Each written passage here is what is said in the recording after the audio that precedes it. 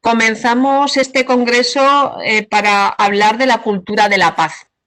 Lo hacemos en el marco del Día de las Personas Migrantes, que es el día 18, y que comienza con este congreso que tenemos durante la jornada de hoy y mañana, y que además se completará con un foro de la inmigración, con una reunión del foro de la inmigración, que la verdad es que nos sentimos muy satisfechas del funcionamiento de este foro, porque es una manera de diferentes foros y de diferentes entidades y departamentos del Gobierno de Aragón, pues analizar las políticas que tenemos que llevar a cabo en relación con las personas migrantes en Aragón.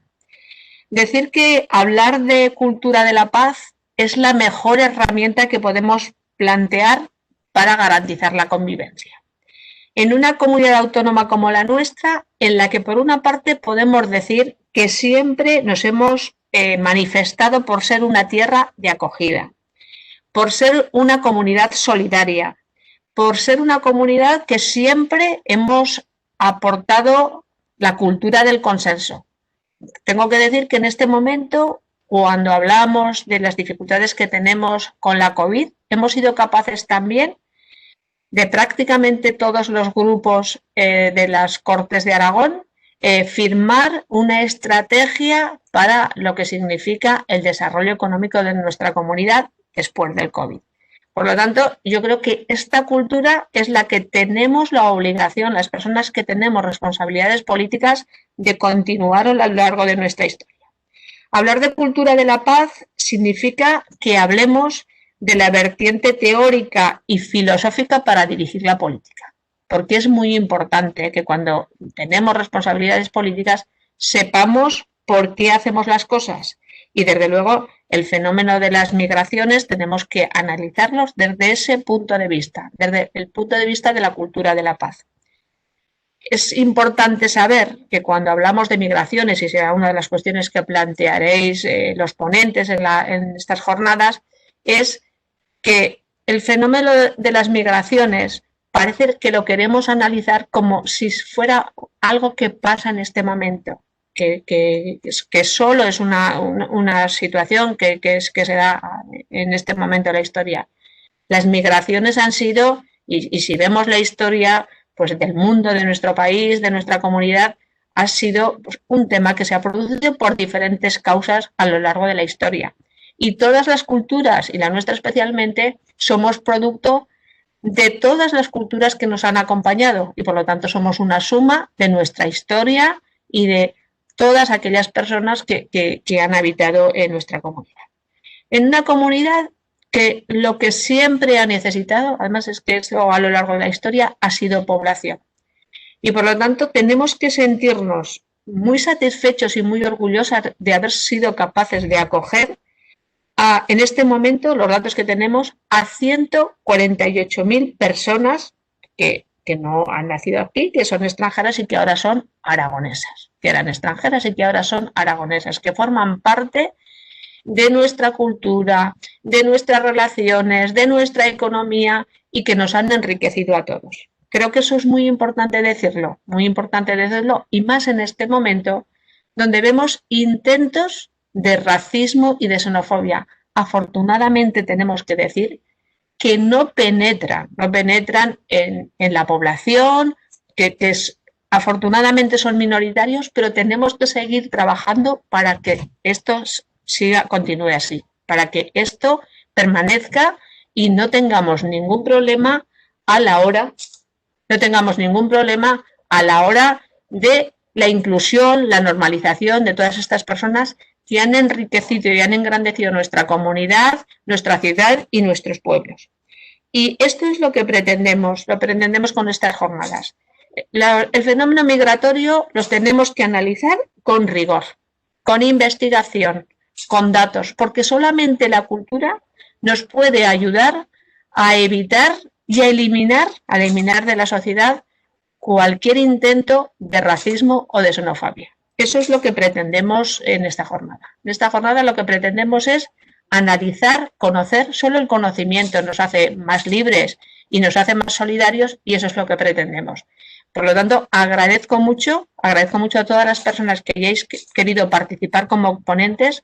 Creo que sois todos personas de mucho conocimiento y que dais mucha calidad a este congreso, y también a las personas que participáis como oyentes de estas jornadas, que desde luego esto lo que supone es tener a un grupo muy importante de personas de diferentes campos del saber, pues que queréis aportar con vuestro conocimiento a la hora de cómo gestionar, tanto en el Gobierno de Aragón como en diferentes administraciones, como en la sociedad en general, cómo queremos analizar el fenómeno migratorio. En una comunidad que además nos preciamos de tener un seminario de investigación para la paz.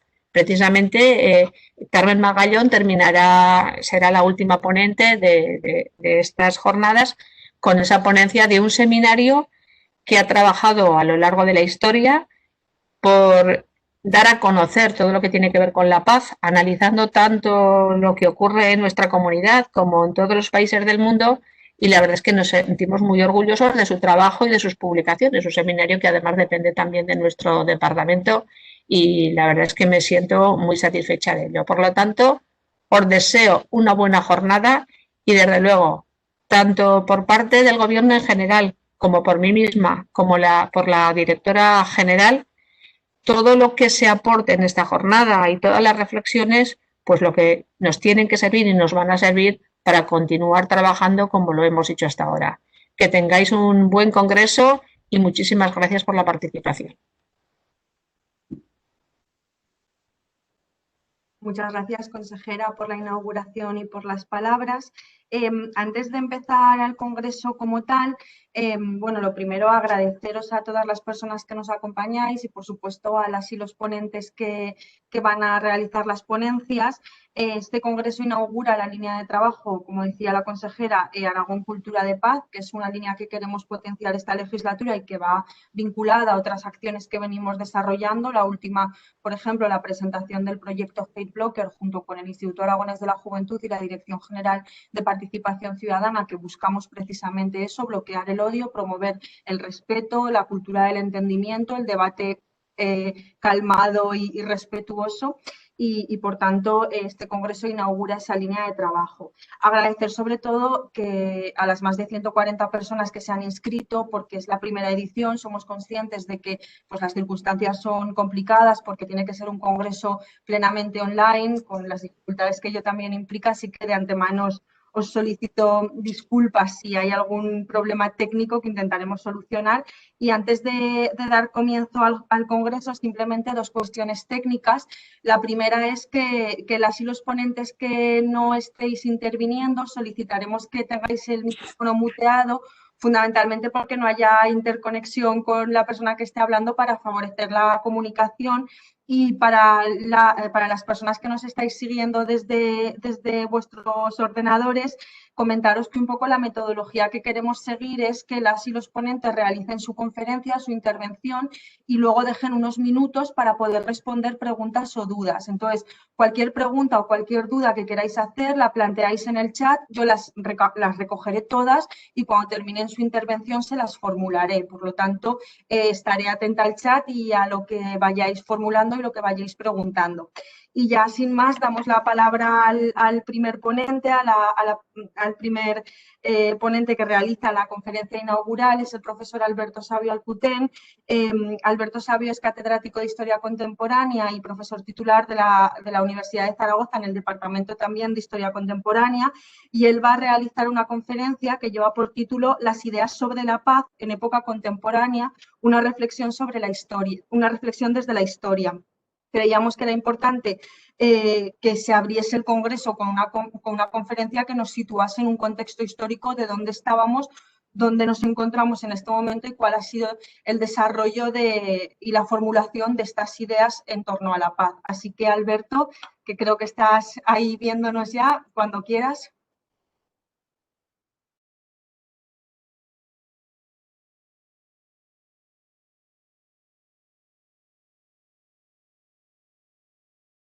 ¿Ahora? ¿Ahora bien? Vale, sí, os decía, espero que se escuche bien. Buenos días. De entrada, por supuesto, el agradecimiento, no por protocolario, sino que es muy sincero, al Gobierno de Aragón, a la consejera y a la Dirección General, al equipo de Natalia Salvo, a ella, y a todo su equipo. Y efectivamente, como bien se decía en la inauguración, un poco el objetivo de la ponencia es intentar escudriñar qué se puede aprender de la historia y qué se puede aprender de la memoria a la hora de gestionar la paz, ¿no? La consejera decía hace un momento que los fenómenos migratorios actuales no son una novedad, ¿no? Sino que, desde luego, si miramos por el retrovisor histórico, vamos a encontrar muchos más ejemplos. Me viene a la cabeza todo el tema de los exilios, ¿no? En los exilios, quienes estamos estudiando, por ejemplo, los exilios contemporáneos, intentamos realizar un avance académico e historiográfico, pero al mismo tiempo creo que nos sirve para concienciarnos y concienciar, ¿no?, a la opinión pública sobre la situación de los refugiados actuales, que huyen de otros conflictos, de otros tiranos y de otros problemas, pero que tienen la misma necesidad de afecto y de asilo de la que tuvieron los transterrados españoles, por ejemplo, de hace 80 años, ¿no? En el exilio de 1939 u otros anteriores. Y este es un poco el objeto, ¿no? Es decir, el ver, hacer un pequeño recorrido por las ideas de la paz en época contemporánea, pero con el objetivo, sobre todo, de ver qué se puede aprender de la historia y de la memoria, del recuerdo, a la hora de gestionar la paz y la cultura de la paz. ¿Por qué? Bueno, pues porque pensamos que trabajar la historia, también la memoria histórica, aunque no sea exactamente lo mismo, por la experiencia un poco que vamos adquiriendo, favorece la implicación social del ciudadano, de los alumnos, pero más allá del aula, también del ciudadano. Se siente concernido por lo público, se mantiene políticamente atento, incluso activo en ocasiones. Quiero decir que a la hora de abordar el pasado, repensamos los principales problemas que los ciudadanos nos encontramos, vinculados a los intereses generales. Podríamos decir que la historia es una ciencia social que ayuda a adquirir conciencia social, ¿no? Entonces, tenemos que ser conscientes de que el pasado nos pertenece a todos, ¿no? El pasado no es una atribución privativa de unos cuantos académicos especializados y que están ahí en su torre de marfil, absolutamente aislados. No, no, nosotros pensamos que más bien el pasado ocupa un espacio de fundamentación moral de la comunidad, ¿no? Y desde este punto de vista pensamos que puede ayudar a tomar conciencia social de los temas que hoy nos ocupan, sea paz o sean las migraciones. Gestionar el recuerdo, voy un poco en esta misma dirección, gestionar el recuerdo nos ayuda también a gestionar la paz en sociedades contemporáneas. ¿Por qué? Porque la recuperación de la memoria puede tener funciones de saneamiento, funciones de saneamiento en sociedades que han sufrido traumas históricos. En este sentido, tomo un poco las palabras del historiador Tony Judt, ¿no?, cuando dice, y leo textual estas dos líneas, cuando dice que determinadas estrategias retóricas resultan muy seductoras para los jóvenes votantes que no cuentan con experiencia propia de las nefastas consecuencias que provocaron estas ideas la última vez que consiguieron predicamento. Es estudiar el pasado para construir también un mejor futuro. Y luego creo que en esta misma línea también hay otra contribución importante de la historia, porque en los conflictos de larga duración, y aquí en estas jornadas se van a abordar algunos, esos conflictos que se prolongan durante años, incluso durante décadas, Bueno, pues en estos conflictos de larga duración siempre hay una competición por la victimización. Es decir, esto forma parte del mismo conflicto. Es uno de los obstáculos muchas veces para su resolución. Entonces, la historia y su narración, esté bien escrita, que intente estar bien transmitida, son elementos fundamentales de este proceso. Aquí se va a hablar del conflicto árabe-israelí y yo creo que eso lo atestigua, hay una ponencia sobre ello, ¿no? Quiero decir que sentirse víctima no es lo mismo o no es idéntico a serlo. Y además, estos papeles pueden ser cambiantes en el tiempo.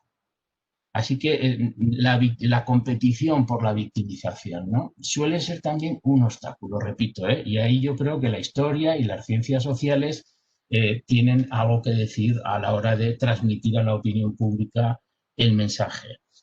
Bien, a partir de ahora voy a compartir pantalla para ilustrar pues, lo que quiero contar con algunas imágenes, con algunos materiales gráficos. Voy a ver si me sale lo de compartir pantalla, porque creo que ya tengo la bolita. Entonces,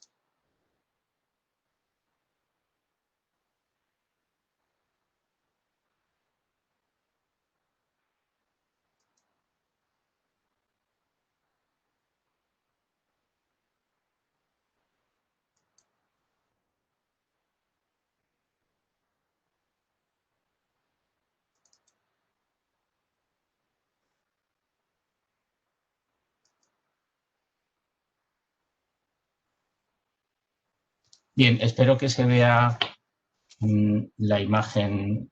Un momentito, por favor. Sí, ahora.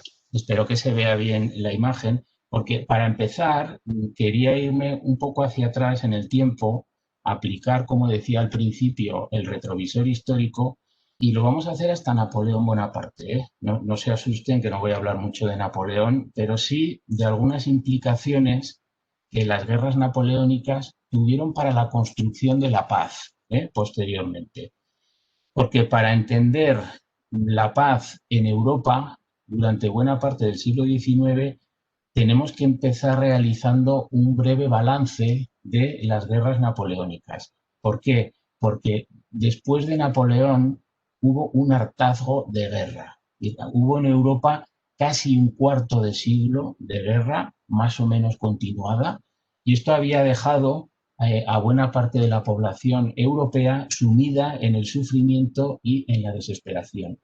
Porque a veces suele pensarse que los daños infligidos por las guerras de la Revolución Francesa y las campañas napoleónicas fueron relativamente menores, comparando sobre todo con la devastación que ocasionaron conflictos posteriores, ¿no? Por ejemplo, la Primera o la Segunda Guerra Mundial.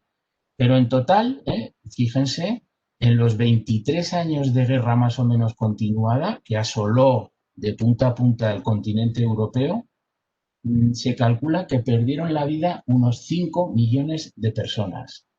Esta cifra de 5 millones de personas sería proporcionalmente muy semejante, claro, si comparamos la población a comienzos del siglo XIX y a comienzos del siglo XX, sería muy semejante a la de los muertos de la Primera Guerra Mundial, en proporción.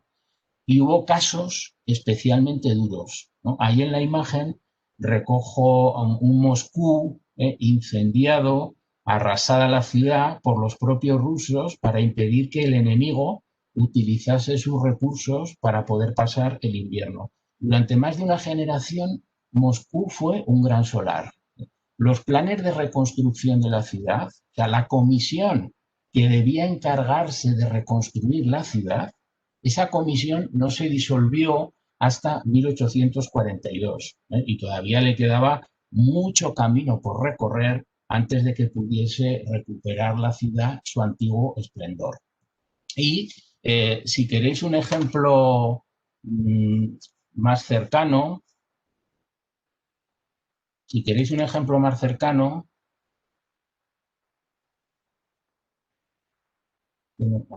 ahora sí, aquí ya lo tengo ya.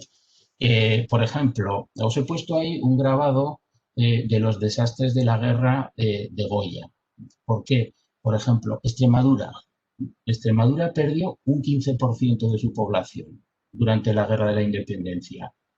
Esto lo plasmó perfectamente Goya, esa realidad del conflicto, en 82 grabados que en conjunto se titulan Los desastres de la guerra, que estuvieron inéditos hasta la década de 1860 y lo que mostraban era esas escenas horrorosas de violaciones, saqueos, mutilaciones, etc.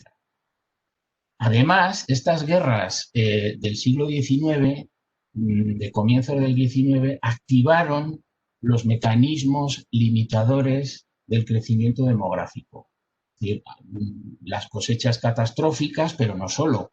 A las cosechas catastróficas se unió el movimiento masivo de población a través de grandes extensiones de territorio, sobre todo movimientos de tropas, movimientos de ejércitos, lo que trajo consigo enfermedades epidémicas. Alberto, perdona que te interrumpa, pero se comentan por el chat que no se ven las imágenes. Ah, pues perdona, es que entonces no estoy compartiendo bien.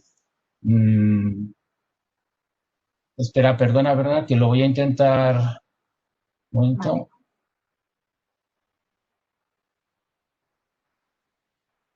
Pues era importante que se viesen, sí, sí. A ver.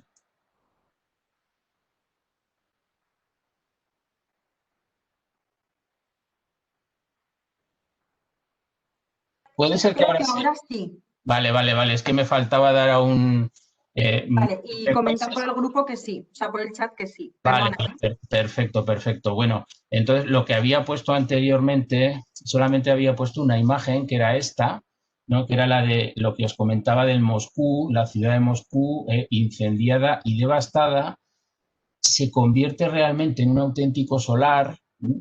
Y solamente bien entrado el siglo XIX empezará su reconstrucción. Y después había puesto esta otra imagen, que era con la que estábamos, no os habéis perdido tampoco mucho, era esta imagen de los desastres de la guerra de Goya, ¿de acuerdo? Entonces, estas guerras napoleónicas, estos 20 y tantos años de guerra más o menos continua, decía que activan los mecanismos limitadores del crecimiento demográfico, cosechas catastróficas y enfermedades epidémicas ligadas sobre todo al movimiento de las tropas. En una época previa, ¿no?, a las precauciones higiénicas más elementales, ni que decir tienen, una época previa a los antibióticos. Fijaos, por ejemplo, que en estos años la peste bubónica se propagó rápidamente por algunas zonas de Europa, sobre todo los Balcanes, pero también Italia, donde llegó en 1815, fue el último gran estallido de la peste en Europa. Pero fue muy grave y tenía que ver con estos mecanismos de guerra, ¿no? La guerra incrementó el impacto de todas estas enfermedades que tenían resultados a menudo fatales. Esto en el continente europeo, no digamos también en otros continentes. El impacto, por ejemplo, de la malaria. La malaria se convirtió en una enfermedad endémica en Europa, en zonas bajas, en zonas pantanosas, con clima cálido, transmitida por los mosquitos que vivían en aguas salobres. Incluso a finales del siglo XIX, lo veis un poco también ilustrado en esta imagen es de unos italianos huyendo de la malaria. ¿Por qué? Porque a finales del XIX se producían anualmente en Italia 2 millones de casos de malaria y no fue hasta 1897 cuando un cirujano británico que trabajaba en la India colonial consigue determinar el papel desempeñado por los mosquitos en la transmisión de la enfermedad. Al margen de las investigaciones médicas sobre esta cuestión, la malaria fue perdiendo gravedad en Europa como consecuencia de la canalización de los ríos, sobre todo el Rin, el Danubio, los grandes ríos europeos, y también fue perdiendo importancia por el drenaje de zonas pantanosas. O sea que podemos decir que es resultado casi accidental de una política seguida en gran medida para favorecer el comercio. La malaria o también la tuberculosis. Fijaos que, pero esto tiene que ver con la guerra y con la paz, por eso lo introducimos. La tuberculosis fue la más grave de las enfermedades que padeció el continente europeo, que afligió, ya digo, a buena parte de la población europea del siglo XIX. En este caso era una infección, como sabéis, que afectaba a los pulmones y que además los síntomas eran aparentemente, o sea, o relativamente poco aparentes, podemos decir, ¿no? Su avance era lento, además no estaba vinculada con una conducta inmoral, casi tener tuberculosis parecía casi ennoblecedor, ¿no? Es decir, Chopin, por ejemplo, murió de tuberculosis. Claro, todo esto hasta que empieza a descubrirse el bacilo de Koch, pero el bacilo de Koch es 1870, el mecanismo de transmisión de lo que era el carbunco, el anthrax maligno, y luego a partir de ahí la incidencia de la tuberculosis a lo largo de todo el siglo XIX fue muy importante y solamente se redujo ya en el siglo XX con la vacuna BCG. Estamos hablando otra vez de vacunas, ya veis, pero la BCG me parece recordar que es de 1921 y luego ya el posterior desarrollo de los antibióticos. Estas guerras napoleónicas también incidieron en un mayor impacto de la viruela. De la viruela, mucha gente va a morir de viruela, hasta que aquí sí que hay un éxito importante, que lo hace un médico rural inglés, que era Edward Jenner, ¿no? Edward Jenner se da cuenta de que las mujeres que ordeñaban las vacas no contraían la viruela. Y no contraían la viruela porque previamente se contagiaban de la viruela bovina, ¿no? Por el contacto con las vacas, ¿no? Entonces, a partir de ahí se va a desarrollar esta vacunación y estos tratamientos contra la viruela, los tratamientos preventivos. Fijaos que incluso la palabra vacunación, ¿no? Viene de aquí, ¿no? Viene del término vacca, que es que enseguida se va a generalizar. Fue importante otra vez en las guerras este tema, porque fijaos que, por ejemplo, Prusia decretó que la vacuna contra la viruela debía ser obligatoria en el conjunto de la población, mientras que los franceses dijeron que no hacía falta que fuese obligatorio, sino solamente aconsejable. Resultados de todo esto en un siguiente conflicto, que va a ser la guerra franco-prusiana. Bueno, pues si vemos un poco al microscopio esta guerra franco-prusiana, ya sabéis, 1870, 1871, es la guerra donde nace el Imperio Alemán, ¿no? Ya la Alemania unificada del siglo XIX. Bueno, pues en esa guerra contrajeron la enfermedad 125.000 soldados franceses, contrajeron la viruela, de los cuales murieron 28.000. Mientras que entre los prusianos, donde la vacunación había sido obligatoria, solamente se dieron 8.500 casos, de los que únicamente 400 murieron, no se lograron recuperar. Quiero decir que todo va a ir un poco vinculado, los periodos de guerra y los periodos de paz, al impacto mayor o menor de este tipo de enfermedades. Es verdad que hay otras enfermedades que no tienen tanto que ver con la guerra o con la paz, sino que tienen que ver con el propio desarrollo de la revolución industrial, ¿no? Como va a poder ser ligada a la polución en las grandes ciudades, por ejemplo, la fiebre tifoidea, que va ligada a la contaminación de las aguas, ¿no? Enfermedad transmitida por el agua. El tifus, en realidad el tifus tampoco era un conjunto de enfermedades, más que una enfermedad única, conjunto de enfermedades infecciosas ocasionadas por la picadura de algunos artrópodos, principalmente el piojo, ¿no? Pero aquí la guerra en el tema del tifus también fue importante, porque el principal difusor del tifus fueron las grandes concentraciones de tropas que vivían en condiciones insalubres. Y también apareció en el siglo XIX un virus chino. Trump no es tan original en este punto, porque era el cólera asiático. El cólera asiático, una enfermedad que se extendió por Europa, sobre todo debido a la creación de nuevas rutas comerciales que cruzaban Persia, que cruzaban Afganistán, cuando ya se produce la conquista del norte de la India por parte de los británicos. Fijaos, por tanto, que asistimos a estos años, que era importante arrancar de aquí para entender la paz posterior y el impacto de la guerra, no solamente en víctimas directas, sino a la hora de limitar los mecanismos de crecimiento demográfico y de incrementar el impacto de enfermedades epidémicas.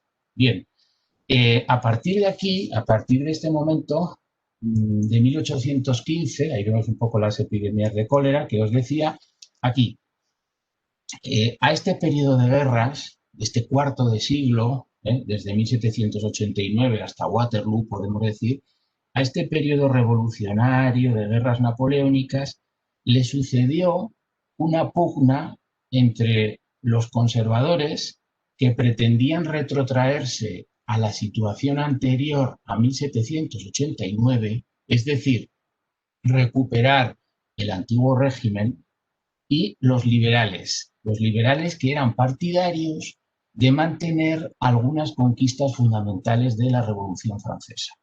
No todas, pero sí la parte inicial de la Revolución Francesa, la parte liberal, constitucionalista. Y este nuevo orden europeo, ya digo, a comienzos del 19, lo van a definir 5 potencias, por eso se llama el sistema de la pentarquía, que a los efectos que ahora nos interesa en estas jornadas, deseaban someter la vida internacional a un derecho que no fuese el de la fuerza, para lo cual van a implantar un sistema de seguridad colectiva. Un sistema de seguridad colectiva, ¿por qué? Porque los conflictos debían discutirse en congresos. La guerra ya no podía ser el árbitro de las disputas. Estaban hartos de guerra, de un cuarto de siglo de guerras permanentes. O sea, en adelante no se podía tolerar que una gran guerra estallase otra vez en Europa. ¿Por qué?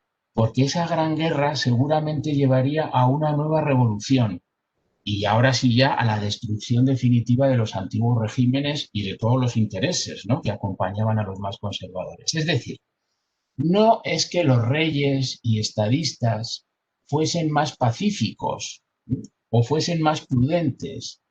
Lo que pasa es que estaban más asustados. Estaban más asustados por la experiencia de lo que había ocurrido anteriormente.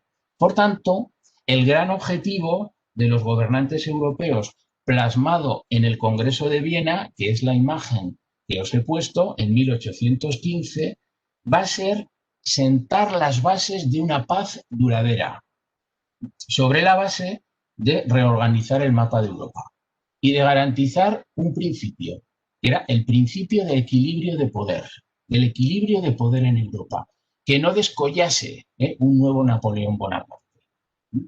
Y la verdad es que en esta idea de garantizar una paz duradera tuvieron bastante éxito. Podemos decir incluso un éxito notable. ¿Por qué? Porque entre la derrota de Napoleón y la guerra de Crimea, recordad, 1854-1856, casi toda la primera mitad del 19, por tanto, no hubo ningún conflicto armado en Europa donde las potencias se enfrentasen en el campo de batalla. Es más, podemos decir que en realidad, aparte de la guerra de Crimea, no hubo ningún conflicto armado donde más de 2 potencias europeas se enfrentasen en el campo de batalla hasta 1914, es decir, hasta la Primera Guerra Mundial. O sea, un siglo, desde 1815 a 1914. Claro, esto tiene algunas salvedades. He dicho más de 2 potencias, porque 2 sí, la guerra franco-prusiana, sin ir más lejos. Y luego también buena parte de los conflictos se van a trasladar afuera de Europa, se van a trasladar a lo que va a ser el imperialismo, la conquista de África y la conquista de Asia.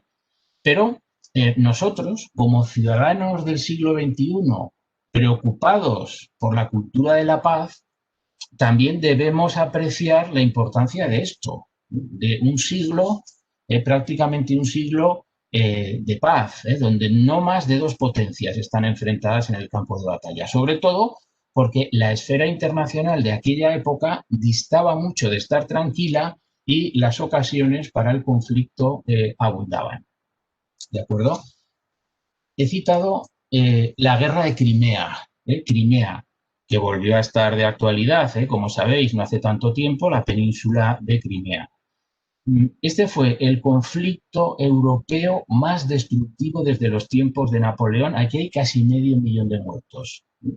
Fijaos que 500.000 de muertos en acción, como consecuencia de las heridas también posteriormente. Son muchos, porque es una zona geográficamente bastante pequeña, con un radio de acción muy limitado. Sobre todo porque se trató de una guerra a la antigua usanza. Es decir, los generales, o al menos algunos de ellos, eran reliquias de la batalla de Waterloo. Las batallas, si vemos un poco los dibujos, las imágenes, fueron libradas por millares de soldados que iban vestidos con uniformes chillones, que atacaban al enemigo a pie, que lanzaban cargas de caballería no muy distintas de las que solían llevarse a cabo medio siglo atrás. Es una guerra como anacrónica, ¿no? Muy antigua, parecida al conflicto de las guerras napoleónicas, consecuencia de todo esto. La incompetencia de los distintos ejércitos. Esto fue una sangría también, ¿no? Quedó evidenciada esa incompetencia y las autoridades, a partir de este momento, los principales gobernantes europeos se plantearon que había que reforzar esos ejércitos. En el caso ruso, mejorando las necesidades de abastecimiento, en el caso británico, por ejemplo, con el reclutamiento obligatorio, para que el ejército no fuese tan pequeño y hubiese muchas más tropas de reserva. ¿De acuerdo? Pero había que modernizar los ejércitos, porque aquí en realidad va a empezar lo que enseguida hablaremos como la carrera de armamentos, o la paz armada, ¿de acuerdo? Pero de momento, con lo que nos encontramos es con una Europa en paz, ¿no? Una Europa en paz que va a desarrollar la expansión colonial, el imperialismo. Pero fue muy importante la paz en Europa para que los europeos pudiesen dedicarse a la conquista de África, a la conquista de Asia. Se ha dicho que el imperialismo fue fruto de la superioridad tecnológica europea, de acuerdo, pero también fue fruto de la paz en la propia Europa. Las cosas habrían sido muy distintas si los países europeos hubiesen seguido luchando unos contra otros, como habían hecho antes de 1815. Fue la paz lo que permitió la difusión de las nuevas redes de comunicación, los cables telegráficos. Ahí os pongo un telégrafo del siglo XIX. El telégrafo fue muy importante porque permitía la transmisión casi instantánea de la información, casi en tiempo real. Y el telégrafo va a revolucionar los mercados, como veremos enseguida. Va a permitir la paz, la aparición de nuevas rutas marítimas y comerciales, los ferrocarriles intercontinentales. Esto habría sido imposible si los grandes estados en vías de industrialización hubieran estado luchando unos contra otros. Otra cosa distinta es que los estados europeos, en esa expansión colonial hacia África y hacia Asia, trataron los mapas de África y de Asia con una falta manifiesta de respeto por los rasgos geográficos originales de las colonias. Y este va a ser precisamente el origen de muchos conflictos bélicos posteriores. Esta falta de respeto a los rasgos naturales de los territorios coloniales. En buena medida, lo que va a venir a continuación va a ser la historia de cómo los imperios europeos intentaron convertir colonias de papel en colonias de verdad, ¿de acuerdo? Y esto va a suscitar, como sabéis, muchos conflictos bélicos. Claro, a la hora de educar para la paz, que es el objetivo de estas jornadas, convendrá recordar que los libros de texto de la época, sobre todo los libros británicos de finales del siglo XIX, de la época del imperialismo o de comienzos del siglo XX, subrayaban en esos libros de texto la inferioridad racial de los pueblos sometidos. Estuve mirando un manual de geografía británica de la época y subrayaba, por ejemplo, que los nativos australianos, y decía, el manual, lo que estudiaban, ¿no?, los escolares británicos, dice, los australianos son un pueblo feo, poco agraciado, de costumbres degradantes e inmundas. De Malasia se decía, como animales de presa, los malayos siempre están al acecho para saciar su sed de sangre y de pillaje. De los pueblos de Nigeria se decía, son extremadamente salvajes, practican formas horribles de religión, acompañadas de sacrificios humanos. Claro, en estas circunstancias, la dominación de los británicos parecía moralmente justificable, además de políticamente necesaria. Y lo mismo sucedía con el imperialismo francés o con el imperialismo alemán. Un poco esa idea de educar para la paz, ¿verdad? Educar para la paz en las escuelas, no repetir estos ejemplos, que son los ejemplos propios del darwinismo social. La influencia de las teorías de Darwin, pero aplicadas a las sociedades de la época. Esto se propagó por toda Europa durante estos años finales del 19 y comienzos del 20, pero con una consideración añadida, y es que el darwinismo social conoció una versión progresista y una versión conservadora. La versión progresista atribuía al Estado la obligación de mejorar la raza mediante viviendas mejores, mayor higiene, una alimentación más cuidada, etc. Esta era la versión progresista. Pero también conoció una deriva muy reaccionaria. Una deriva muy reaccionaria encarnada, por ejemplo, en este señor que os pongo aquí en la pantalla, era un zoólogo alemán, Ernest Haeckel, que Haeckel lo que va a hacer va a ser popularizar las ideas de Darwin. Haeckel escribió un libro que se titulaba Los enigmas del universo, desde 1901, que llegó a ser un éxito de ventas, muy importante, pero en realidad lo que hacía era distorsionar las ideas de Darwin. Porque a los africanos los consideraba que que ninguna raza, dice en el libro de Haeckel, ninguna persona de cabello lanudo ha hecho nunca ninguna aportación a la civilización humana. O sea, Haeckel creía incluso que los delincuentes estaban racialmente degenerados y que por tanto debían ser ejecutados para impedir que genéticamente transmitiesen sus rasgos criminales a la próxima generación. Ni que decir tiene que era también antisemita, porque el antisemitismo no empieza cuando llega Hitler al poder en el 33, sino que, como sabéis, tiene una tradición anterior bastante amplia. Entonces, claro, como podéis comprender, la educación para la paz, la educación a favor de la distensión, si seguimos un poco las ideas de Haeckel que estaban tan en boga en aquellos años, era inútil la educación a la hora de ser aplicada a las razas inferiores. Entonces no quedaba otro remedio que la conquista, la asimilación o, en el peor de los casos, el exterminio. Eran las únicas vías posibles. O sea, las naciones con mayor poder mental, moral, material, vencerían en esa lucha por la supremacía, esa falsa aplicación de las ideas de Darwin. Y además estaría justificado que así lo hiciesen. Esto me parece muy importante porque este tipo de ideas suscitaron el expansionismo descontrolado de las potencias. Y el expansionismo descontrolado de las potencias estuvo en la base, es una de las causas principales de la Primera Guerra Mundial. Sobre todo si ese expansionismo descontrolado iba acompañado, como sucedió, por una carrera de armamentos. De hecho, como sabéis, a los años que transcurren entre 1880 y 1914 se le denominó la paz armada. La paz armada, que parece una contradicción en los términos, pero que realmente fue así.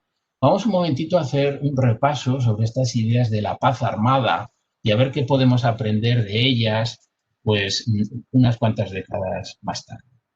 Voy a empezar con la referencia a este libro que os pongo en la pantalla, Abajo las armas, de Berta von Suttner, ¿no? Que este libro se publicó en 1889, era una novela que también fue un gran éxito de ventas, y Berta fue una activista muy continua, muy persistente en favor de la paz, hasta el punto de que consiguió convencer al fabricante de armas sueco, el inventor de la dinamita, como sabéis, Alfred Nobel, para que dotara un premio de la paz, un premio Nobel de la paz, que por cierto Berta iba a ganar en 1905.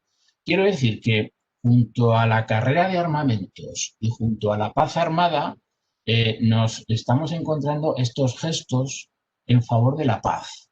No van a ser gestos, los gestos mayoritarios, ni mucho menos, pero sí encontramos aquí a todos estos pioneros. Del mismo modo, se celebraron las conferencias de paz de La Haya. En 1899 la primera y en 1907 la segunda de las conferencias de paz. Estas conferencias de paz lo que buscaban a grandes rasgos, a lo mejor soy un poco esquemático en este punto, pero lo que buscaban era implantar o implementar una serie de normas básicas para limitar los daños causados por la guerra. O sea, que parecían tener en la cabeza guerras posteriores, ¿no? O guerras inmediatas. Por ejemplo, se prohibía en la Conferencia de Paz de La Haya de 1907 la ejecución de prisioneros, la ejecución de civiles. Se declaró que una fuerza de ocupación, que la fuerza de ocupación era la encargada de tutelar el legado cultural de las zonas conquistadas. Muy importante, es decir, no se podía expoliar ni se podían destruir las obras culturales. Nada de esto se cumpliría a partir de 1914. Pero están estas conferencias de paz de La Haya.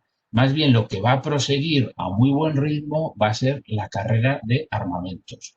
La carrera de armamentos porque los alemanes, el Kaiser Guillermo y el secretario de Estado de Marina, Alfred von Tirpitz, por ejemplo, lo que querían o tenían la firme determinación de construir una armada que potenciase el prestigio de Alemania, que fuese capaz de competir con la gran armada británica. Por tanto, estas leyes navales, sobre todo en el Mar del Norte, ¿no? Para aplicarlas al Mar del Norte, las leyes navales de Tirpitz, ¿no? Lo que buscaban era presionar a los británicos, a la Marina británica de su graciosa majestad, ¿no? Ocasionarles tantos daños, en su caso, en una hipotética confrontación en el Mar del Norte, que los británicos se viesen obligados a permitir el expansionismo alemán en ultramar. Ya sabéis que los alemanes, convertidos en una gran potencia a finales del siglo XIX, sin embargo, habían llegado con retraso al reparto del mundo colonial. Habían llegado con retraso a África y a Asia, cuando ya los mejores pedazos se los habían repartido franceses y británicos. Entonces, un poco en el sentir de Alemania, una potencia económica como ellos tenía que tener detrás, debía venir respaldada por un imperio colonial en consonancia. Ojo, los alemanes van a tener un imperio colonial bastante importante, por ejemplo en África, con el hándicap de que no estaba unido, que estaba muy repartido, estaba fragmentado, podemos decir, ¿no? Entonces, empieza aquí la carrera de armamentos, primero en los barcos, pero no podían ser barcos pequeños, cruceros ligeros, rápidos, no, tenían que ser acorazados. Cuando los acorazados se demostró que eran un blanco muy fácil para la aviación, para esa aviación todavía, si queréis, al principio de sus tiempos, ¿no? Pero ya relativamente eficaz, los acorazados ya no servían y había que sustituirlos por submarinos, ¿de acuerdo? Y va a empezar esa carrera de armamentos. Esa carrera de armamentos que se asienta sobre un sistema de bloques, y aquí está una de las claves también, para entender algunas cosas de las cuales podemos sacar moralejas o podemos sacar enseñanzas. Lo que había sucedido era que se había asentado desde los tiempos de Bismarck un sistema de bloques de potencias enfrentadas en Europa. Y esos bloques eran fijos, es decir, esto perduró en el tiempo. Es decir, por un lado estaban los franceses, los rusos y los británicos, y por otro lado estaba la Alemania de Bismarck, luego cuando se muere Bismarck sigue estando ahí Alemania, el Imperio Austrohúngaro e Italia, ¿de acuerdo? Y estos bloques, estos sistemas de bloques van a devenir en permanentes, ¿de acuerdo? Entonces, claro, el problema es que cuando alguna de estas potencias decida tomarse en serio cualquier incidente, aunque ese incidente suceda en un rincón más o menos apartado del continente, entonces se activaban los mecanismos de enfrentamiento. Y esto va a ser precisamente lo que sucedió en Sarajevo en 1914, ¿de acuerdo? En junio de 1914, a finales de junio, el archiduque Francisco Fernando, ahí tenemos un poco una reconstrucción, Francisco Fernando era el heredero del trono de los Habsburgo, del Imperio Austrohúngaro, estaba realizando una visita oficial a Sarajevo. Sarajevo, como sabéis, en la provincia de Bosnia. Bosnia había sido anexionada por el Imperio Austrohúngaro apenas 6 años antes. Podemos decir, por tanto, que la capital de Bosnia era uno de los pocos lugares realmente controlados por los Habsburgo, en los cuales el archiduque podía aparecer en un acto público. Y aparece, como veis en la imagen, acompañado de su esposa, Sofía, la condesa de Chotek, porque el suyo era un matrimonio morganático. Pero a lo que iba, ¿no? Esa visita del archiduque Francisco Fernando supuso una provocación para los nacionalistas serbios. Hablaremos al final, un poco enseguida ya, del nacionalismo radical y los riesgos para la paz, también del nacionalismo radical. Bueno, pues digo que era una provocación para los nacionalistas serbios. Fue asesinado el archiduque por un estudiante de 19 años, Gavrilo Princip, ¿no? Que era un estudiante serbo-bosnio de convicciones nacionalistas. Me ahorro un poco el detalle porque todo fue bastante chapucero. Solamente decir que Francisco Fernando era bastante favorable a la moderación. Quizá porque era consciente de la debilidad ya a estas alturas del Imperio Austrohúngaro. Él insistía en atraerse a los serbios, en hacer concesiones a los eslavos meridionales, a los checos, un poco con la idea de hacer unos Estados Unidos de Austria. Eso era un poco lo que tenía en la cabeza. Se produce el asesinato y entonces es cuando, como decía, se desatan esos mecanismos de enfrentamiento, ese sistema de bloques que había perdurado en el tiempo de potencias enfrentadas se activa, ¿de acuerdo? Así, en una reunión del 6 de julio de 1914, las altas esferas del Reich alemán acuerdan dar un apoyo incondicional a cualquier acción que los austríacos decidiesen emprender contra Serbia. Esto es lo que en los libros veréis que se titula el cheque en blanco, el cheque en blanco hacia el gobierno de Viena. Y en el fondo lo que hace es esto, activar los mecanismos del sistema de bloque y sucederse en cadena, como una especie de fichas de dominó, las declaraciones de guerra. Hay que decir que pocos protestaron ante estas declaraciones de guerra.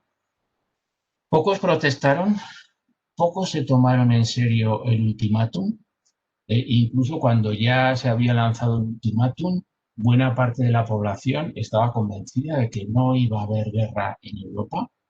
Se mostraron indiferentes, la indiferencia, otro asunto que nos interesa subrayar, ¿no? A la hora de gestionar la paz, por ejemplo.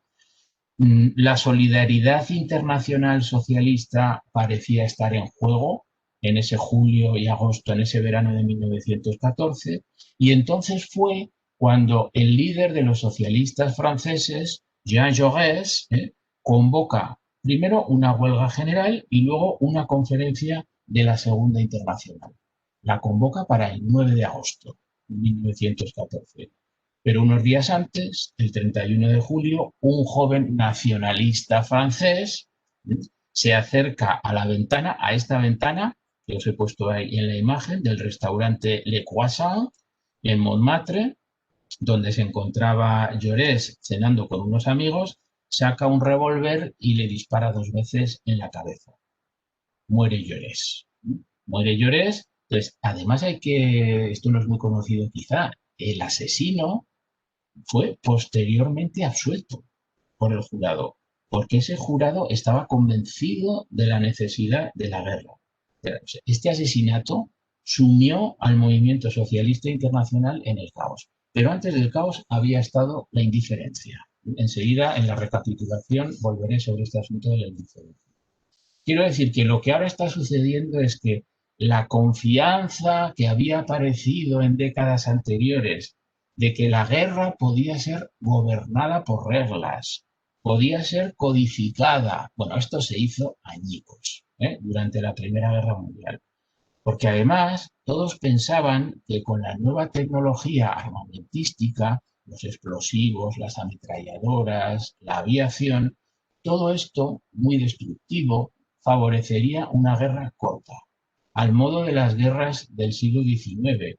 La guerra empieza en agosto y los soldados se van al frente pensando que para Navidad todos en casa, que iba a ser una cuestión de semanas, como mucho una cuestión de meses. Y sin embargo, lo que se va a abrir paso es una guerra larga, una guerra de trincheras, de desgaste, devastadora, con frentes estabilizados durante años, en trincheras infinitas. En trincheras infinitas, por ejemplo, seguro que muchos de vosotros, de vosotras, habéis visto esta gran película de Stanley Kubrick, Senderos de Gloria, que refleja bastante bien la vida en la trinchera. El balance de esta guerra devastadora es terrible, 9 millones de muertos y sobre todo marca el camino hacia la Alemania nazi, hacia el Gulag soviético y va a ser un modelo ya para todo el siglo XX. O sea, guerras de larga duración, con fuerte carga ideológica, enorme movilización de recursos económicos y humanos, donde la separación entre frente y retaguardia queda difuminada o a veces directamente no existía. Desplazamientos masivos de población. Volvemos un poco al episodio de lo que veíamos en las guerras napoleónicas. Y sobre todo al finalizar la guerra, los militares, muchos soldados que habían estado años en el frente, evidenciaron su resentimiento hacia los políticos. Consideraban que los políticos, hay una desafección política, consideraban que los políticos no habían estado a la altura de las circunstancias extremas que a ellos les había tocado vivir.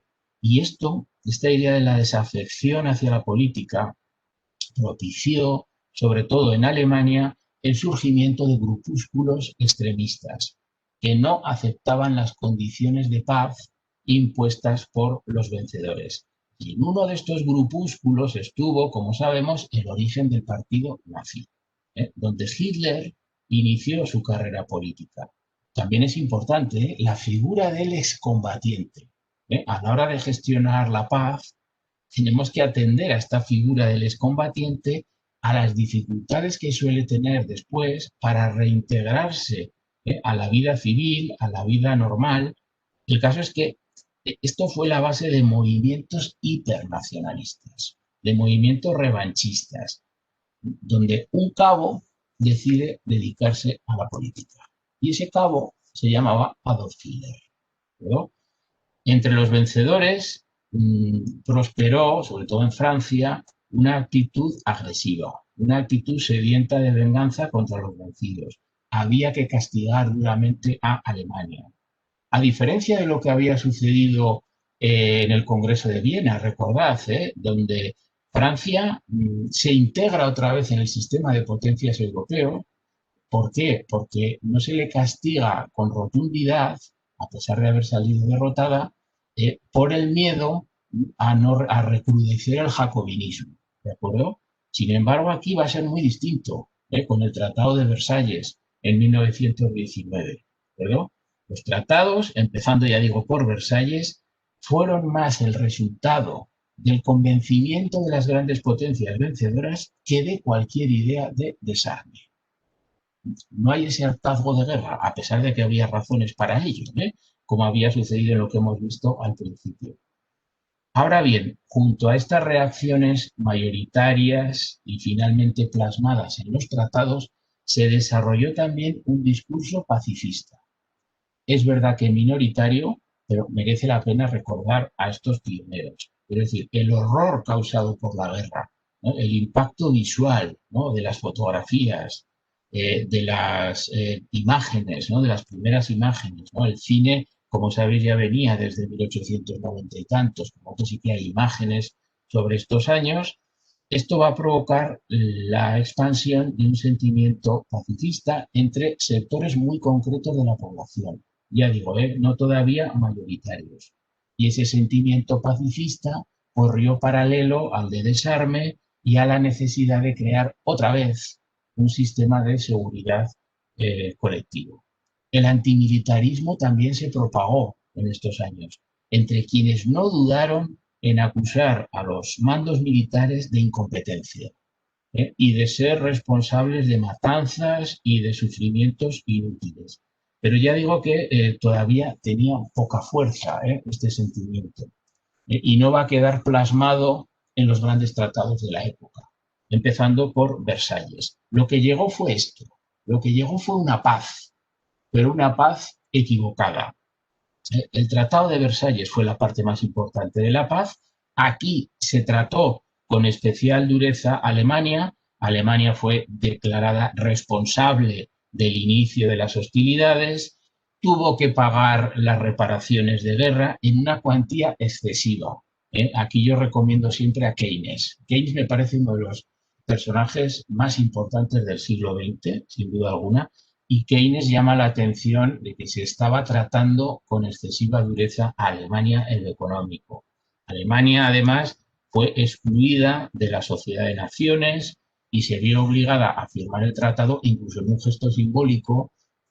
La derrota la tiene que firmar Alemania en la misma galería de los espejos donde años antes, 40 y tantos años antes, se había declarado el Imperio Alemán, al salir triunfante Alemania de la guerra franco-prusiana. Dicen que la venganza se sirve fría, pues aquí estaba muy fría, porque había pasado casi medio siglo, en esa misma galería de los espejos del Palacio de Versalles. El Tratado de Versalles es un acto de odio, es un acto de venganza. En absoluto es una paz, en absoluto es el trato que se le dispensó a Alemania, podemos decir que es una de las causas de gestación de la Segunda Guerra Mundial. Y en este recorrido por la paz tenemos que ver las paces equivocadas también, las paces que aciertan y las paces equivocadas. En Alemania todo esto fue masivamente rechazado, considerado como una imposición, como una injusticia. En Francia, a pesar de haber obtenido la mayor parte de sus pretensiones, fue considerado demasiado complaciente, tampoco se sintieron satisfechos. Italia quedó defraudada al no conseguir todas las promesas territoriales que le habían sido hechas en el momento de entrar en guerra. En Estados Unidos progresó el aislacionismo, hizo grandes progresos. Había que olvidar cualquier amago de multilateralismo, de tal manera que la Sociedad de Naciones, y aquí tenemos algunas imágenes de esas reuniones de la Sociedad de Naciones, que debía velar por el mantenimiento de la paz, ya sabéis que es un precedente, salvando las distancias de nuestras Naciones Unidas, ¿no?, de la ONU. La Sociedad de Naciones debía velar por el mantenimiento de la paz, por el desarrollo de la cooperación entre los pueblos. Sin embargo, van a nacer con serias limitaciones, van a nacer muy debilitada. Significativamente, el país responsable de la iniciativa de su creación, con los 14 puntos del presidente Wilson, que habían sido Estados Unidos, rechaza su entrada. No está Estados Unidos en la Sociedad de Naciones. Alemania fue excluida, la URSS fue también excluida, o sea, Rusia enseguida, después de la revolución bolchevique, el Imperio ruso, y a partir ya del 21-22 la Unión Soviética queda también excluida. Por tanto, la paz que pone fin a la Primera Guerra Mundial deja tantos temas pendientes, tantas incógnitas, que difícilmente podía asegurar un largo periodo sin violencias y sin agresiones. Y todas estas cuestiones que estaban lejos de resolverse iban a ensombrecer el futuro y fueron preparando el camino a la Segunda Guerra Mundial. Y después de la Segunda Guerra Mundial, pues ya sabéis, ¿no? La Segunda Guerra Mundial trajo el Holocausto, el Gulag, Hiroshima y Nagasaki, pasó por encima de todo esto porque ya es suficientemente conocido, la Guerra Fría después, la Guerra Fría o Guerra en la Sombra, entre Estados Unidos y los dos bloques bipolares, ¿verdad? A mí me interesa destacar, por el contenido un poco de las jornadas, ¿no?, que tenemos por delante, dos cosas. En primer lugar, que la Segunda Guerra Mundial debilitó a las potencias europeas. Las debilitó y sobre todo fue también una escuela de formación de guerrillas, pero de formación de guerrillas contra los ocupantes del imperialismo. Fue un laboratorio en el que se forjaron algunos líderes posteriores. El mejor ejemplo, o el más claro, pero hay muchos. El mejor ejemplo quizás es Ho Chi Minh. Ho Chi Minh en la Indonesia francesa, pero también podríamos citar las guerrillas latinoamericanas. La liberación del yugo colonial, lo que va a suceder ya en la segunda mitad del siglo XX, esa liberación del yugo colonial fue un factor indisociable del proceso de democratización, característico de la segunda mitad del siglo XX. Y fue tan importante, o más, que los principios fundacionales de la ONU. La ONU con sus luces, sus sombras y sus grises, ¿no?, pero que proclamaba sobre el papel la igualdad entre todos los pueblos. Pero tanto más importante fue para la democracia la liberación del yugo colonial. Y dos, decía, la Segunda Guerra Mundial fue también un acelerador de tendencias anteriores, sobre todo en Oriente Medio. Oriente Medio se convirtió en una zona de especial conflictividad, de confrontación de las grandes potencias en el tablero de la Guerra Fría, al principio Francia e Inglaterra, pero a las que, bueno, el conflicto del Canal de Suez, en 1956, dejó en mal lugar, al principio Francia e Inglaterra, más tarde Estados Unidos y la URSS, que desarrollaron ahí en Oriente Medio sus tácticas de contención mutuas mediante el apoyo a unos estados contra otros, sobre todo la oposición fundamental, como sabéis, ¿no?, Egipto apoyado por la URSS, Israel, ¿no?, sostenida por los Estados Unidos, pero Oriente Medio, en ese acelerón de tendencias, se convirtió en una pieza importante en la estrategia de la Guerra Fría. De ahí el apoyo prestado a Turquía como Estado colchón, ¿no?, del bloque occidental, la intervención en Irán en 1953, colocando con un peón afín, como era el Shah Reza Pahlavi, frente a los gobernantes anteriores que apostaban por la nacionalización de los pozos petrolíferos. Y todo esto 25 años después, con Khomeini, se descompondría este puzzle, con los riesgos también bélicos que todos conocemos. En general, la segunda mitad del siglo XX se ha caracterizado por la abundancia de conflictos localizados, muy frecuentes, que han favorecido, y esto es un grave riesgo, la aparición de una fuerte tendencia militarista en la mayoría de los países tercermundistas. No en todos, pero sí en la mayoría. La segunda mitad del siglo XX. Y luego, claro, no podemos, para ir cerrando un poquito ya la intervención, quiero hablar del fin de la historia con la caída del muro de Berlín y quiero hablar un poco de la globalización y las moralejas finales, aunque sea a modo telegráfico, y con esto cerraría ya la intervención. La caída del muro de Berlín y el falso fin de la historia. Cae el muro de Berlín, como sabéis, en noviembre del 89, la desintegración posterior de la Unión Soviética, la descomposición, ¿no?, en efecto dominó de los países satélites, ¿verdad?, de la Europa del Este. Esto quiebra el mundo bipolar que se había alumbrado después de la Segunda Guerra Mundial. Podemos decir que entre 1985 y 1990 murió de incompetencia terminal la versión totalitaria del marxismo, también llamada socialismo real.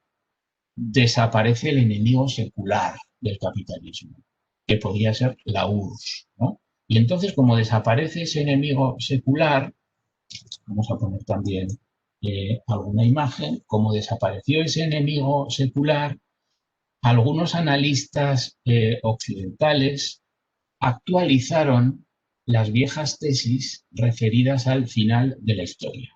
Actualizan esas tesis, como por ejemplo el que tenemos aquí en la imagen, Francis Fukuyama. Francis Fukuyama publicó un conocido bestseller en la época, el año 91, año 92, que se titulaba El final de la historia. ¿No? ¿Y qué nos viene a decir de forma muy sintética? Nos viene a decir que la democracia neoliberal y el libre mercado habrían derrotado definitivamente a todas las demás ideologías. Y esto marcaba el final de la evolución ideológica de la humanidad. Esto marcaba el final de la historia. Claro, en realidad, si lo ponemos, prestamos un poquito más de atención a esto, ya durante la década de 1970, a finales, se cuestionó con severidad el modelo neokeynesiano y el modelo keynesiano de crecimiento, sustituyendo las políticas de demanda por políticas de oferta.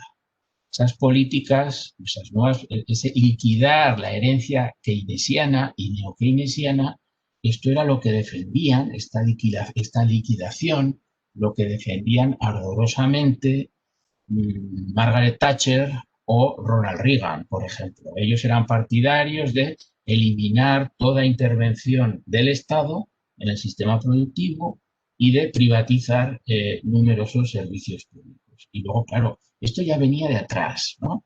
De la década de los 80 con Thatcher y Reagan. Entonces, cuando cae el muro de Berlín, entonces ya es a galope tendido. A galope tendido, la reconversión del este, lo que favorece, se abre paso con más fuerza el neoliberalismo, que no se sentía amenazado ya por nadie. O sea, los más ricos perdieron su miedo anterior. Y mientras tanto lo que quedaba era pues la pobreza, quedaba la desigualdad, seguían estando ahí como retos principales no resueltos. Por eso otros pensadores lo que indicaron era que, bueno, el fallecimiento, vamos a llamarlo así, del socialismo real era una oportunidad para buscar lo real del socialismo, el socialismo con rostro humano. E incluso algunos historiadores como Hobsbawm, que no se creyeron en absoluto esto del fin de la historia, ni por asomo, ya digo, pero sí se dieron cuenta de que esto marcaba una cesura fundamental en la historia contemporánea. Y por eso Hobsbawm nos hablará del largo siglo XIX, que va desde la Revolución Francesa, 1789, hasta 1914, la Primera Guerra Mundial, y el corto siglo XX, desde 1914 precisamente hasta 1989, y hasta lo que es la caída del muro de Berlín, el fin de ese mundo bipolar que se había creado después de la Segunda Guerra Mundial. Y decía que hay otro concepto fundamental, me parece, para entender un poco la paz y sobre todo los riesgos para la paz, que es el de globalización. Este es un vocablo que se ha utilizado tanto y para decir cosas tan diferentes que al mismo tiempo que se ha polarizado, creo que ha perdido algo de rigor. Por cierto, entre paréntesis, este concepto de globalización, si somos estrictos, es más antiguo de lo que parece, porque nuestros abuelos o bisabuelos españoles, aragoneses, castellanos, andaluces, cuando ellos querían definir un buen año agrícola, decían agua, sol y guerra en Sebastopol. O sea, guerra en Crimea. ¿Por qué guerra en Crimea? Guerra en Crimea para que no llegasen a los puertos españoles de Valencia o de Barcelona los barcos cargados con cereal ruso o cereal ucraniano, que eran muy competitivos. Tener en cuenta que Cataluña o Valencia, por ejemplo, eran la zona donde se abastecían de trigos aragoneses o de trigos castellanos. Si llegaba esa competencia de trigos rusos o ucranianos a precios competitivos, porque los costes del transporte se habían reducido gracias al avance de la navegación a vapor, de los fletes.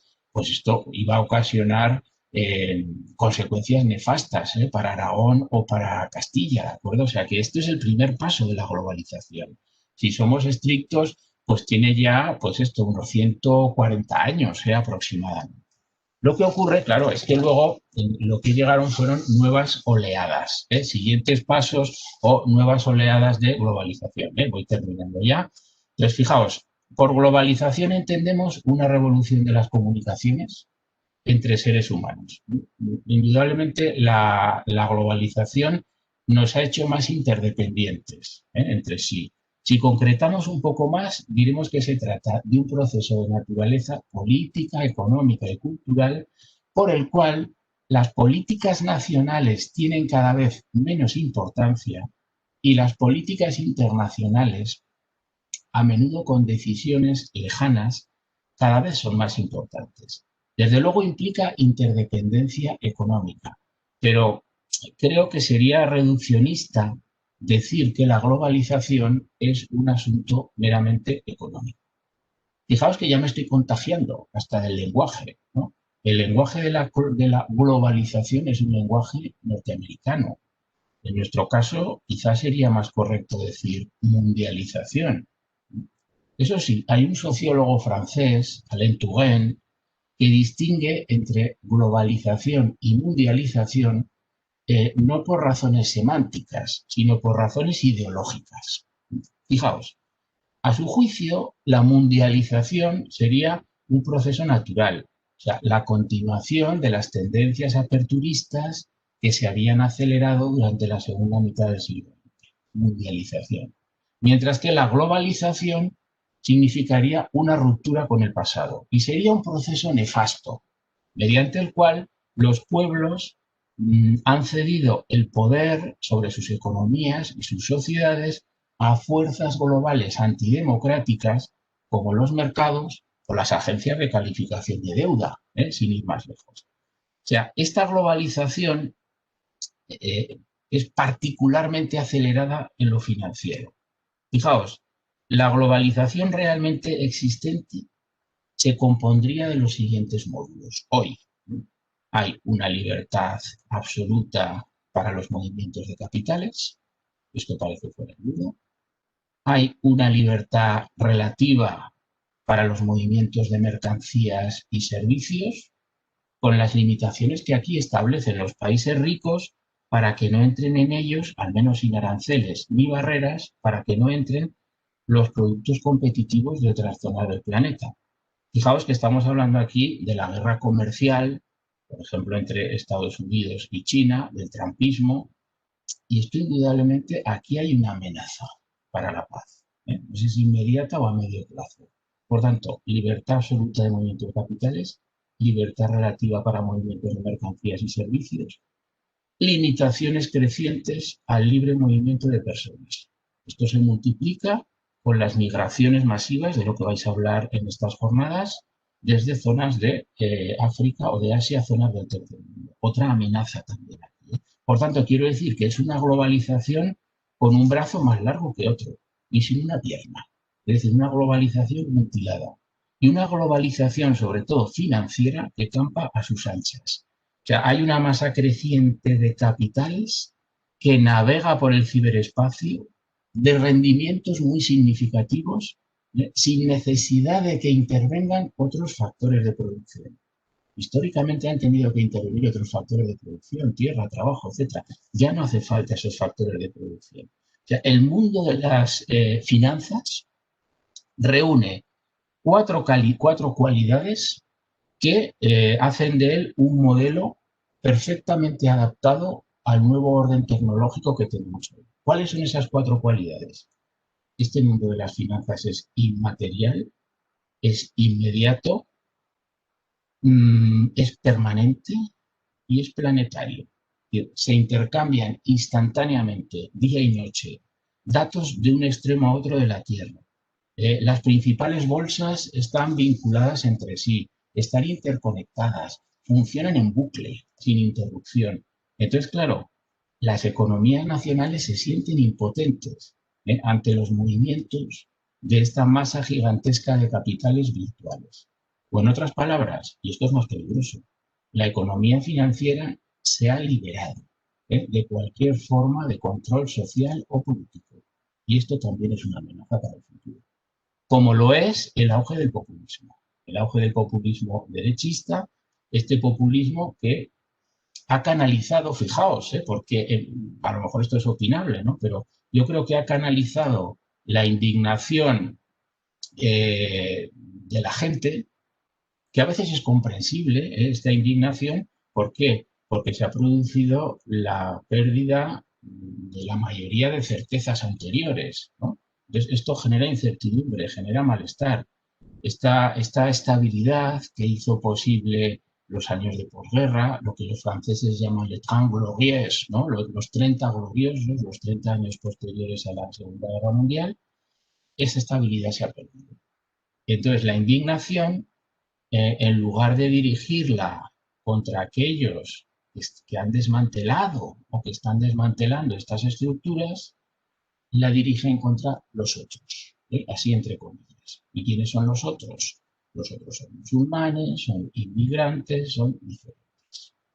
Recapitulo, acabo ya ahora sí. Históricamente, ¿qué nos dice la experiencia histórica? ¿Cuáles son algunos elementos contrarios a la paz? Ya digo, a la luz de la experiencia histórica. Primero, hiperprotegernos frente a una supuesta amenaza externa, pero hiperprotegernos y armarse hasta los dientes. 2. Ambición desmedida en lo económico, en lo territorial. 3. Narcisismo, individualismo, mirarnos únicamente el ombligo, nacionalismo radical, que nos impide tener que mirar al otro. Un trágico ejemplo de todo esto fue lo que ocurrió en los Balcanes a finales del siglo XX. Yo creo que este tema de los Balcanes es muy reduccionista y a veces se utiliza todavía en los medios de comunicación. Decir que ese estallido de los Balcanes, esa tragedia cuando todo parecía ya olvidada, esas imágenes, ¿no?, que nos recordaban a Auschwitz o que nos recordaban a Mauthausen, ¿no?, y que aparecen otra vez en los años 90 en los Balcanes, es muy reduccionista decir que todo esto se debió a odios ancestrales. No. Hemos de apuntar más bien a la manipulación de esas identidades por parte de las élites, la exageración de relatos étnicos, la perpetración de acciones brutales, ¿no?, para polarizar a las comunidades, la primacía de la patria sobre las personas, esa idea de patria o muerte, que tiene una larga trayectoria histórica. Y 4, y último, indiferencia. Cuando el mecanismo de la indiferencia entra en acción, dejamos de ser capaces de reaccionar ante lo que nos rodea. La indiferencia nos aísla, la indiferencia nos convierte en cómplices. Y a veces la indiferencia se nutre de la ignorancia. La ignorancia puede ser activa o pasiva. O sea, la ignorancia es activa cuando se prefiere no saber, cuando se prefiere no ver, ¿de acuerdo? Y una de las consecuencias más graves de la indiferencia es la normalización y la aceptación tanto de la guerra como de la violencia. De ahí la importancia de educar para la paz, que creo que es la filosofía que figura en el frontispicio de estas jornadas. Y para educar para la paz, la importancia de la cultura en general, literaria, cinematográfica. Esto es fundamental para transformar nuestra sensibilidad, ¿no?, para hacer de nuestra sociedad una colectividad más cívica, más responsable, sin olvidarnos de cómo se llega a construir la paz, ¿no?, de todos los cadáveres reales y simbólicos que quedan atrás. Nada más, aunque no haya sido la escala 1.1 de los cuentos de Borges, ¿no?, espero por lo menos que el enfoque elegido, mucho más general, haya sido el adecuado para contextualizar estas jornadas. Así que nada más y muchas gracias. Muchas gracias, Alberto. Revisando el chat, No sé, sí que he visto algunas reflexiones que han hecho algunas personas asistentes, pero no he encontrado ninguna pregunta concreta. No sé si, corregidme si me equivoco, si hay alguien que haya hecho alguna pregunta concreta que a mí se me haya podido escapar. Sí que he leído reflexiones, que bueno, ahora Alberto las podrá leer también, pero preguntas concretas no he visto. Insisto, si alguien quiere hacer alguna, pues dejamos unos minutos para que las escribáis. No. En cualquier caso, ¿se me escucha? Sí. Que en cualquier caso que quedo a vuestra disposición a través del email, a través del correo electrónico, es asabio@unizar.es. Si ahí ya con un poco más de calma o de sosiego tenéis alguna cuestión, bueno, pues quedo a vuestra disposición. Muy bien. Pues entonces, como vemos que no, por ahora no se efectúan, además, ya que has dejado tu correo electrónico, si alguien te quiere escribir, bueno, pues estás a su disposición.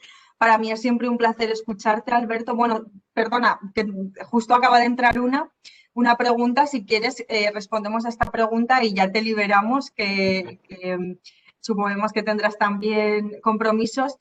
Arturo Arizón pregunta, ¿deberían ser los movimientos migratorios controlados o libres para evitar conflictos con la paz? Bueno, vamos a ver.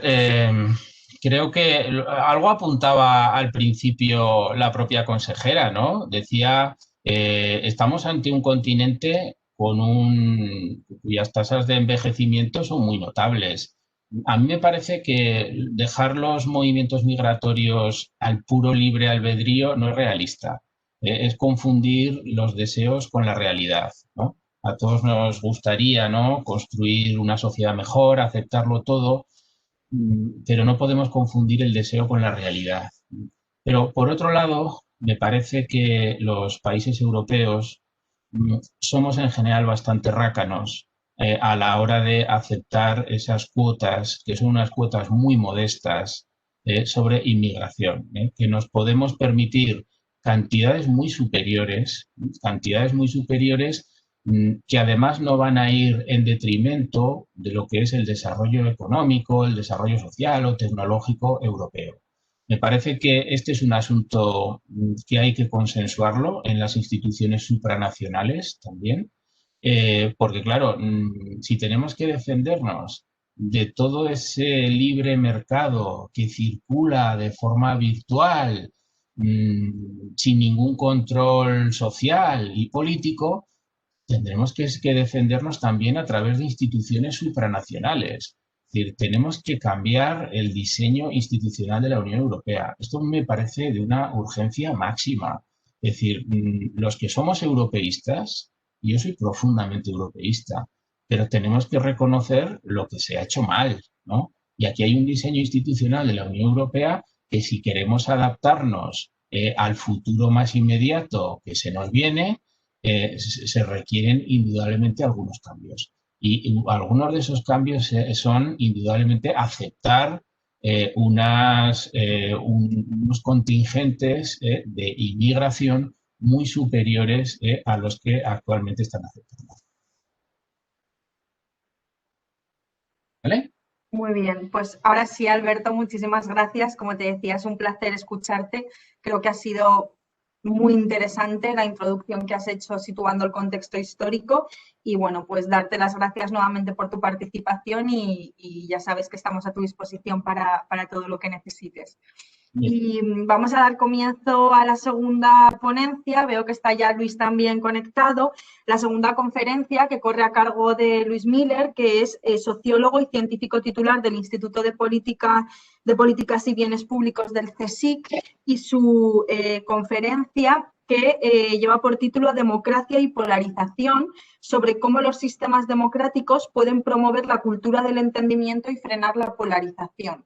Así que, Luis, te paso la palabra y, bueno, simplemente recordar, aunque será reiterativa, que la metodología del Congreso será el ponente realiza su conferencia y si queréis hacer alguna pregunta, pues las leemos al final de su intervención, ¿vale?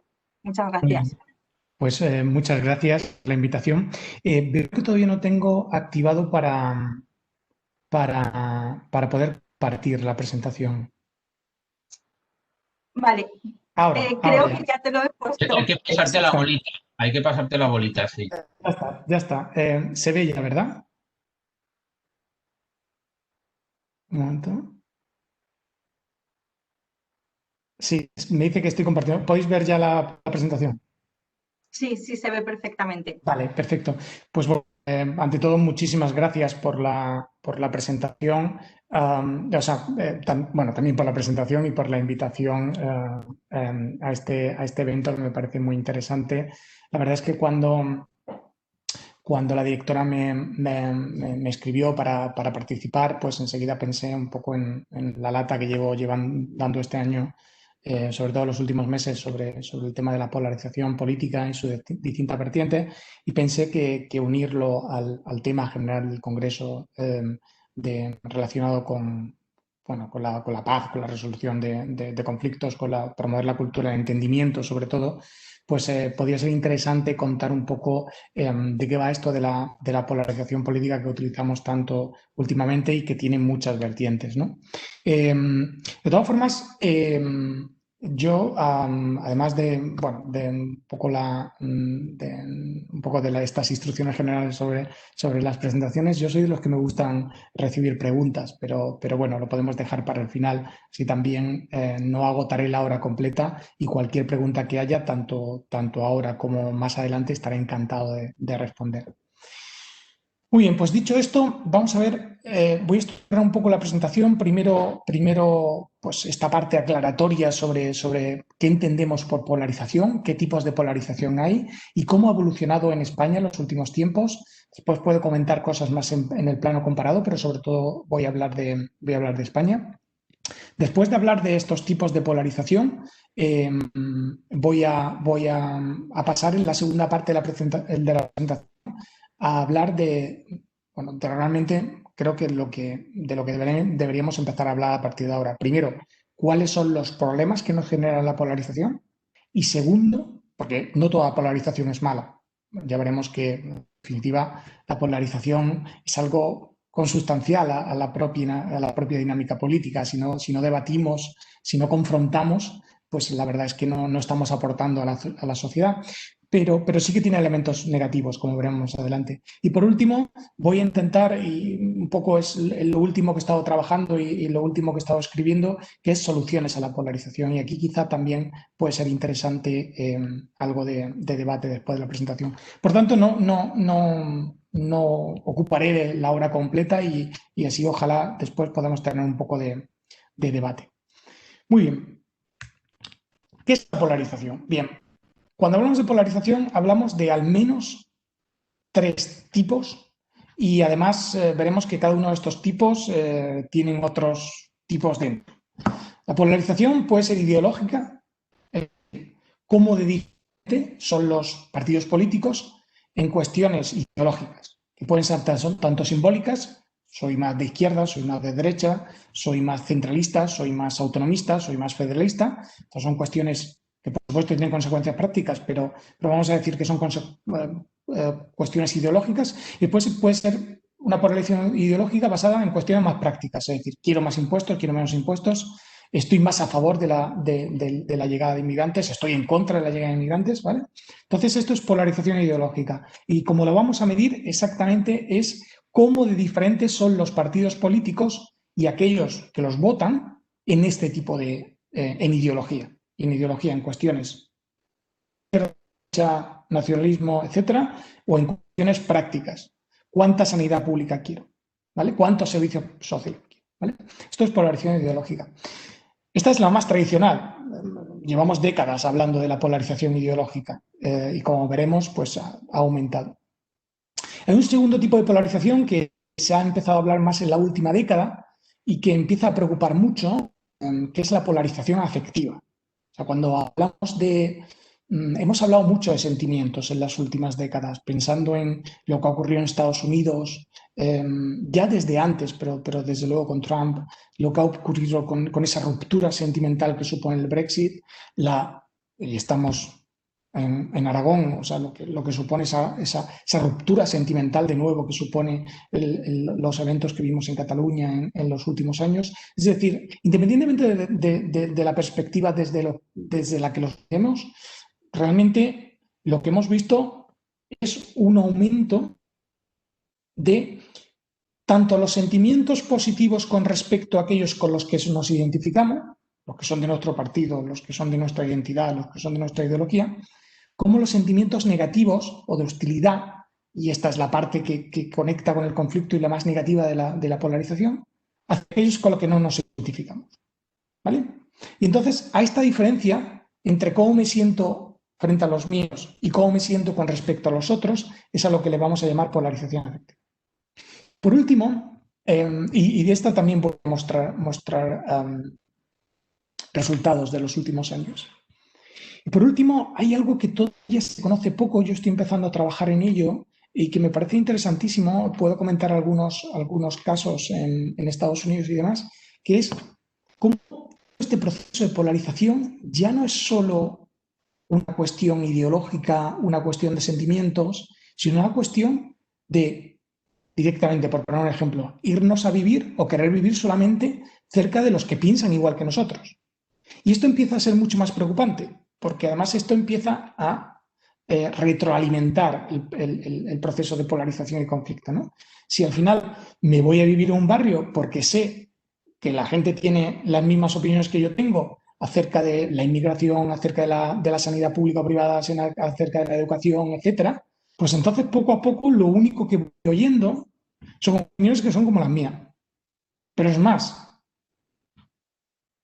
alineamiento también geográfico y demográfico quiere decir que si solo hablamos con gente de nuestra propia generación que tiene unas ideas un poco compartidas, pues de nuevo empezamos a perder un poco la riqueza, la diversidad que supone hablar con gente, pues eso, de otras edades, hablar con gente que viene de otras latitudes, ¿no?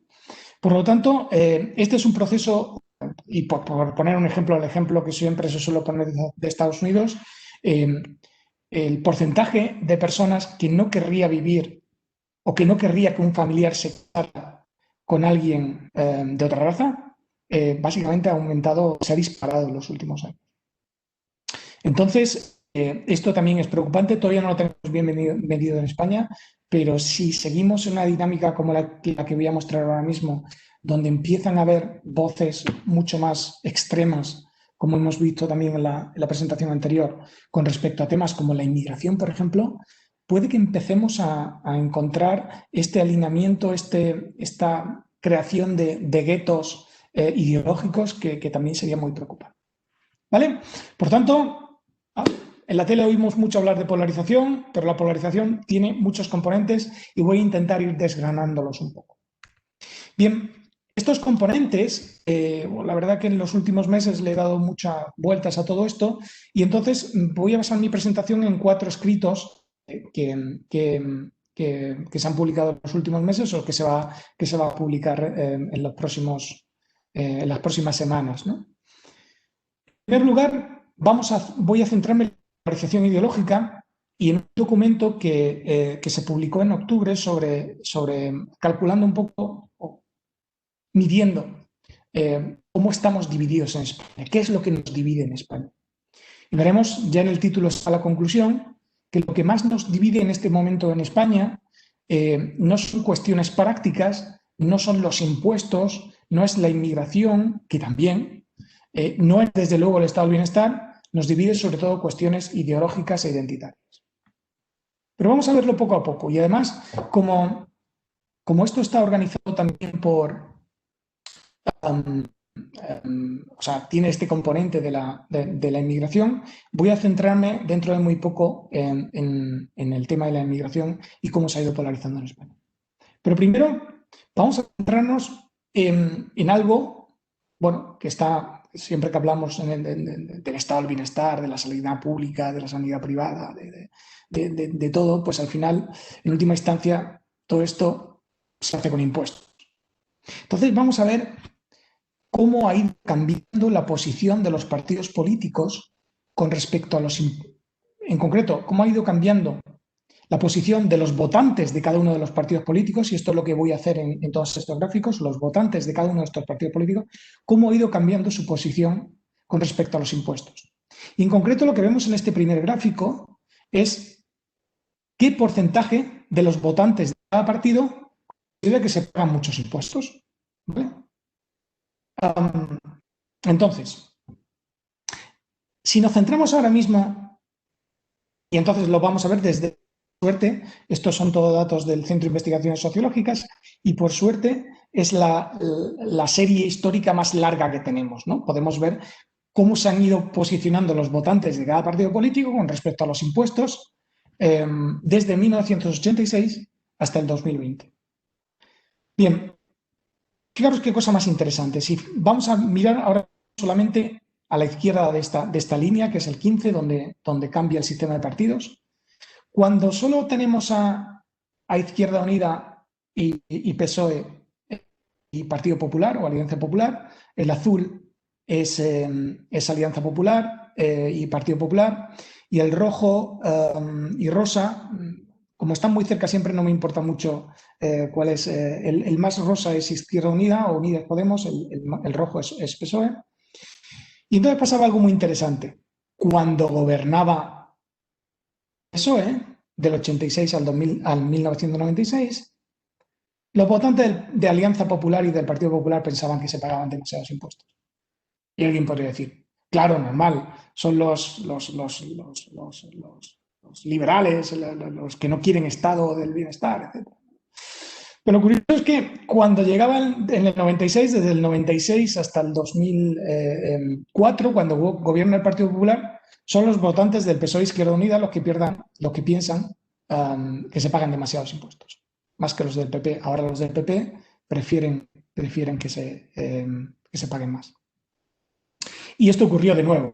Llega el 2004, de nuevo, ahora son otra vez los del Partido Popular los que creen que se pagan muchos impuestos, más que Izquierda Unida y PSOE, ¿vale? O sea que hasta el 2015 básicamente no había diferencias, grandes diferencias entre los partidos políticos en la cuestión de los impuestos. Simplemente cuando estabas en el gobierno, pues no creías que se pagaban muchos impuestos, cuando estabas en la oposición creías que se pagaban muchos impuestos. Cuando llega el 2015, las posturas empiezan a establecerse de forma muy clara, ¿vale? A partir del 2015, PSOE, Izquierda Unida, pero también Ciudadanos, bueno, PSOE, perdón, Unidas Podemos y también Ciudadanos sus votantes se van hacia querer pagar más impuestos, es decir, no le molestan tanto los impuestos. El Partido Popular se mueve hacia molestarle más los impuestos, pero aparece Vox, que es el que realmente polariza esto, ¿vale? Y entonces, fijaros ahora visualmente cómo de cerca estaban los partidos políticos en la cuestión de los impuestos hace unos años y cómo de lejos está ahora, ¿vale? Entre ahora mismo Unidas Podemos y Vox hay 50 puntos de diferencia en el apoyo a pagar impuestos, mientras que en muchos otros momentos, como por ejemplo en el 96, prácticamente no había diferencias. Bien, para medir exactamente eso, lo que hago yo ahora es decir, bueno, podemos poner el número a esto de pagar más impuestos, pagar menos impuestos. ¿Cómo nos hemos dividido? Pues sí, puedo poner un número, es decir, en una escala de 0 a 10 y decir, cuanto más alto sea este número, más lejos están los partidos políticos. Y fijaros lo que ha pasado. Hasta el 2015, más o menos, todo va igual. En el 2015 empieza a moverse, pero sobre todo en este último año se ha disparado. Es decir, de repente, y esto es lo que veíamos aquí arriba, de repente las posturas entre los dos extremos con respecto a los impuestos en España se han disparado. Y ahora ya, pues mientras que llegar a un acuerdo en los años anteriores al 15 sobre cuántos impuestos hay que pagar, pues relativamente fácil, hoy hasta cierto punto es imposible, ¿vale?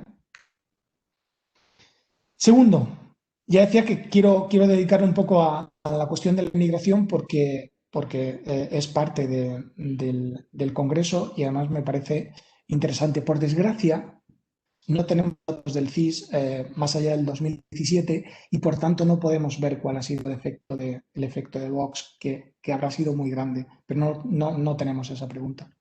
Por tanto, puedo mirar aquí un poco el desarrollo desde el 2008 hasta el 2017 y ver cómo ha sido la irrupción de los nuevos partidos. Bien, aquí las cosas están más claras. Si bien en los impuestos entre PSOE, PP y Izquierda Unida, sus votantes no tenían tanta diferencia, con la cuestión de inmigración siempre ha estado muy clara. Es decir, si miramos, estas cosas pueden pasar un poco por cualquier cosa. En general, tenemos que, si vemos quién piensa que hay demasiados inmigrantes en España, pues tradicionalmente lo han pensado los del PP, después PSOE y los que menos, los de Izquierda Unida. ¿Vale? Es algo que todos nos podíamos imaginar. ¿Qué ocurre cuando llegan los nuevos partidos? Pues más o menos se mantiene lo mismo, simplemente que en el caso de... bueno, básicamente se mantiene igual. Y entonces la misma diferencia que veíamos en el año 2008 entre, en este caso, PP e Izquierda Unida, es prácticamente la diferencia que tenemos entre el PP y Unidas Podemos ahora. Con la ventaja, y esto son buenas noticias, que en general todos los partidos se han movido, fijaros en 2008, fijaros ahora, hacia considerar que no hay demasiados inmigrantes. ¿Vale? O sea, ha habido, en este sentido, de cara a la integración, ha habido una tendencia positiva. Fijándonos ahora de nuevo cómo se ha polarizado la cuestión de la inmigración, lo interesante que teníamos hasta que dejó de hacer este tipo de preguntas el CIS, hasta el 17, es que podemos ver la percepción con respecto a la inmigración desde muchos puntos de vista y también la media. Y voy a destacar una. Hay un tema en el que los votantes de los distintos partidos se han polarizado mucho, es decir, ahora tienen opiniones más extremas, que es el tema de que los inmigrantes vengan de países de tradición cristiana. Básicamente, detrás de esa pregunta lo que hay es una preferencia por un tipo de inmigrante de tradición cristiana, por ejemplo, es Latinoamérica, es incluso el este de Europa, en contraposición a inmigrantes del Magreb, por ejemplo. Pues en esto sí que se han abierto las diferencias entre los votantes de los distintos partidos políticos. Pero más allá de en concreto, si obtenemos la media de lo diferentes que son los votantes de los partidos políticos en todos los temas relacionados con la inmigración, lo que vemos es un ligero aumento también de esta polarización en los últimos años. Bien, seguimos. Hemos visto dos ejemplos de temas que se han polarizado mucho. Es decir, cada vez los partidos políticos y sus votantes están más lejos en temas de impuestos, están más lejos en temas de inmigración. Sin embargo, hay dos temas, y estos son buenas noticias, y es que no han cambiado las posiciones con respecto a algunos elementos fundamentales del estado del bienestar. Ya otros colegas habían contado en el pasado que una característica del sistema político español es que hay un apoyo fuerte al estado del bienestar y que esto no se cuestiona. En otros países se cuestiona muchísimo. Si pensamos en países sobre todo anglosajones y especialmente Estados Unidos, esto se cuestiona bastante. En España no. En España, como vemos de nuevo, si vemos qué votantes de cada partido prefieren una sanidad pública, bueno, pues vemos que se ha mantenido todos los partidos tienen unos votantes que mayoritariamente prefieren una sanidad pública. Los más bajos hoy en día son Ciudadanos y el PP. Esto llega hasta el 2016, no tenemos por desgracia de nuevo la de Vox. Los más bajos el PP pero aún así la mayoría de sus votantes prefieren la gestión pública de la sanidad, mientras que en Unidas Podemos y PSOE sus votantes tienen una preferencia muy mayoritaria por la gestión pública. Y esto lo vemos de nuevo con si se han polarizado o no este tipo de percepciones, y no lo han hecho.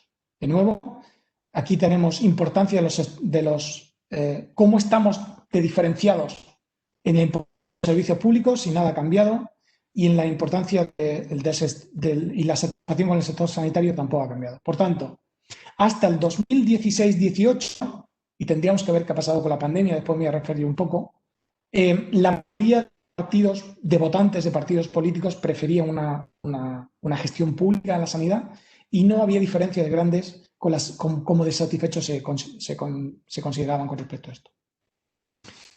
A modo de resumen, lo que muestro en este gráfico es cómo estamos depolarizados con respecto, aquí tenéis a la derecha, a todos los temas que he hablado, inmigración, impuestos, sanidad y servicios públicos. ¿Cómo estamos depolarizados con respecto a la situación, al tema territorial? Es decir, si te sientes más de tu comunidad autónoma o te sientes más de España. ¿Y cómo estamos polarizados en el eje izquierda-derecha? Entonces, y lo que vemos en todos en la parte del gráfico de color más oscuro, siempre son datos del 2017 para que se pueda comparar, y como para izquierda derecha y para el tema de impuestos tenemos datos del 20, pues muestro cómo esto ha cambiado. Si nos fijamos en el 17, básicamente la historia es la misma que tendríamos hoy si tuviéramos los datos, y es que estamos mucho más polarizados en términos de cómo nos sentimos de izquierda a derecha y cómo nos sentimos más nacionalistas, centralistas, si quieres. Estamos mucho más polarizados que con respecto a políticas públicas concretas. Y este es el mensaje fundamental. Y una de las recomendaciones que llevo un poco haciendo en los últimos meses es: vamos a intentar llevar el debate todo lo posible a cuestiones de inmigración, a cuestiones de impuestos, a cuestiones de servicios públicos, porque ahí no hay tantas diferencias. Siempre hay un ejemplo que me gusta mucho, es lo siguiente. Cuando no nos peleamos por otras cosas, al final, el tipo marginal de impuesto que acababa estableciendo el Partido Popular o el Partido Socialista, que son los que han estado en el gobierno siempre, la diferencia podían ser, ¿qué? 5 puntos. O sea, no hay diferencia. Y podemos debatir sobre eso. Y podemos querer subir o podemos querer bajarlo, pero al final pues, estamos debatiendo en un rango de entre el 40 y el 50%. Sin embargo, entonces esto se puede llegar a un acuerdo. Si estamos hablando de políticas migratorias, es exactamente lo mismo. Podemos tener preferencias más allá, más acá, pero la inmensa mayoría de votantes están a favor no están en contra de la inmigración. Con los servicios públicos pasa igual. ¿Qué ocurre? Que cuando entramos en conflictos identitarios, y esto lo vamos a ver ahora, la confrontación es total y no podemos llegar a esa discusión un poco más constructiva de sentarnos en una mesa y decir, oye, 5 puntos más arriba, 5 puntos más abajo, 3 puntos más arriba, 3 puntos más abajo, necesitamos pues aumentar el cupo de tal o de lo que sea, necesitamos invertir más aquí o más allá. No llegamos a ese tipo de discusión. ¿Por qué? Bueno, no llegamos por 2 cosas. Primero, porque tenemos esta polarización ideológica, como hemos visto, que se ha traducido también en polarización emocional. Pero antes de llegar a esta polarización afectiva emocional, quería mostrar de nuevo un gráfico que se ha difundido bastante, y es que estas son las posturas en el mes de marzo, finales de marzo, de distintos grupos ideológicos. Aquí tenemos izquierda, centro y derecha, respecto a distintas medidas que tenía el gobierno a su disposición. La mayoría de ellas se han puesto en marcha por comunidades autónomas o por el propio gobierno central. ¿Y cuál es la principal, simplemente mirando el gráfico, la principal conclusión? Prácticamente no había diferencias. Claro, alguno estará pensando, sí, era ese momento del primer estado de alarma al principio, que recibió un gran apoyo en el Congreso, que teníamos los aplausos, que había mensajes de unidad continuamente. Eso ya no es así, probablemente no sea así. Pero este es otro de los elementos que me gusta resaltar, porque ahora, y especialmente en esta segunda ola, hemos visto mucha polarización, hemos visto mucho enfrentamiento entre distintas administraciones. Podemos tener distintas ideas, pero lo que no se nos puede olvidar es que, de nuevo, los ciudadanos, cuando todo esto empieza, los ciudadanos de izquierda, de centro y de derecha, no tenían opiniones distintas sobre lo que hay que hacer. Por ejemplo, Si vemos que están ordenadas por cuánto apoyo, pues los controles sanitarios, perdón, esto es una escala que va de 0 a 5, los controles sanitarios o el confinamiento selectivo, pues prácticamente un apoyo unánime, o sea, 4 y pico sobre 5. Y hay otras cuestiones como controlar los móviles o acceder a datos públicos que tienen un apoyo muy bajo. ¿Vale?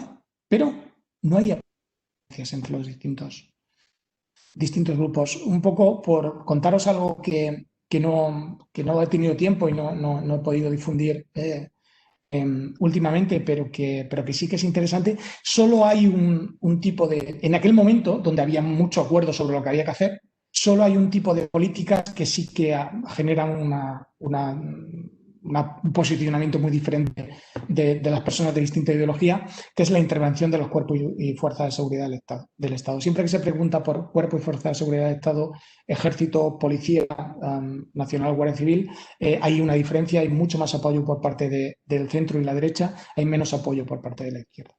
¿Vale? Pero en general no estábamos polarizados como uno pensaría cuando ve lo que ha pasado mucho más tarde.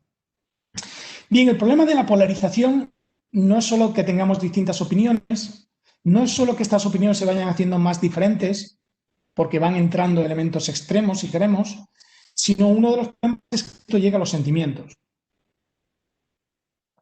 Claro, no es lo mismo. O sea, generalmente a uno no se le insulta diciéndole es que tú quieres un 45% de impuestos. Eso no es un insulto. O un 35 incluso, o un 56. Pero fascista es se puede utilizar como insulto. Se ha utilizado como insulto, no sé, sociocomunista últimamente. Con lo cual, el problema es cuando pasamos de discutir sobre cuál es el tipo de políticas y el posicionamiento que tenemos sobre distintos temas a discutir cuestiones realmente de si me gusta más o menos el otro. Entonces, lo que hicimos Mariano Torcal y yo en un artículo reciente es que con los distintos datos que había de distintas encuestas internacionales pudimos construir cómo han evolucionado los sentimientos de los españoles. En este caso, la única disponible es con respecto a los líderes políticos durante 25 años. Y entonces lo que vamos a ver desde el 93 hasta el 2019 es cómo los ciudadanos se han sentido de cercanos, de lejanos, el líder político del partido al que apoyan y hacia el conjunto de los líderes políticos de los partidos a los que no apoyan.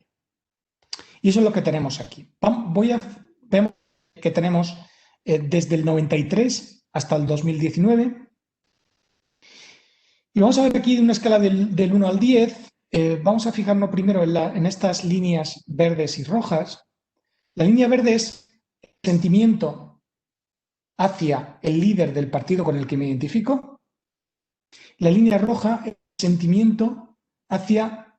Perdón, la línea verde es el sentimiento positivo hacia el partido con el que me identifico.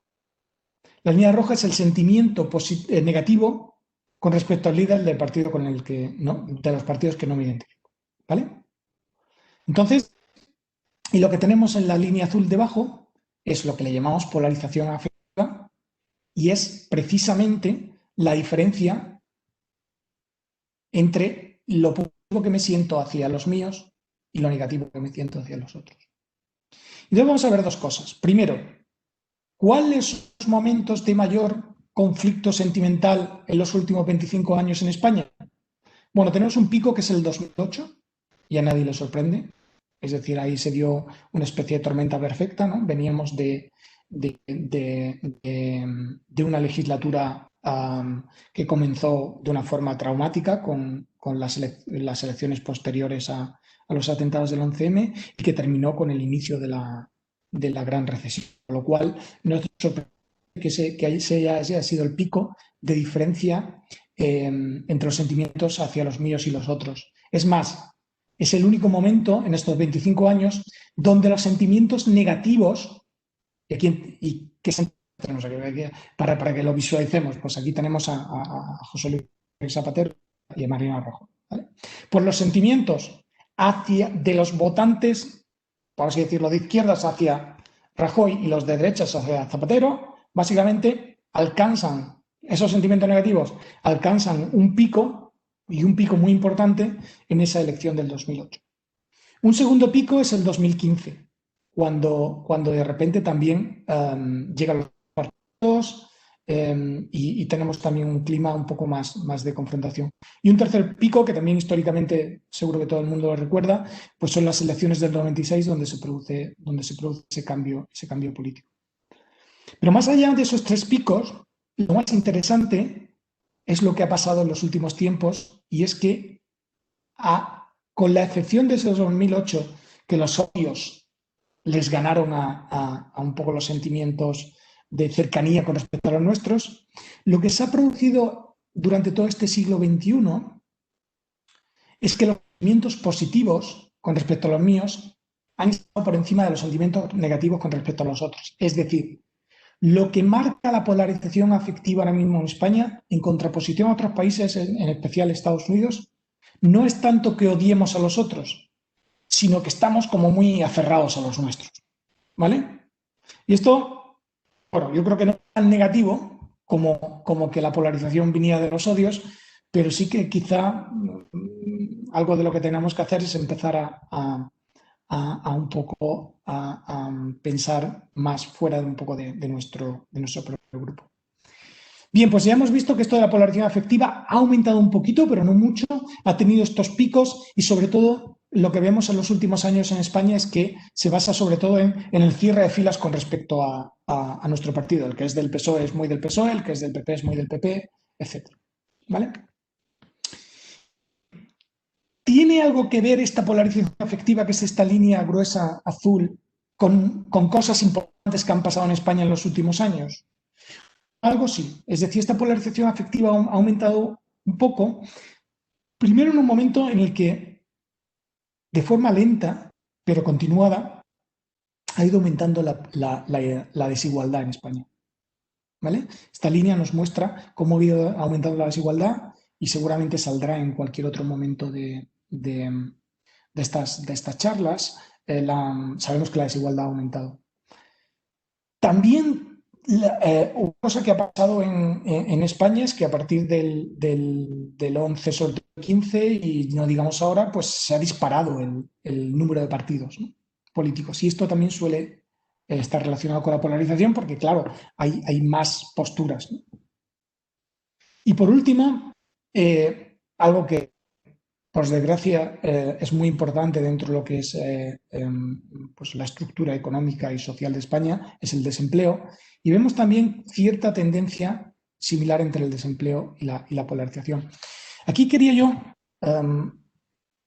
mostrar un poco cuál es mi análisis más de fondo de qué hay detrás de la polarización más sentimental, incluso ideológica, que existe ahora mismo en España. Y lo que hay es lo mismo que hay en otros países del sur de Europa. La polarización también es alta en Grecia, es alta en Italia, y esto tiene que ver con cuestiones estructurales como el alto desempleo y la alta desigualdad. Según los estudios internacionales, la polarización depende bastante de los niveles de desempleo y desigualdad. Lo interesante es que en España, además, la desigualdad también viene muy explicada por el desempleo, porque sobre todo en la última crisis la desigualdad ha aumentado tanto por la gran pérdida de millones de empleos, ¿no? Entonces, en última instancia, ya sea de forma directa o indirecta, al final o nos metemos de fondo con cuestiones estructurales ya del país de hace 40 años como son el desempleo, o probablemente sigamos viendo un poco estas ramificaciones sociales y políticas que tiene, por ejemplo, la polarización. Muy bien, pues hasta aquí un poco la descripción, ¿no? Ha aumentado bastante la polarización ideológica, sobre todo en componentes más simbólicos, identitarios. Ha aumentado también algo la polarización afectiva, pero sobre todo hemos visto esos picos, momentos puntuales. Y ahora en esta última parte de la presentación lo que voy a hacer es detenerme en dos cosas. Una, ¿cuáles son las consecuencias de la polarización? Y cuáles son sus posibles soluciones.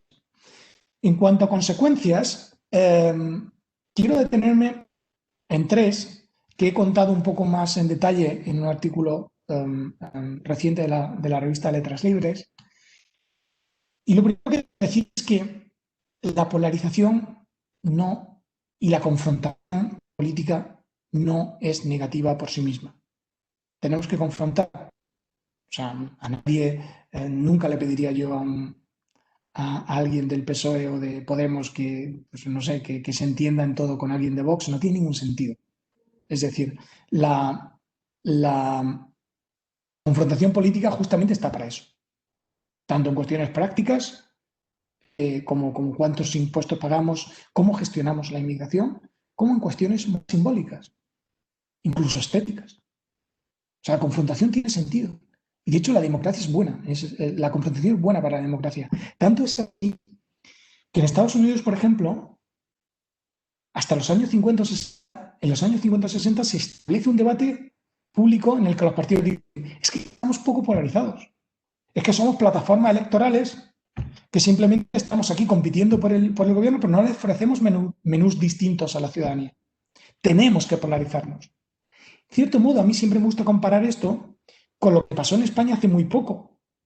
Nos acordamos, hace 10 años teníamos un poco el curso este del PP-PSOE, ¿vale? Se atacaba, y sobre todo por gente joven, se atacaba a los partidos que habían gobernado y que han gobernado España desde entonces, como que no ofrecían un menú suficientemente distinto. Y entonces ahí es donde se amplía el menú, y se ha ampliado muchísimo. ¿Vale? Por lo tanto, la polarización en sí no solamente no es mala, sino que tiene elementos positivos importantes. Ahora, si hablamos de ella y la utilizamos siempre en términos negativos, ¿cuáles son estos efectos negativos que tiene la polarización? Son tres, bajo mi punto de vista. Primero, el más visible es el bloqueo político. Y esto ha pasado en todos los países. ¿Vale? Cuando la sociedad se divide en dos y los partidos adoptan posturas en uno de estos lados, no hay cómo llegar a acuerdos.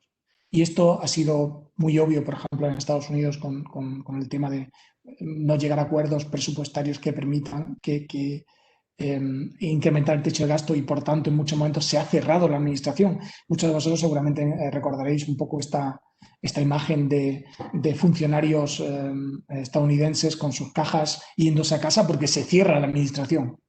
¿Vale? En España no se cierra la administración, pero hemos estado durante muchos años o durante 2 periodos de años y en concreto el último de 3 años sin presupuestos. Por suerte parece que van a llegar los siguientes.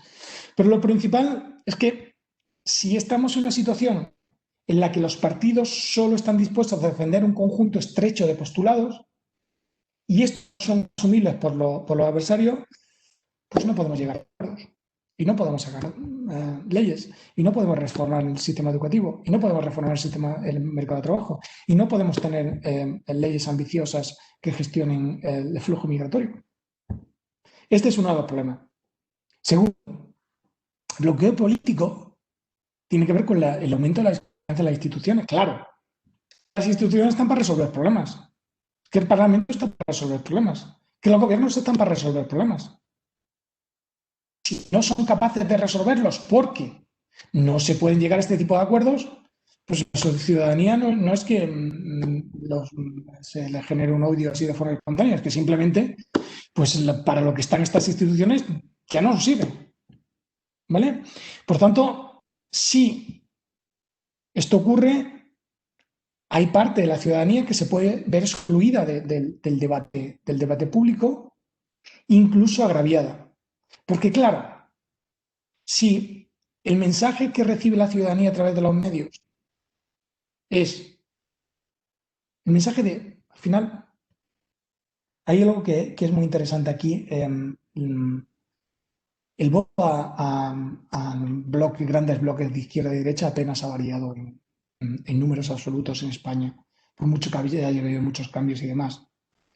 Y siempre está muy cerca del 50%, ¿no? Es que, por curiosidad, hace poco miré el posicionamiento ideológico de los 19 partidos que hay ahora mismo en el Congreso de los Diputados y estuve mirando pues un poco si cada diputado podría ser considerado de izquierda o de derecha y creo que me salía algo así como 50,5% de izquierdas y 49,5% de derechas, utilizando solamente estas dos categorías. Por tanto, aunque existan mayorías, si tu mayoría ideológica es del 50, algo por ciento, del 51%, si excluyes completamente al otro 9%, pues va a haber una gran cantidad de ciudadanos que se encuentren excluidos del debate público, ¿no? Y claro, lo más negativo de la polarización es que este bloqueo político, esta desconfianza, esta polarización en la ley, acabe llegando a los ciudadanos como ha pasado más, por ejemplo, en Estados Unidos y no tanto en España. Pero esperemos que no llegue, que es la demonización de los adversarios políticos. Porque si empezamos a demonizar, y de hecho en España los últimos 2-3 años ha habido declaraciones, tomas de postura, etcétera, que no han ayudado en esta dirección. Pero si empezamos a demonizar los adversarios, el problema es que nos enrocamos en cuestiones identitarias, en cuestiones de confrontación total, y esto desde luego lo hace todo mucho más difícil. Y sobre todo no queremos llegar a un conflicto al que ya hemos llegado. Es decir, pues, ahora solo hemos estado este año pensando en la pandemia, pero en el otoño anterior a que llegara la pandemia, pues hemos visto enfrentamientos con la policía y contenedores ardiendo en la calle, con lo cual no debemos llegar a ese tipo de situación. Bien, pues estas son las consecuencias, ¿no? Consecuencias: bloqueo político, aumento de la desconfianza y posibilidad de que esto llegue a un conflicto social. Y además, como estamos en un congreso relacionado con la cultura de la paz y la paz, esto es exactamente a lo que no queremos llegar. Discusión toda, confrontación sobre cuestiones de principios y sobre cuestiones prácticas toda, pero que no derive en un conflicto social en sociedades como la española y la europea, donde por suerte en las últimas décadas hemos ido ganando unos niveles de bienestar creciente. Bien, y ya para concluir, ¿cómo solucionamos esto de la polarización? Y esto es lo más nuevo y es algo que a partir de un par de trabajos recientes he resumido en un trabajo que va a salir en los próximos tiempos, el único de los que he contado que no está todavía publicado. Y vamos a ver, voy a hablar de 5 posibles soluciones, y aquí quizás es algo que sí que esperamos. Creo que quedan unos minutos para poder responder más adelante. Bien, lo primero que tenemos que hacer que nos dicen distintos estudios que podemos hacer para solucionar la polarización es, primero, que intentar corregir prejuicios. Es decir, lo primero es reconocer, hay momentos en los que, por supuesto, uno se tiene que poner emocional y uno tiene que decir, pues esa postura política es inadmisible, eso no es ni siquiera democrático. Uno puede decir eso, por supuesto. Pero en la mayoría de debates públicos tenemos que reconocer la propuesta del adversario y combatirla. No basar nuestras intervenciones simplemente en prejuicios y en preconcepciones, simplemente por lo que representa el otro. ¿Vale? Esto sería un poquito más con respecto a esta relación entre las élites políticas y los ciudadanos. Segundo, algo donde se pone mucho el foco y es muy importante. Las redes sociales han contribuido a la polarización. No solo las redes sociales, también las plataformas digitales, también la división que existe actualmente en el plano ideológico entre distintas cadenas de televisión, por ejemplo, o radios, o periódicos. O sea, el mundo...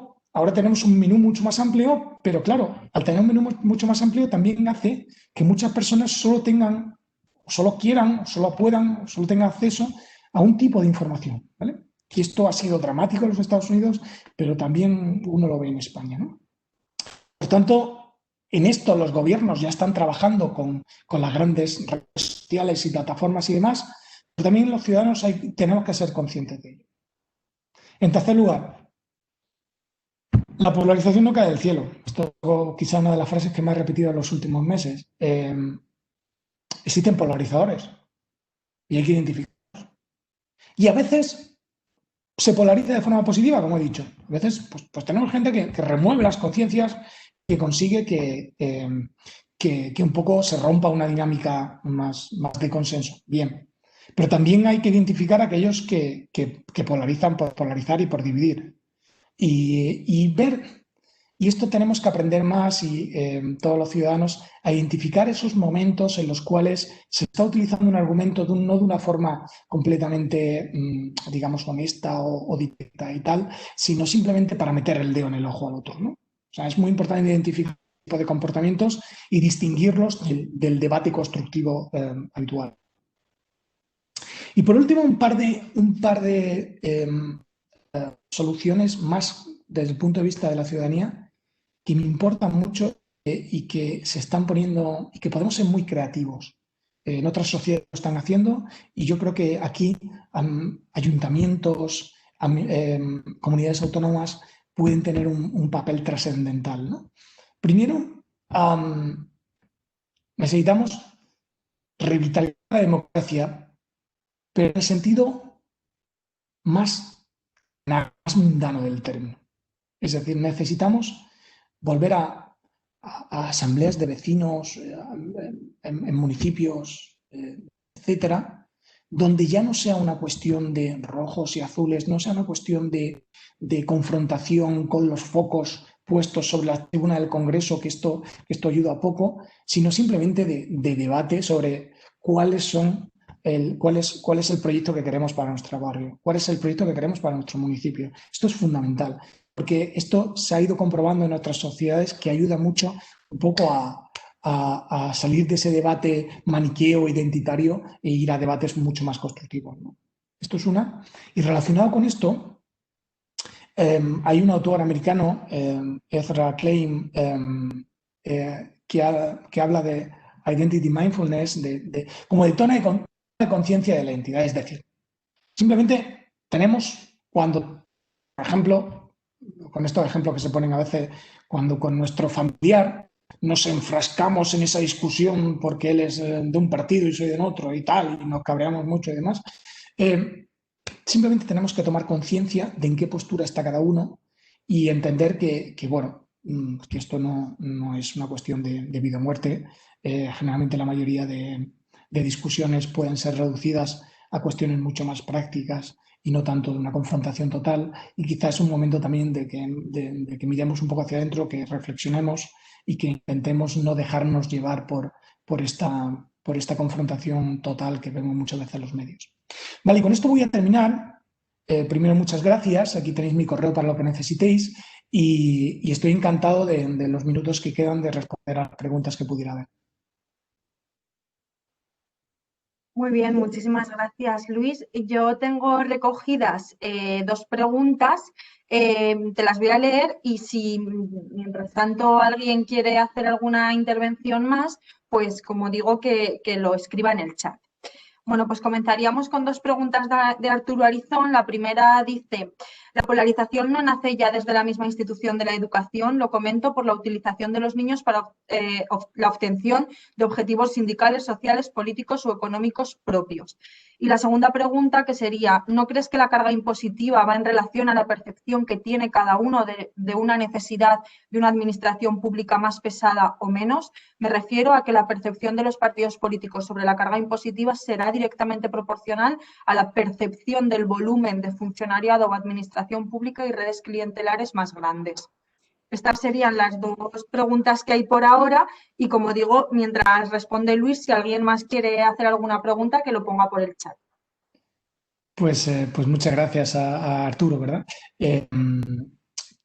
Porque son muy interesantes. O sea, la primera, efectivamente, uno de los debates más polarizados en este momento en España es el debate de la educación. Y además está muy polarizado en un sentido bastante negativo, porque debatir sobre elementos que polarizan mucho, como el tema de la religión, como el tema de la titularidad, el tema de la concertada, por ejemplo. Hay algunos de estos debates que polarizan muchísimo, que no nos dejan debatir y construir reformas que podrían tener más consenso, relacionadas más sobre cuestiones pues más del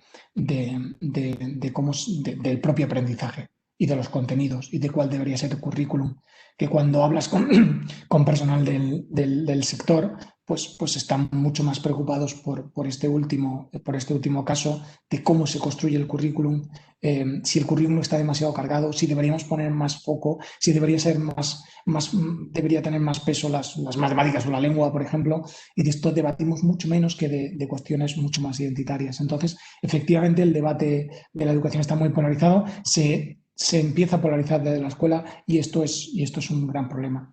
Y la segunda pregunta también me parece muy interesante porque efectivamente esto que veíamos antes del 15 sobre que cuando un partido estaba en el gobierno empezaba a considerar, sus votantes empezaban a considerar que lo de los impuestos no era un gran problema, pues efectivamente tiene que ver con que cuando te toca a ti gestionar los recursos, pues lógicamente te importa mucho menos el recaudar estos recursos, ¿no? Y al contrario, cuando estás en la oposición, pues no quieres que el gobierno de turno tenga más recursos, ¿no? Eso está claro.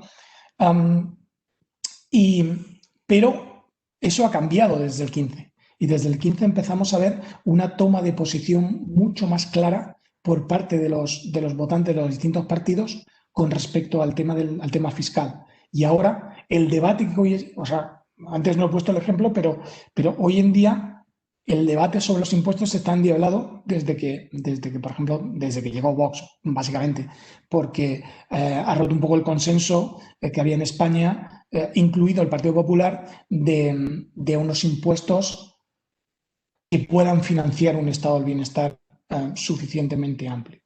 Y entonces ese consenso se ha roto y ahora mismo tenemos posturas en contra de la progresividad, posturas en contra de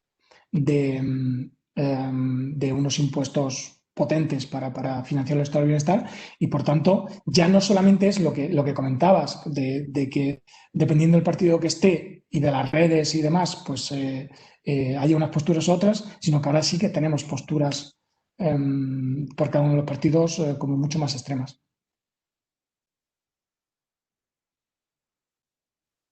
Vale, muchas gracias, Luis. Yo no veo que haya más preguntas, más dudas, con lo que, si quieres, lo podemos dejar aquí. Agradecerte nuevamente tu participación y, bueno, yo creo que ha sido muy interesante y que además, bueno, pues ha venido también a complementar la primera intervención, así que muchísimas gracias. En el programa pone que ahora dejamos media hora de descanso, así que como además vamos con puntualidad revolucionaria, casi en lo que a horarios se refiere, pues si os parece a las 12:30 en punto retomaríamos el congreso y os dejamos ahora unos minutos también pues para que podáis descansar o para que podáis también hacer algo si tuvierais pendiente y volveríamos, como pone en el programa, a las 12:30 con la última comparecencia a cargo de Ana Barrero de esta mañana. Con lo que muchísimas gracias y nos vemos en media hora. Y por supuesto gracias a Luis y a Alberto también. Gracias.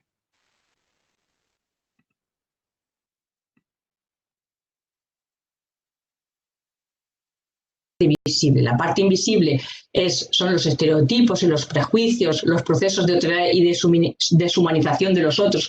Justo esa violencia cultural que tenemos, que vamos asumiendo y que vamos con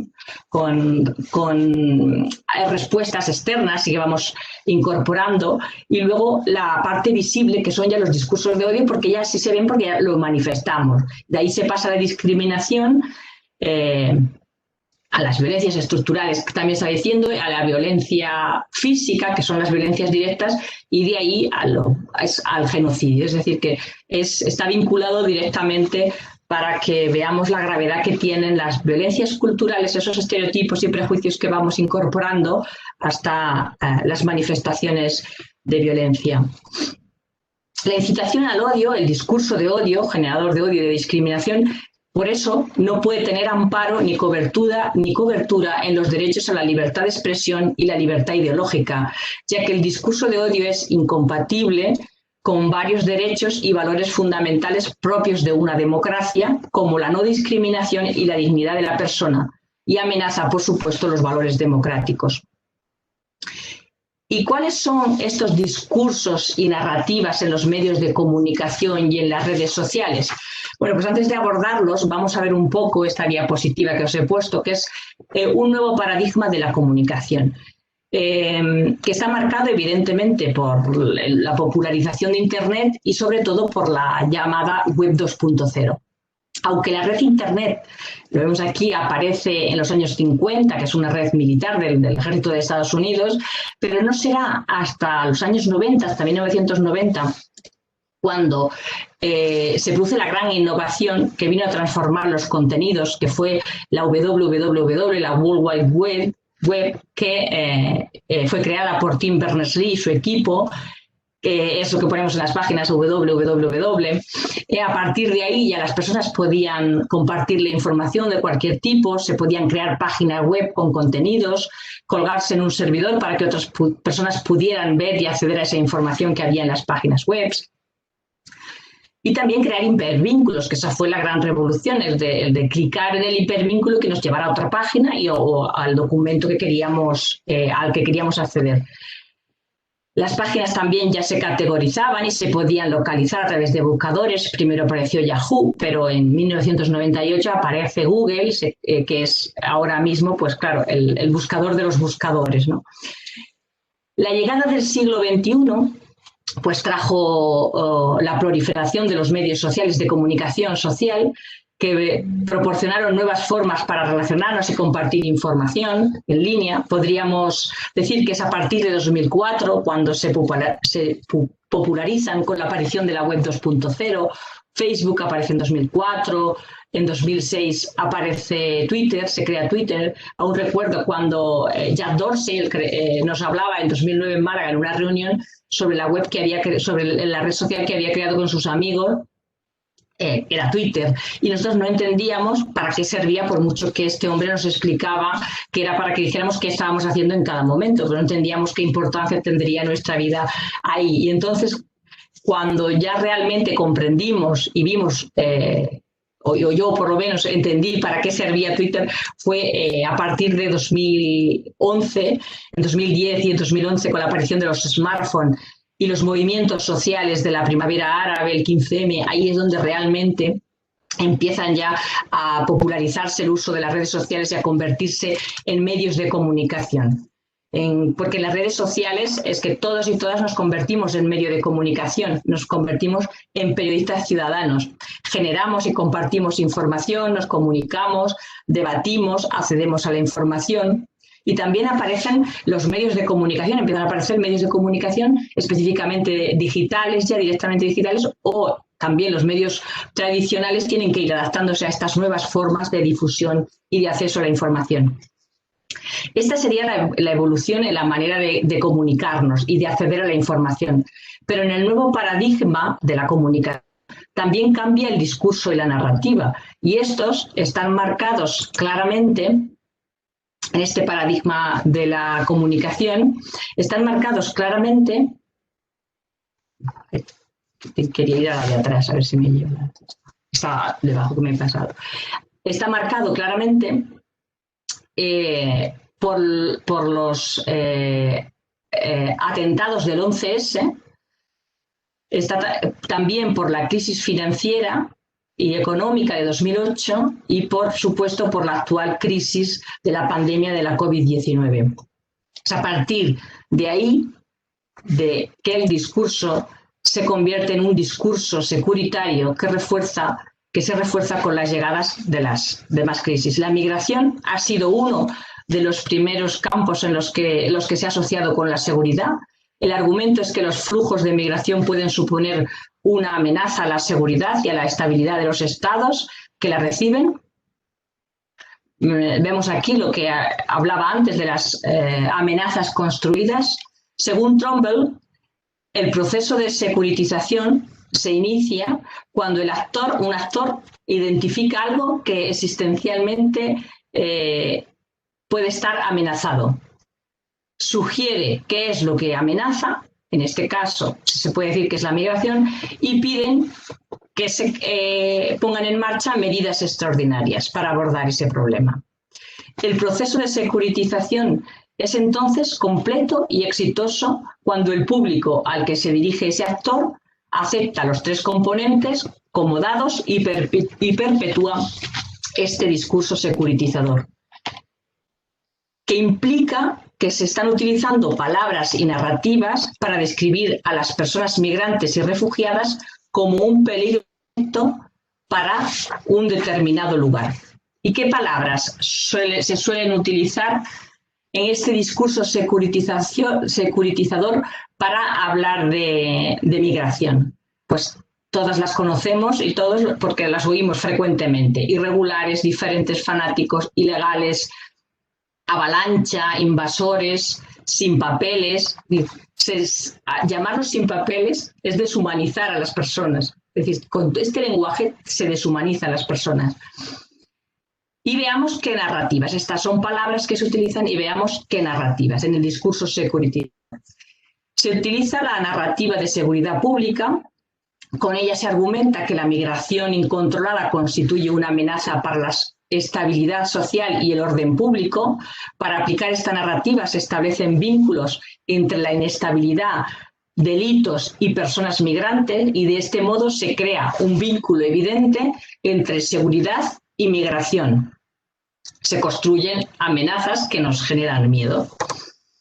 Un ejemplo de estos vínculos, hay muchos, pero uno muy evidente y que vemos es cuando hay un atentado terrorista, sacan imágenes en los medios de personas de origen árabe o musulmanas, aunque sea para decir que no están a favor de los atentados, pero las sacan, es decir, ponen las imágenes de las personas.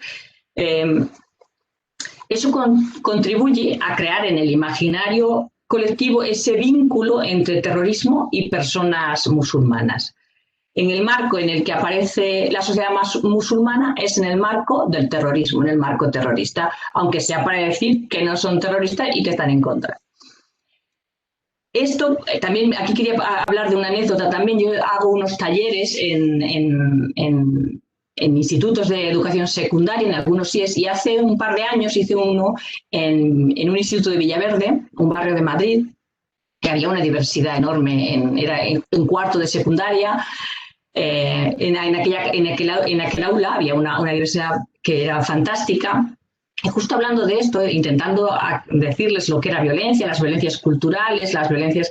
Entonces, explicándoles, porque no lo sabían, explicándoles las violencias culturales, un chico de origen árabe dijo, ¿puedo hablar? Y digo, sí, claro. Y me dice, claro, es que cuando hay un atentado dicen que todas las personas árabes que somos terroristas. Es que nos señalan. Y entonces ya empezó una chica que estaba gitana, claro, que a nosotros nos dicen que todos somos, que robamos, que todos robamos. Es decir, que ahí sí que ellos mismos incluso tienen incorporado esa narrativa la tienen. Entonces me causó, y además asumieron que estaban sufriendo violencia cultural con ellas, con lo cual fue importante. Otra de la tipo de narrativa es la narrativa de nosotros y ellos, que provoca distinciones entre grupos de personas. Ellos son diferentes a nosotros, no pertenecen a nuestra comunidad y los excluimos. Además, ellos amenazan nuestra seguridad, nos generan miedo y son nuestro enemigo. Así construimos al enemigo. Otro tipo de narrativa son los números. En las personas migrantes se convierten en simples cifras, pero en grandes cifras. Ahora, además de desconocidos y enemigos, son grupos numerosos de personas incontrolables. Y en esta narrativa de los números se suelen usar palabras como flujo, hordas, invasión, inundación, a referirse a las personas migrantes que llegan. Con estas palabras lo que se pretende es crear un estado de emergencia. Los medios de comunicación tienen un papel crucial en la construcción de las amenazas. En un informe de la red ACOGE revela que 3 de cada 10 noticias analizadas sobre la migración y refugio tienen errores. Además, en el 70% de las noticias que analizaron en ese informe, que fue de 2015, había alguna referencia a la nacionalidad o la etnia de las migrantes. El estudio además desveló que las noticias sobre migración provocan alarmismo y criminalizan a los protagonistas. Y se utiliza un lenguaje poco adecuado como inmigrantes ilegales, sin papeles, que habíamos visto anteriormente en las palabras que se utilizan. También se presenta la falta de interés de los medios a la hora de buscar los orígenes de las informaciones. Se deshumanizan a las personas migrantes, a las que se demuestran como alguien extraño que quiere entrar en nuestro país. Si se fuera el origen de la noticia y los ciudadanos y ciudadanas dejáramos de consumir las informaciones tal y como nos la muestran, cambiarían mucho las dinámicas sociales. Y como nos presentan en este estudio, la mayoría de las noticias sobre migración contribuyen a estigmatizar y ahondar en los prejuicios existentes. Los medios de comunicación influyen de manera determinante en la opinión pública y en la construcción del imaginario sobre la migración. Veamos un ejemplo. En este es un proyecto que es Proxy, es un proyecto online contra la xenofobia y la intolerancia, y ahí arriba os pongo arriba de la diapositiva os pongo en la parte superior la dirección de la dirección web para que la podáis ver. Este proyecto se realizaron un estudio sobre los comentarios en los foros de las noticias. Analizaron 4.770 comentarios de 417 foros en las noticias. ¿Sabes? Cuando se ponen las noticias, después hay comentarios, ¿no? Pues veamos las conclusiones que sacan en este informe. 6 de cada 10 comentarios en los foros son intolerantes, son de intolerancia hacia las personas migrantes. Y tanto los temas como el lenguaje que se utiliza en la noticia tienen un impacto enorme en el lector. Cuando aumentan las noticias sobre personas que entran como avalanchas por Ceuta y Melilla, aumentan en esos comentarios los discursos de intolerancia. Las palabras como avalancha, oleada, tienen un gran efecto en los lectores y se reflejan en los comentarios. Narrativas hegemónicas en los foros con respecto a las migraciones. Por ejemplo, el discurso securitario se centra en las vallas de Ceuta y Melilla y ahí se ven en estos comentarios. Se vincula la migración con la delincuencia y terrorismo, se escriben comentarios como nos están invadiendo, se refuerza el discurso identitario, que ven a la persona migrante como una amenaza a los valores españoles y europeos. Los migrantes no se quieren integrar, suelen ser también comentarios muy recurrentes. Y se escriben también o multiculturalismo o identidad, como si el multiculturalismo no fuera ya una identidad de nuestra. Discurso con preocupaciones de tipo económico, por ejemplo, el migrante en competición por los recursos, aquí no hay trabajo para todos. Y además, estas son las conclusiones de este informe. Pero además, estos comentarios, en la actualidad, entre el confinamiento, la sobreexposición informativa y las crisis, estamos asistiendo a un tiempo sin precedentes. Constantemente vemos mensajes y noticias que hablan de los temporeros migrantes, la temporada de la mascarilla lo han llamado, y de cómo estas personas expanden el virus en los entornos en los que conviven. De las cifras de migrantes que están llegando a Canarias, de la oleada de migrantes irregulares. Se les culpa casi de todos los males de la sociedad.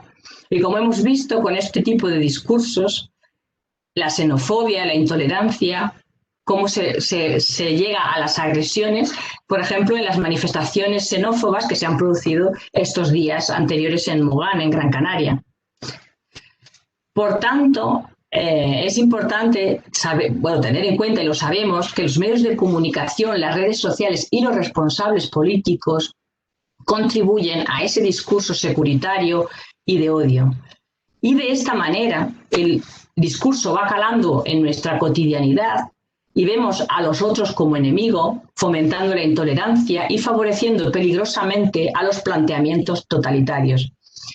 Ninguna persona estamos exenta de que estos discursos nos puedan calar, y eso es importante que lo tengamos claro, porque casi todas tenemos prejuicios y concepciones preconcebidas que se han ido construyendo en base a creencias y universos simbólicos y a una estructura social que señala que estamos nosotros y están ellos, y que hay amigos y que hay enemigos. Y como comenté anteriormente, cuando la situación social es más crítica, como la actual, con la crisis de la pandemia, pues las personas somos mucho más vulnerables y permeables a este tipo de discursos que fomentan la discriminación. Y estos discursos de odio y de intolerancia son una amenaza para la democracia. Así, el marco narrativo en torno a las migraciones se ha ido instalando en nuestras vidas y se han ido introduciendo cuestiones que no existían o eran poco perceptibles. Y estas narrativas contaminan todo el debate social, incluso espacios no necesariamente racistas. Por eso escuchamos a personas que no son racistas con discursos o argumentos contra la migración. El discurso de odio y de la desinformación han llegado para quedarse, y eso es una cosa que tenemos que ser conscientes y tenerlo claro. Y nos encontramos con audiencias muy polarizadas, con posiciones muy firmes en un extremo y en otro. Están los odiadores, los haters que llamamos, están en un extremo y no se mueven de ahí. Y están los defensores, las personas que son empáticas, que también defienden y a las personas migrantes y los derechos, y tampoco se mueven porque están concienciados de ello. Pero hay un gran espacio, un gran número de personas en medio, una mayoría silenciosa de indecisos, que son un 60%, que no saben qué pensar y que están muy influenciadas por los medios de comunicación, por los mensajes que le llegan a través de las redes sociales, de los WhatsApp, por la situación económica. Entonces, a estas personas indecisas es a las que tenemos que dirigir nuestros mensajes, porque los generadores de odio, las personas que emiten el odio, saben muy bien y tienen muy bien estudiado cómo dirigirse a las personas indecisas. Por tanto, tenemos que abordar estos marcos narrativos y generar nuestros propios marcos, transformar la narrativa para cambiar los marcos que las construyen. ¿Y qué son los marcos? Pues los marcos son las estructuras mentales que conforman el modo de ver el mundo, permiten comprender la realidad y en ocasiones crean a través del discurso lo que nosotros consideramos realidad. Por supuesto, no hay que entrar en el marco narrativo de los emisores de odio, no debemos reaccionar a sus comentarios ni interactuar con ellos, porque si lo hacemos estamos visibilizando su mensaje y estamos además reforzándolo. Y seguimos lo que nos están marcando, nos marcan ellos. Porque además las redes sociales, los algoritmos de las redes sociales favorecen, están diseñadas de tal manera estos algoritmos que favorecen a los tweets con los que se interactúa, que más repercusión tienen. Entonces, si interactuamos con ellos, los hacen más relevante. Amplificamos el mensaje y es por eso que muchas veces vemos trending topic, las palabras, las conversaciones, que son generalmente, en muchos casos, son discursos de odio o de intolerancia. Entonces, ahí lo que hay que hacer es no darles caso. Hay una cuenta en Twitter, que no sé si la conocéis, que se llama No le des casito, que justo se creó pues para promover estrategias para frenar a la ultraderecha en redes sociales y los discursos de intolerancia y de odio en general. Y ellas es muy interesante, si no la conocéis, verla y seguirla, porque contribuyen a eso y te dicen cómo tienes que hacer, que no le hagas caso, que no interactúes con ellos. Es una iniciativa de la red Levadura, es una red de personas que cooperan para crear acciones de comunicación contra el odio y el miedo. Pues, como he comentado, tenemos que crear nuestro propio marco y construir mensajes a partir de ese marco. Trabajar nuevas narrativas para reemplazar los discursos de odio. En esto hay una ONG, la ONG Por Causa, que trabaja muy bien, tiene un trabajo extraordinario en las nuevas narrativas, que os recomiendo también, si no la conocéis, que la sigáis porque tienen informes muy interesantes. Hay que trabajar en las nuevas narrativas, las narrativas de la esperanza. Al miedo y al odio se les hace frente con la esperanza. las palabras, ya habéis visto cómo se denomina a las personas migrantes en los medios, en las redes sociales, pues eso son importantes y se crean ese ideario de ese... y se nos incorpora, ¿no? Entonces, por eso trabajar las palabras es importante porque construyen los pensamientos. Hay que trabajar mucho la parte invisible de la pirámide del odio, la que vimos, ¿no? Cuando os he enseñado la pirámide, la que hemos visto cuando os he enseñado la pirámide, la parte que nos generan los prejuicios, la que tenemos interna, para trabajar en los pensamientos, en las emociones y en los sentimientos, que es la que condiciona la parte visible, que son los comportamientos. Entonces tenemos que trabajar esa parte de las emociones, de los sentimientos, trabajar la esperanza, hablar de sentimientos y de valores compartidos, romper la dicotomía entre nosotros y ellos. Somos todos. Todo el mundo desempeña un papel crucial en construir sociedades prósperas, tolerantes y pacíficas, y eso hay que ponerlo de relevancia. Ellos son nosotros. Esa fue la respuesta de la presidenta de Nueva Zelanda a la matanza en las mezquitas, desafiando el discurso xenófobo global. Es decir, hay que hablar, no hablar de los problemas, porque los problemas separan. Hay que apelar a lo mejor de las sociedades y de las personas. España es el país europeo con mayor nivel de aceptación y de apoyo a las personas migrantes. Pues hay que poner en valor eso. Aquí en esta noticia, por ejemplo, que es de enero de este año, del periódico El País, pone que un 65% de los españoles son partidarios de abrir más vías legales para la inmigración. Y ya debajo lo pone: discursos contra la inmigración acumulan likes en redes sociales y también en las campañas, ¿no? Los discursos de los políticos también arrancan miles de votos, pero los españoles se muestran mucho más tolerantes con los extranjeros de lo que reflejan nuestros discursos. También eso hay que ponerlo en valor, que las migraciones existen desde los orígenes de la humanidad, que las personas se mueven, cambian de lugar, que es ley de vida, que es un instinto de supervivencia. Cada año se mueven, hay 250 millones de personas moviéndose por el mundo. Que las personas también cuenten sus historias, nos llegan las historias de las personas, que hablen de sus vínculos, de sus relaciones de vecindad, de la ciudadanía, porque eso llega. Desde CEAR subrayan que en el momento en el que se incita el odio a las personas que buscan refugio en nuestro país, es más importante que nunca que sean ellas mismas las que cuenten directamente pues sus emociones, sus capacidades, sus esperanzas, y también reivindicar el orgullo de ser país de acogida en España, que tenemos más de 40 años de personas acogiendo a personas, y tienen también una campaña muy bonita con eso. Tienen un vídeo de personas refugiadas que han llegado a España y cómo se les ha acogido, se les ha abierto los brazos y cómo tienen su vida, y eso es importante también que se vea. Y, por supuesto, pues adquirir habilidades y competencias para desarrollar nuevas narrativas, también adquirir competencias y habilidades en alfabetización mediática e informacional y en el uso ético de la información, desarrollar el pensamiento crítico, trabajar para desarticular los discursos de odio con estas competencias. Rita Segato denomina al discurso de odio pedagogía de la crueldad, porque a las personas se les enseña a odiar. Odiar se aprende, la violencia se aprende.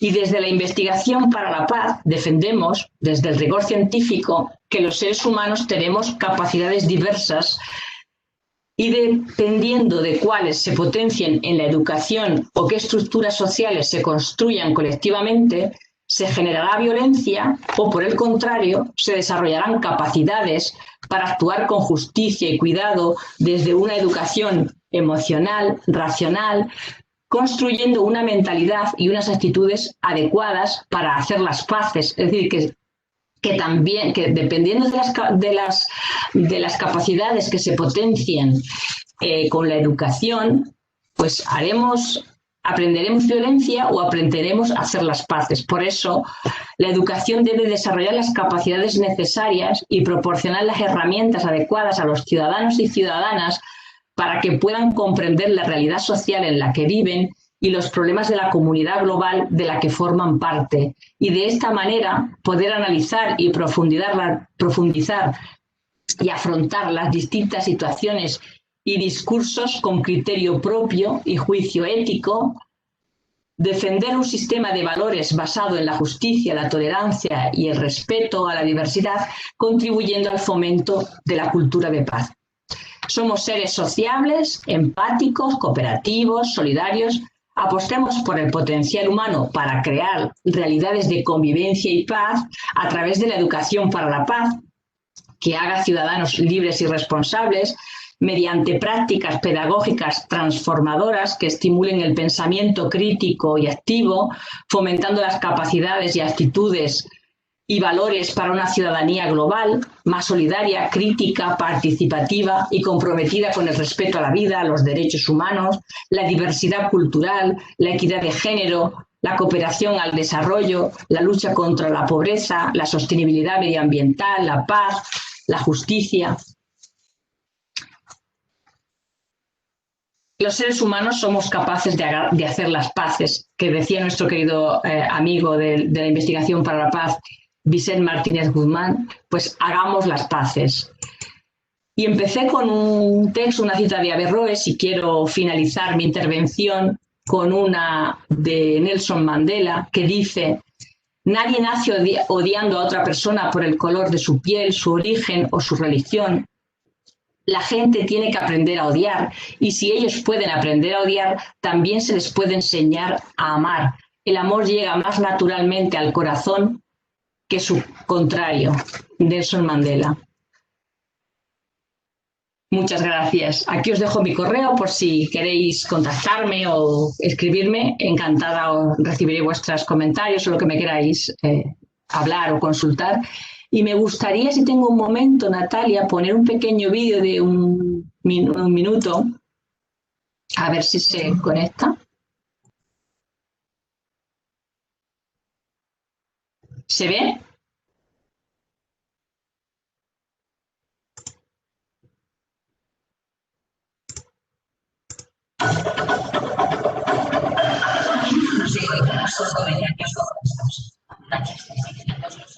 Sumisas las mujeres.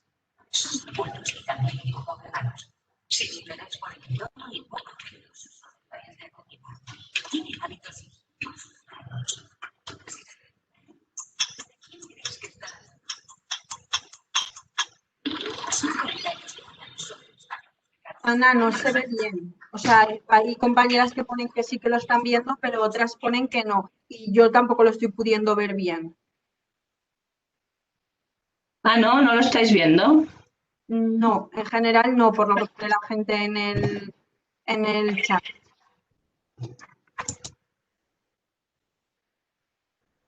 De todos modos, me comentan que igual también hay que darle al play en el vídeo, como lo tenía proyectado, darle al play, que por lo visto no se ha visto que se haya actuado. A ver, ahora. Ahora sales tú. No sale el vídeo.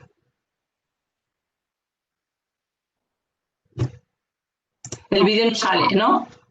Bueno, es que ahora no estás proyectando nada. Ah, vale, no sé por qué no estoy proyectando nada ahora. Podía, no, es que no sé si te lo comparto, porque es que es muy bonito y me gustaría que lo... ¿Ahora? Vale, ahora sí. Ahora estás compartiendo y... Vale, a ver si ahora se ve. Vale, yo creo que ahora sí. A menudo nos encontramos con comentarios como estos. Machistas y violentos los hombres, sumisas las mujeres. Son cultos y también poco gobernados.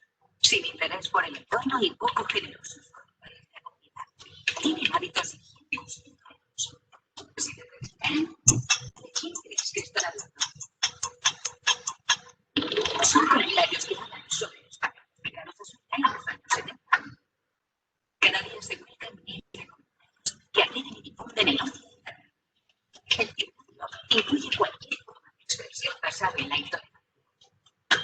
El libertario puede tomar diferentes formas.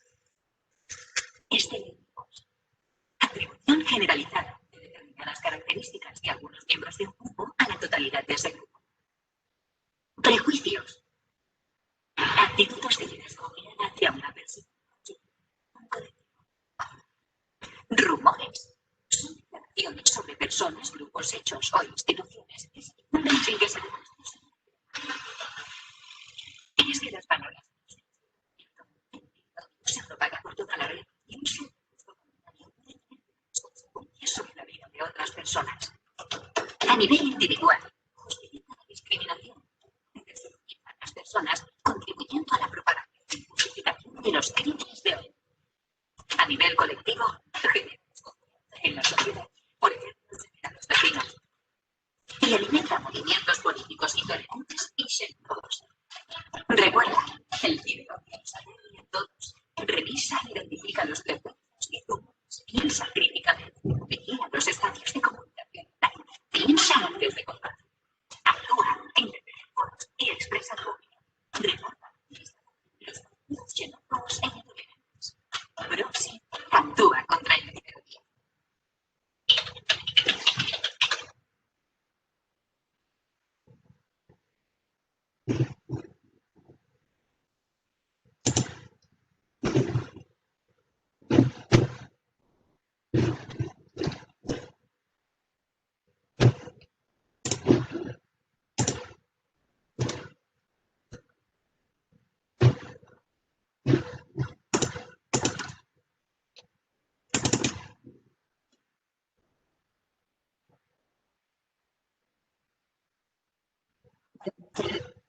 Me recuerda que no se me oye porque tenía el micrófono muteado. Ah, por eso no te escuchaba y pensaba que tenía un problema y estaba aquí. Estoy compartiendo una pantalla. Es que me lo muteo cuando estáis hablando y no me he acordado de activarlo. Que decía que una persona plantea por el chat si puedes copiar el enlace del vídeo y pegarlo o me lo pasas a mí y yo lo busco, porque por lo visto no se escucha, o sea, no se ha escuchado bien. Se ha visto bien, ¿vale? Vale, espera, que es que estoy intentando.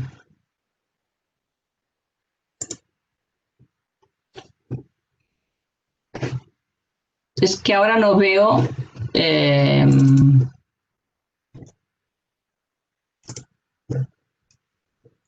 No veo toda la pantalla. ¿Estoy compartiendo aún pantalla yo? Es compartiendo, dejar de compartir, porque si no, no se nos escucha y no se nos ve el resto. ¿Tú lo puedes dejar de compartir tú? Es que no sé si... A ver ahora. Ahora sí, ahora. Ahora, muchas gracias. Sí, sí. Vale, pongo ahora mismo... Pongo el enlace ahora mismo en la tecnología que a veces nos juega una mala pasada. Sí, es que... Bueno, pues vale. Eso, que planteaban eso, el poder copiar el vídeo, el enlace al vídeo en el chat para que aquellas personas que no lo han podido ver o que lo han visto mal lo puedan ver. Y decía que pasábamos ahora a las rondas de preguntas en los minutos que nos quedan. Yo he recogido una pregunta. Si me he dejado alguna o hay alguien que quiera preguntar algo más, que lo ponga por el chat. La pregunta que yo he recogido es de Arturo Arizón, que plantea lo siguiente. La acogida a todo aquel que venga a fumar es ideal. Creo que la educación por la paz debe de ser direccionada entre todos, residentes y nuevos residentes, para evitar que la no integración de un grupo en uno existente pueda romper la convivencia. Me refiero a temas tan graves con los que sufre Francia con sus migrantes de tercera generación. Contesto a esta ya, ¿no? Sí, bueno, la educación para la paz tiene que ser, evidentemente, a todos los niveles y tiene que ser transversal, además, específicamente y transversal, y a todos. Si se da en colegios y en institutos y en universidades, en la educación formal y en la no formal, es para todas las personas. Y en el caso en el que estaba comentando de lo de Francia, quizá también ahí, bueno, con las personas que son... de tercera generación, también ahí pone en evidencia que a veces los programas o las políticas de trabajo, de integración y de inclusión con las personas fallan, con las personas migrantes fallan. Ahí también hay que hacer también mucho hincapié. Evidentemente la educación para la paz es fundamental a todos los niveles y con todos, con los que vienen y con los que están, pero también revisar esas políticas que se están haciendo en diferentes niveles, sobre todo a niveles estatales, por muchas políticas. Los ayuntamientos tienen una parte de responsabilidad y unas competencias, pero en cuestiones migratorias la mayoría de las competencias son del gobierno estatal. Entonces sí que ahí hay también que revisar ese tipo de políticas que se hacen y esos trabajos para la integración y la inclusión de las personas migrantes. También los ayuntamientos tienen un papel crucial y cada vez más en esta cuestión.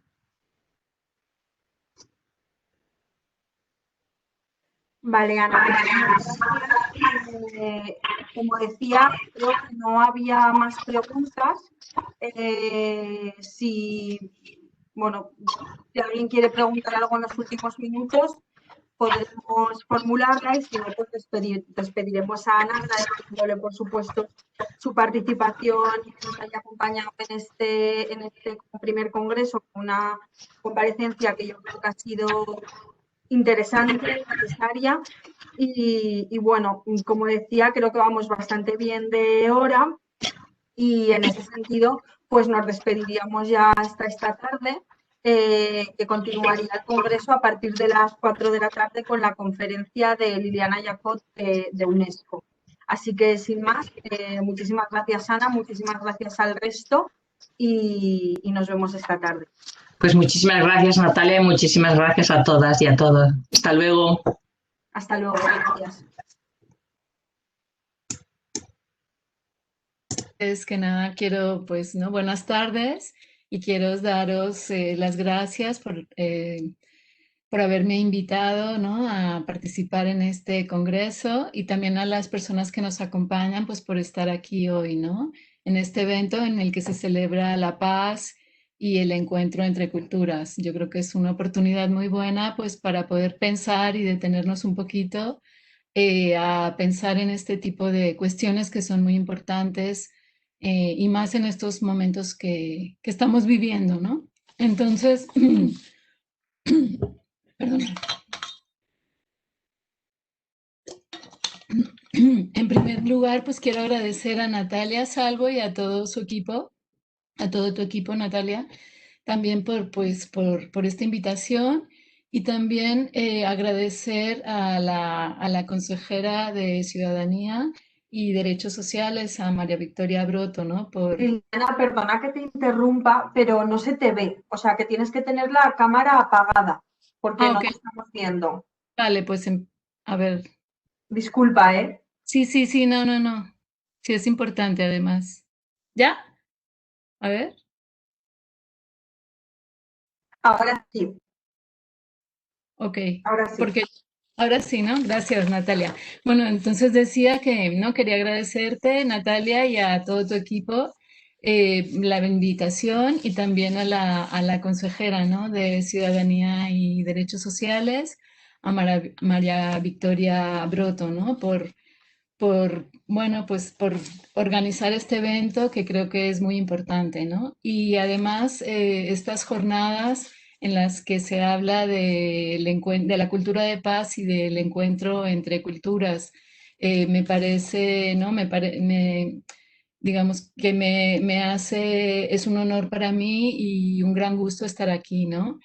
Y especialmente en este encuentro entre culturas, especialmente es un gusto y un honor también por mi condición de mujer migrante, sí, de la cual estoy muy orgullosa, porque ya hace bastantes años, digamos, que crucé el charco y llegué desde México a este país del que también ahora siento que formo parte, ¿no? Entonces creo que estos diálogos, estos encuentros entre culturas son fundamentales, ¿no? Y más, como os decía, pues en los tiempos que corren, en donde hay, como ya se ha dicho en otras charlas, ¿no? Todas estas situaciones de discriminación o de exclusión a las personas migrantes, ¿no? Y a otros colectivos también, ¿no? Entonces, bueno, gracias por ello.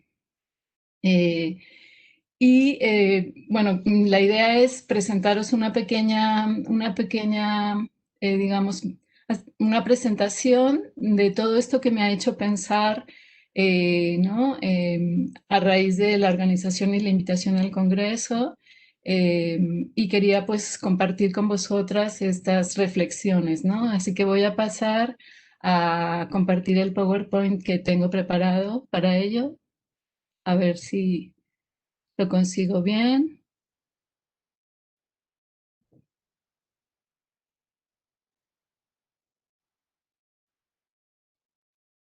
Aquí estamos.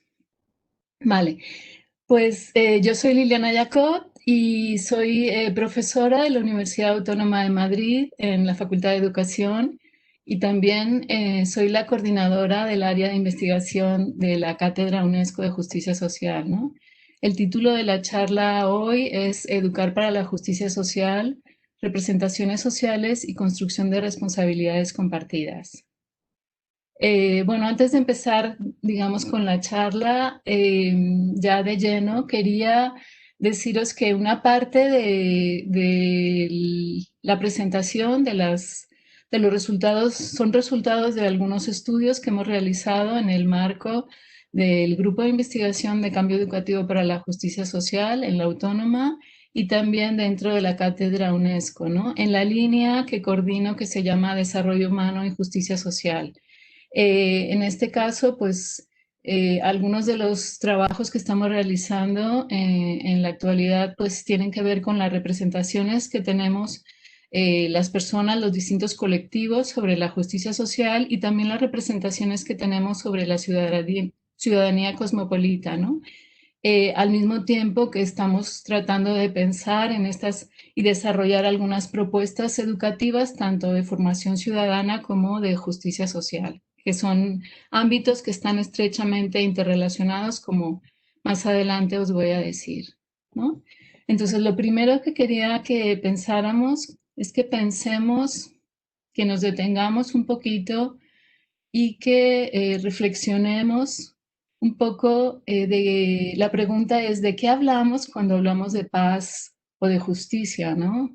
O de qué hablamos cuando hablamos de promover un mundo más justo socialmente, ¿no? Esto es algo que parece obvio, pero en realidad no lo es. No lo es porque a veces nos parece un punto de partida muy interesante y una pregunta que nos debemos de hacer y en la que debemos reflexionar, porque muchas veces damos por sentado que cuando hablamos de paz o cuando hablamos de justicia estamos hablando de lo mismo, ¿no? Pero hay muchos estudios o algunos estudios muy interesantes desde la psicología cognitiva, la psicología evolutiva, la antropología, el derecho, la filosofía, que nos muestran que hay diferentes significados de estos conceptos, ¿no? Y sobre este tema es sobre el que me gustaría un poco como que, digamos, nos metiéramos, hiciéramos un pequeño viaje para pensar sobre esto, ¿no? La idea de la presentación es, esta sesión estaría como dividida en dos partes. En la primera parte la centraremos más en hablar o en plantearnos las preguntas que están en la diapositiva, ¿no? Que son, bueno, ¿qué representaciones o teorías tenemos los distintos colectivos sobre la paz, la justicia, la igualdad, los conflictos, la violencia, ¿no? Y por qué es importante el estudio de las representaciones, ¿no? Esto es algo que resulta, yo creo que bastante pertinente, ¿no? Como veremos más adelante, y al mismo tiempo os voy a presentar algunos ejemplos de estudios sobre representaciones acerca de la paz, la guerra, los conflictos, la violencia, la justicia social, para que veamos cómo estos significados cambian en función, digamos, de esos sentidos que les damos las personas y construimos, ¿no? En función de lo que, por ejemplo, nos decía hace rato Ana Barrero, ¿no? En función de esos marcos mentales, esas estructuras mentales que dan significado y a partir de las cuales interpretamos la realidad, ¿no? Y en la segunda parte de esta presentación, de forma muy, muy breve, pues nos vamos a detener a pensar un poquito, por lo menos a plantear algunas preguntas en el ámbito de qué podemos hacer desde la educación, ¿no? Y esto nos lleva a pensar o a tratar de poner sobre la mesa la otra pregunta, que es una pregunta que está ahí, ¿no? Que es, y todo esto nos lleva a pensar en qué tipo de mundo queremos realmente construir juntas, ¿no? Entonces, la siguiente, uy, perdonad. De entrada, lo que tenemos que plantearnos, ¿no? Lo que queremos plantearnos es que en realidad el punto de partida es que hay múltiples visiones, perspectivas y significados desde nuestra posición de lo que son la paz, la justicia, los conflictos, la violencia, ¿sí? Y estas diferentes perspectivas o estos conceptos han sido abordados desde distintas perspectivas filosóficas, políticas, sociales, éticas, educativas, ¿no? Con lo cual, todo, digamos, parece como que hay un universo o hay un, digamos, un conjunto muy amplio de conocimientos o de teóricos sobre este campo, ¿no? Y también prácticos, ¿no? Si pensamos en el tema, en las cuestiones sociales o educativas. Y esto nos lleva también a que no solo hay múltiples significados, sino que también hay múltiples usos, ¿no? De lo que significa la justicia, la violencia, las guerras, los conflictos. Es decir, implica posicionarse, ¿sí? Implica distintos posicionamientos que abarcan un abanico, digamos, muy diverso, ¿no? De posicionamientos y de acciones o de toma de decisiones distintas, y podemos encontrarnos desde posicionamientos muy progresistas, liberales, conservadores, más feministas, nacionalistas o incluso de extrema derecha, ¿no? Entonces, esto es bastante más complejo de lo que a veces pensamos.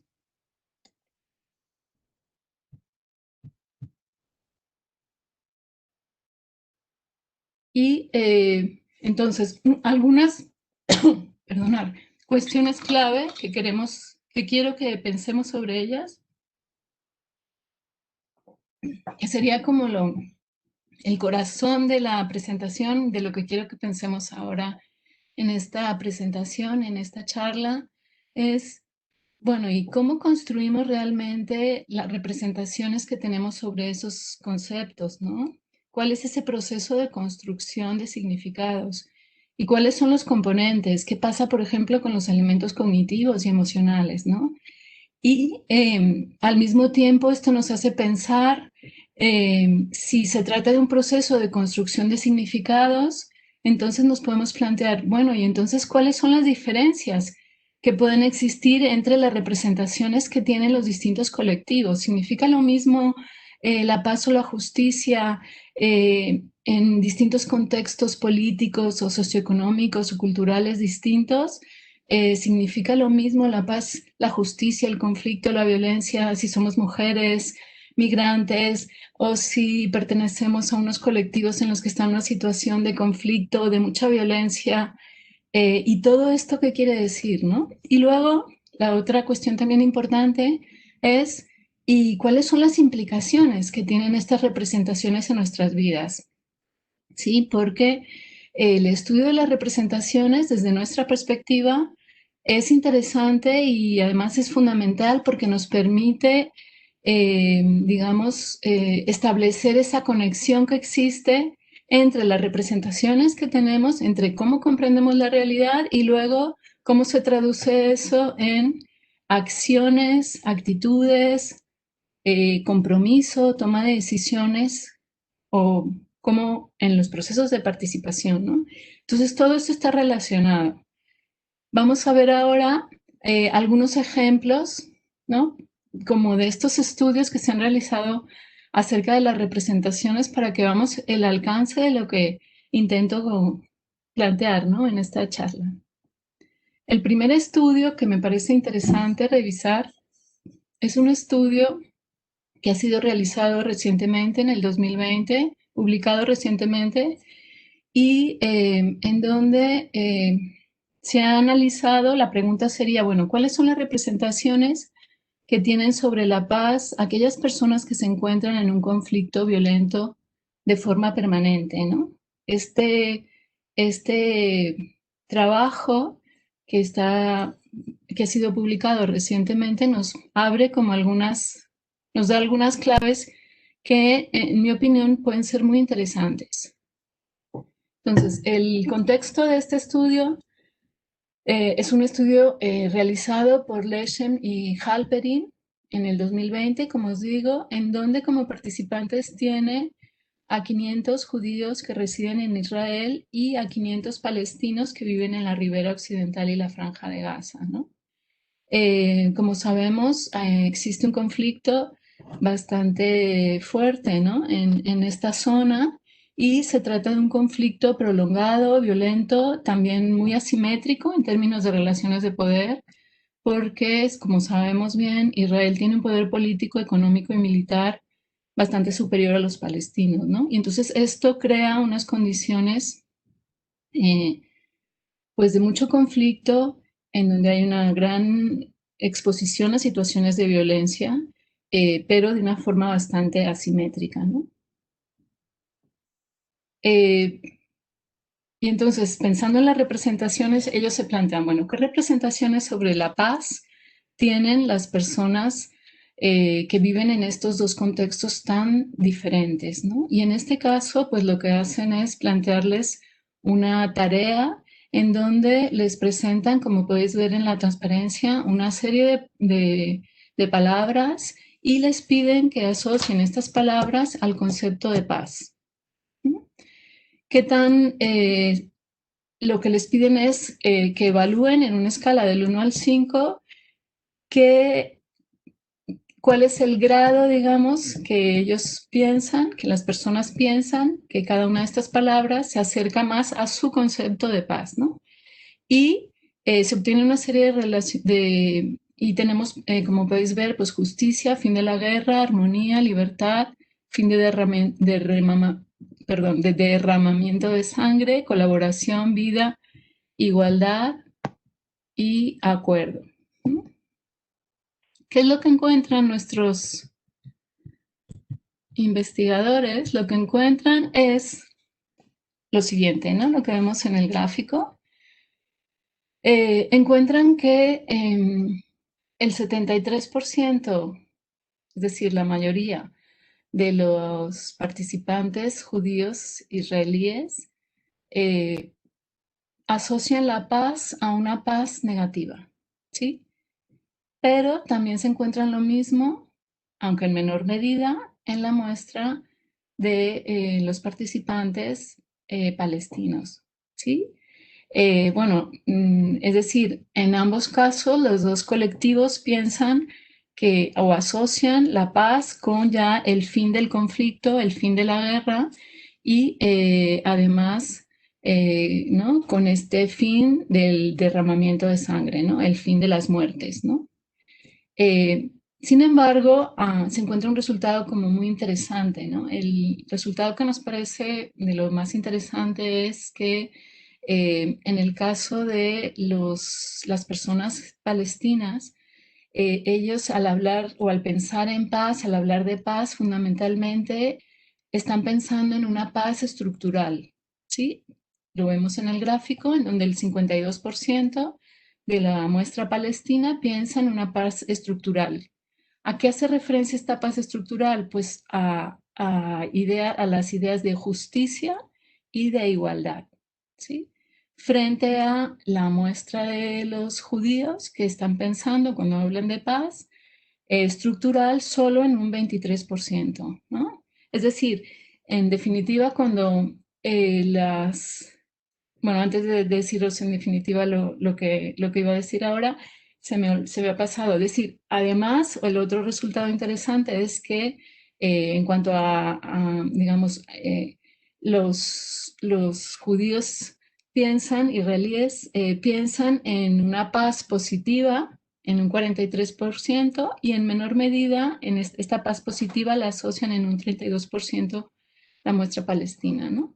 ¿A qué nos referimos con paz positiva en este caso? Está en la lista, en la parte de la izquierda, pues la paz positiva hablaría de armonía y de colaboración, ¿no? Es decir, si queremos ver una foto como final, podríamos decir que imaginaros que tienen que estar en una situación de diálogo ya para mediar frente al conflicto.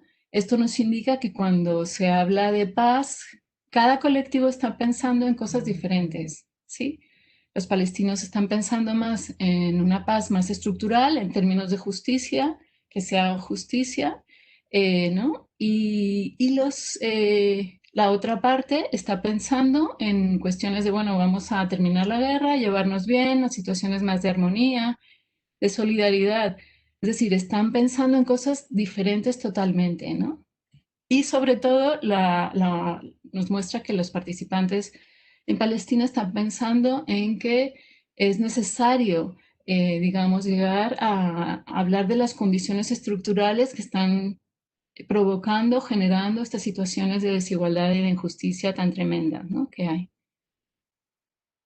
De manera que podemos, así de forma como bastante, digamos, sintetizada, podríamos hablar o ver que habría como 3 significados de la paz, ¿no?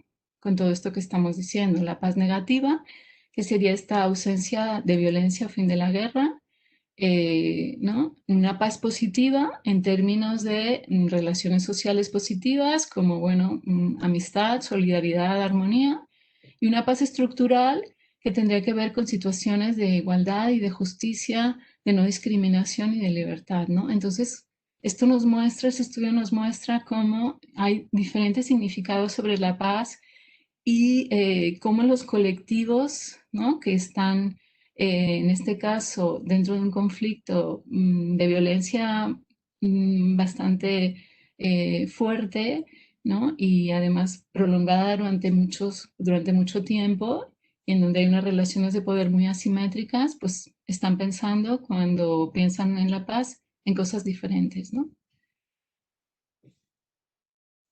¿Qué nos muestra todo esto? Pues nos muestra, como decíamos al inicio, que hay significados diversos de la paz. También no solo hay significados diversos, sino los usos también son distintos y también son distintos los posicionamientos, ¿no? Dependiendo de dónde te sitúes, si eres un grupo que tiene mayores privilegios o tiene una relación de poder bastante más fuerte que otro grupo, es muy probable que tu representaciones sobre la paz o sobre la guerra o sobre el conflicto, sobre la violencia, pues sean muy diferentes, ¿no? ¿Y por qué es importante tener en cuenta esto? Pues porque estas diferentes representaciones a lo que pueden conducir es a, digamos, la implementación de estrategias distintas para resolver los conflictos, ¿no? Entonces, cuando nos sentamos a hablar de paz o de justicia o de igualdad o de violencia o de conflicto, tenemos que partir de qué significado les estamos dando a estos conceptos para poder luego llegar a una solución acordada, porque si no, pues será imposible, ¿no? O puede haber mucha insatisfacción si yo estoy pensando en solucionar un conflicto y solo estoy pensando en tratar de tener relaciones armónicas o de llevarme bien con alguien, y la otra parte está pensando en que está viviendo unas situaciones de injusticia tremendas y que le gustaría no ser discriminado, no ser excluido, no ser segregado, pues estamos hablando de cosas totalmente diferentes y puede resultar muy difícil ponerse de acuerdo. Vale. El segundo estudio es el de, bueno, ¿y las mujeres qué representaciones tienen sobre la paz, no? Y aquí pues nos encontramos que hay un estudio muy interesante en el 2018 en donde lo que se analiza son las visiones feministas sobre la paz en Colombia, ¿no? Este estudio es muy interesante, está llevado a cabo por Kate Palmer-Camp y es muy interesante también porque nos da otra visión, ¿no?, de lo que es la paz. Como punto de partida podemos decir que la mayoría de los estudios analizan las experiencias de las mujeres en la guerra y que hay muy pocos estudios que aborden cuáles son las visiones o las representaciones que tienen las mujeres sobre la paz. Este es un estudio que lo hace. Y lo que encuentra esta autora es que las representaciones de paz de las mujeres feministas activistas en Colombia son mucho más transformadoras y mucho más complejas y mucho más, digamos, buscan muchos más cambios estructurales que la visión de paz contenida en los acuerdos de paz de Colombia en el 2016, ¿no? Entonces, esto es muy interesante. Digamos, cómo aborda la metodología utilizada en este caso es distinta porque se hace a través de entrevistas. En el 2013, a entrevistas a mujeres que forman parte de redes feministas por la paz en Colombia. ¿Qué se encuentran? ¿Cuáles serían estas visiones feministas sobre la paz en Colombia de estas mujeres activistas? Pues estas visiones feministas hacen referencia a una paz antimilitarista, una paz antineoliberal y una paz antipatriarcal, ¿sí? Y además de todo esto, para estas mujeres activistas por la paz, el fin del combate, digamos, tiene que ir acompañado de cambios estructurales en las relaciones de poder, digamos, más bien tratan de cuestionar el sistema patriarcal, de tratar de desmilitarizar el país, los estados, es decir, quieren un cambio estructural porque si no, no entienden que su lucha tenga sentido, ¿no? Entonces, en esta diapositiva podemos ver con claridad en este eslogan que está ni guerra que nos destruya, ni paz que nos oprima. Es como un ejemplo, ¿no? Están pensando, cuando piensan en la paz y en la guerra, están pensando en temas de justicia, ¿no? Y sobre todo ahora últimamente pues lo están asociando mucho, están trabajando mucho desde estas asociaciones feministas en Colombia están trabajando mucho, como en otras partes del mundo también, por denunciar la violencia de género que se está produciendo, ¿no? Bueno, esto que os traigo aquí ahora es parte de un comunicado escrito en donde ya decía, nos organizamos y apoyamos ante la indiferencia total de autoridades competentes para atender las violencias hacia las mujeres. Nuestra presencia le dirá al Estado, acá están las mujeres, ¿dónde está la justicia? ¿No? Entonces están hablando de justicia y es otra visión de la paz, ¿no? Como vemos. Y aquí tenemos a una de las mujeres feministas, Alejandra Miller Restrepo, en donde, digamos, lo que dijo cuando fue entrevistada en 2013, y es que el movimiento de las mujeres tiene que fortalecerse porque lo que está por venir es mucho más complicado, ¿no? Y en realidad es eso, se puede firmar un acuerdo de paz, pero en realidad eso no quiere decir que se hayan resuelto todas estas situaciones de violencia que siguen en la sociedad, ¿no? En distintas formas, pero que están ahí y que hay que tratar de transformar las estructuras, ¿no? Para que todo tenga más sentido.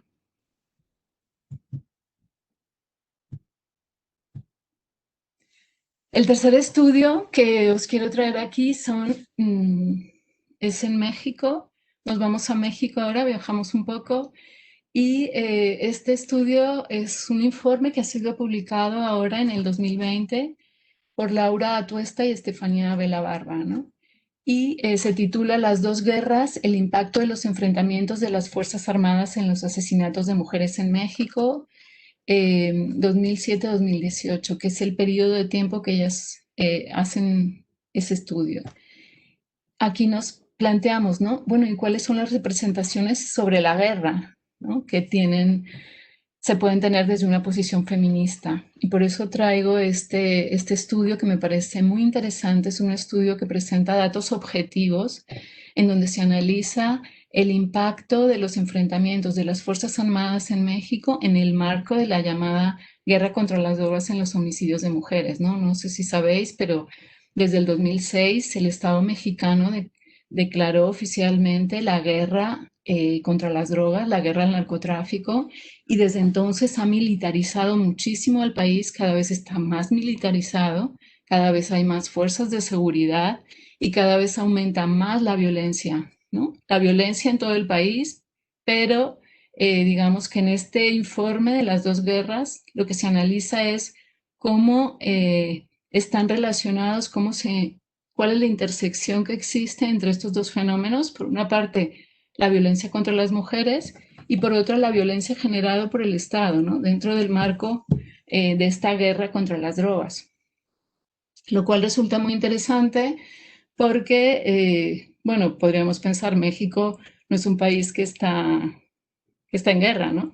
Cualquiera lo podría decir, pero sin embargo, digamos, para ser conscientes como del impacto de lo que estamos hablando, traigo este otro gráfico en donde podemos ver los conflictos que están presentes en el 2019, ¿sí?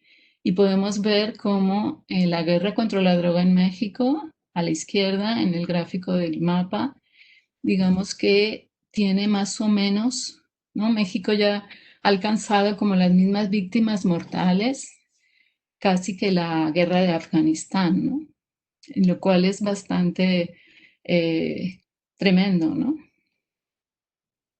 Y además, bueno, aquí pone que más o menos oficialmente serían unas 100,000 personas las que han muerto durante este periodo de militarización y de guerra contra las drogas, pero hay quien lo estima como en que son hasta 250,000 muertos, ¿no?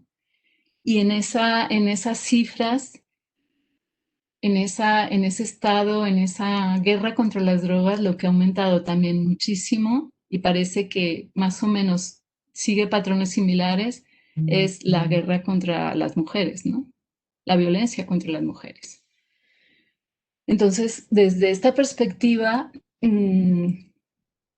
estas autoras del informe lo que plantean es que las mujeres en México se enfrentan a dos guerras, la guerra contra las drogas y la guerra contra las mujeres, ¿sí?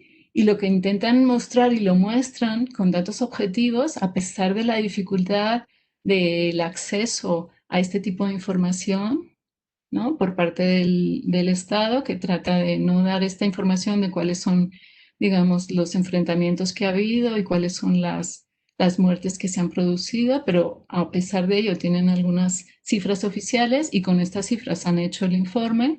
Y el informe muestra que en cada enfrentamiento que hay aumentan también los asesinatos de mujeres, ¿no? Y también muestran que también la militarización está aumentando cada vez más. Entonces, esta estrategia de guerra contra las drogas no ha funcionado en 14 años porque en la actualidad casi que al menos 10 mujeres son asesinadas cada día, ¿no? Lo cual es una cifra bastante terrorífica, ¿no? Y bueno, en esta transparencia os traigo cómo la prensa también se ha hecho eco de este informe, ¿no? Lo podemos ver en el titular de la guerra contra las mujeres, crecen los feminicidios con armas de fuego y en la vía pública, ¿no? Y tenemos a la izquierda, pues, una cruz rosa que sería el símbolo de las mujeres, de todos los feminicidios que se han producido en Ciudad Juárez y que se han extendido por todo el país durante estos años, ¿no? Y bueno, finalmente el cuarto estudio que os quería traer aquí es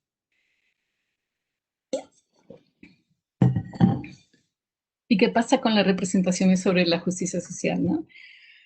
¿Por qué ahora hablar de justicia? Bueno, porque si seguimos un poco el hilo de lo que estoy intentando transmitiros es que pues no se puede entender la paz, ¿no? Sin justicia, ¿no? Y por esa razón también es muy interesante y creemos que importante estudiar las representaciones sobre justicia social, ¿no? Y esto es un poco lo que hemos estado haciendo durante estos años en el equipo de Desarrollo Humano y Justicia Social, ¿no? En la Universidad Autónoma de Madrid y también desde la Cátedra UNESCO de Educación para la Justicia Social, ¿no? Entonces nosotros aquí nos planteamos, bueno, si es posible definir la justicia social y cuáles son sus componentes, ¿no? Y sobre todo, una de las cuestiones interesantes también es, bueno, ¿y justicia social para qué, no? Para cambiar la sociedad o para evitar que todo cambie, ¿no? Porque esto es un tema también interesante, ¿no? Entonces, bueno, no voy a entrar mucho en esto porque es un tema también complejo, pero he intentado traer aquí como, digamos, los distintos componentes o dimensiones que desde nuestro grupo de investigación, a partir de la propuesta de Nancy Fraser, pues se hace sobre la justicia social, ¿no? Y sus componentes. Podemos ver que en los inicios pues fue John Rawls cuando plantea la justicia social. A veces cuando pensamos en justicia social se suele pensar en redistribución, redistribución de bienes, de económicos, materiales, ¿no? Y Rawls planteaba pues que la justicia social era eso, la redistribución un poco entendida como equidad y como justicia distributiva, ¿no? Más tarde aparecen Iris Marion Young y Nancy Fraser y plantean que además de redistribución, pues hay que pensar en temas de reconocimiento, es decir, el reconocimiento a la diversidad en todas sus manifestaciones, de género, sexual, étnica, funcional, ¿no? Y después de eso, desde hace unos años, Nancy Fraser, pues ha planteado este modelo tridimensional de la justicia social en donde añade otro nuevo elemento a raíz un poco de las críticas que hizo también Iris Marion Young a su trabajo y añade el elemento de la representación, entendida como participación. La participación en la toma de decisiones que afectan a nuestras vidas, ¿no? Y estas serían como las tres, digamos, las tres dimensiones o las tres R's de justicia social, ¿no? Entonces, desde nuestro equipo de investigación, lo que intentamos hacer es, bueno, no utilizamos ni cuestionarios cerrados, sino que tratamos de utilizar dilemas para ver cómo se aplicaban estos conceptos o representaciones de justicia social a situaciones y contextos muy específicos, ¿no? Es como una herramienta analítica para pensar sobre temas de justicia social y para hacer que las personas se posicionaran, ¿no? Ante una solución que podía tener diferentes opciones. Bueno, no voy a entrar en ello. Estos son algunos de los dilemas que analizamos en los estudios de justicia social. Los, digamos, dividimos por temas o por dilemas en las tres dimensiones de la justicia social. Hay distintos tipos de dilemas y creamos un cuestionario. Bueno, tenemos varios cuestionarios. En este cuestionario va dirigido a estudiantes de secundaria obligatoria, secundaria y bachillerato, y utilizamos 10 dilemas para cada una de las tres dimensiones, de manera que eran 30 dilemas, ¿no? No voy a entrar mucho en cómo fue el proceso de elaboración, que fue complicado, sino que voy a ir más a los resultados que obtuvimos, ¿no? Algunos resultados que quería traer aquí que me parecían como interesantes de comentar. Entonces, tenemos diferentes cuestionarios para estudiantes de primaria, secundaria, bachillerato y también para docentes. Este es un dilema de educación inclusiva en el que, bueno, tampoco me voy a detener mucho, pero se trata de Andrea, que tiene 8 años, va al colegio en silla de ruedas y el patio es de arena. Su familia solicita que una parte del mismo sea cubierto con material liso y firme para que sea más fácil moverse y jugar en el patio con otras niñas y niños. Laura es cara, ¿qué opción apoyarías tú? Se dan 3 opciones. Es un dilema de redistribución de recursos ligado a temas de educación inclusiva y se trataba pues de que las personas participantes del estudio eligieran como aquella opción que les parecía más justa socialmente, ¿no? Nosotras tenemos, estas serían las más justas y la menos justa socialmente y una posición intermedia. ¿No? Y bueno, no voy a entrar un poco aquí a detenerme en este dilema, pero lo quería traer como un ejemplo de los dilemas que planteamos en los cuestionarios, ¿no? Entonces, en los estudios que tenemos, hemos hecho en primaria y también en secundaria, con diferentes poblaciones, como podéis ver aquí. Este fue en Madrid y en Buenos Aires. Y lo que encontramos en este caso fue, que es a lo que quiero ir, es que hay diferencias en las representaciones de justicia social entre las niñas y niños de cuarto y los de sexto curso. Y en este caso, uno de los resultados, que ese no es muy sorprendente, pero el que sí es más interesante es que las niñas puntuaron, digamos que tienen unas representaciones de justicia social más elaboradas o más cercanas a la justicia social que los niños, ¿no? Y este patrón se repite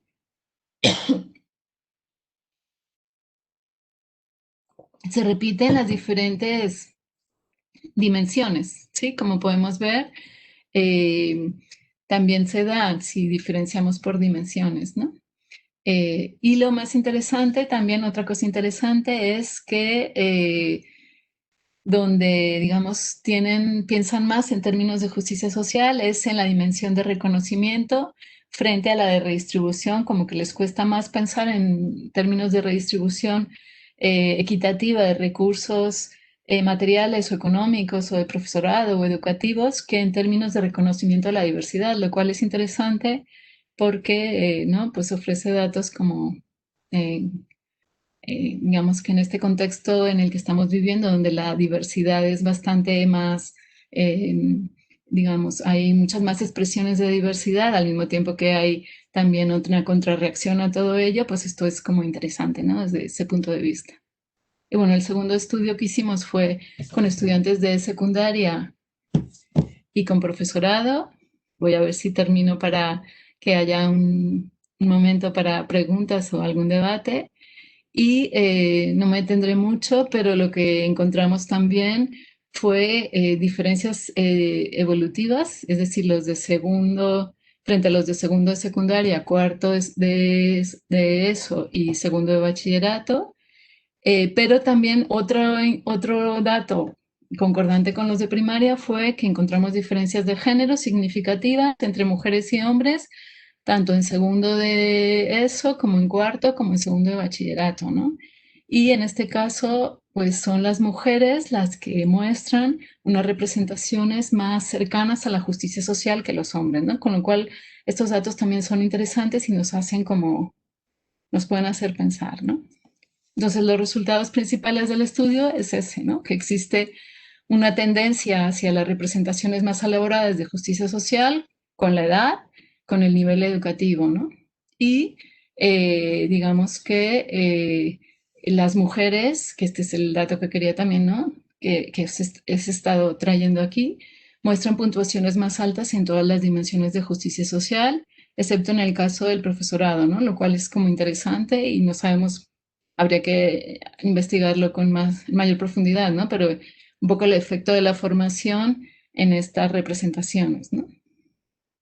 Y el otro aspecto más interesante que quiero destacar es lo que dije también un poco antes, es que chicas y chicos jóvenes son más sensibles a los aspectos identitarios y culturales de la injusticia o de la justicia, mostrando un mayor reconocimiento a la diversidad en todas sus formas, ¿no? Lo cual es interesante como sociedad porque parece como que nos muestra cosas positivas, ¿no? En los jóvenes. Entonces, ¿qué nos muestran los estudios hasta ahora revisados? Pues desde nuestro punto de vista, la importancia que tiene analizar las representaciones sobre la paz, la guerra, el conflicto, la violencia y la justicia social, no solo desde la perspectiva de las personas expertas o de los enfoques teóricos, sino desde la perspectiva de lo que piensan niñas, niños, jóvenes, mujeres, estudiantes, profesorado, personas adultas, diferentes colectivos, grupos sociales, ¿no? Yo creo que tiene una riqueza importante, ¿no? Y luego ya para acabar, finalmente, si nos planteamos, bueno, ¿y qué podemos hacer desde la educación, ¿no? ¿Qué tipo de mundo queremos construir juntas? Pues lo que quería decir ya para concluir, ¿no? Es que, a ver, yo no entiendo la paz sin justicia social, ¿sí? Y tampoco la entiendo sin una ciudadanía, sin un compromiso fuerte cívico hacia la justicia social, ¿no? Sin un compromiso ciudadano que implique una responsabilidad ética y política por la justicia, ¿no? Y por ello, pues nos preguntamos, ¿no? Todo eso nos hace preguntarnos, bueno, ¿y entonces qué significa educar para la justicia social, la paz y la ciudadanía? ¿Sí? Porque como hemos visto, hay diferentes modelos de entender, diferentes maneras de entender la ciudadanía, la justicia social, la paz, ¿no? Desde el punto de vista de la ciudadanía, ¿qué queremos? Eh, hay distintos modelos, ¿no? De ciudadanía. Un modelo es, pues, el modelo de ciudadano responsable que recicla, que cada 4 años va a votar, que paga sus impuestos, ¿no? Bueno, eso es un modelo.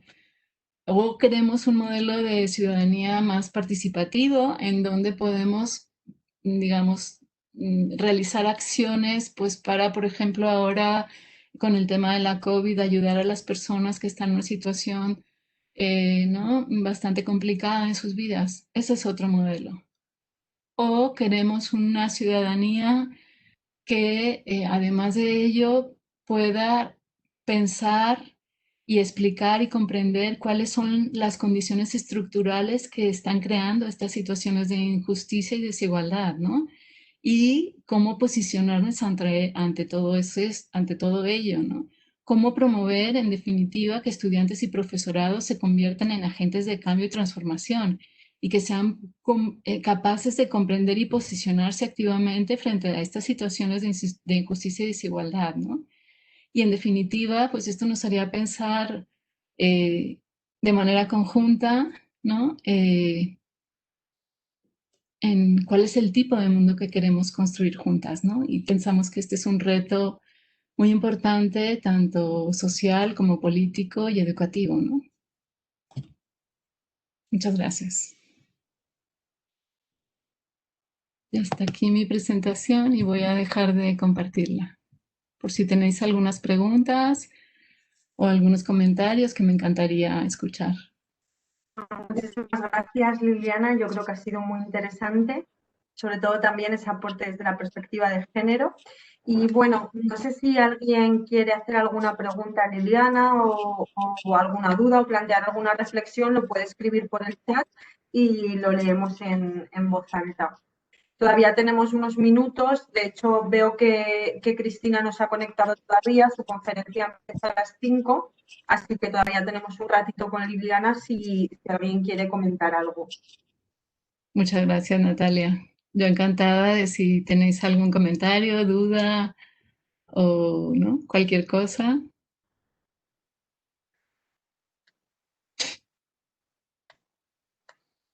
Bueno. No se animan. Ok. Sí. O sea, y pregunta, en una conferencia un profesor nos dijo, la justicia es un principio social básico, pero es condicional. ¿Cómo entiende esta frase? Me parece muy interesante porque yo creo que gracias, Siyu, por tu pregunta o por tu comentario, porque yo creo que ¿estoy?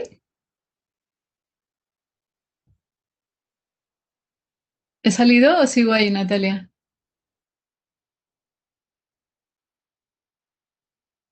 ¿Sí? Es que me parece como que no... Perdona, muteada, te digo que veo y te escucho bien. Ok, vale. No, que muchas gracias, Siyu, por tu comentario. Yo creo que es cierto. Es que se entrecorta, Liliana. Es que se Bueno, recorta todo de personas, pero bueno, yo ahora te veo bien y te escucho bien. Ok, bueno, vamos a intentar a ver si me va bien ahora.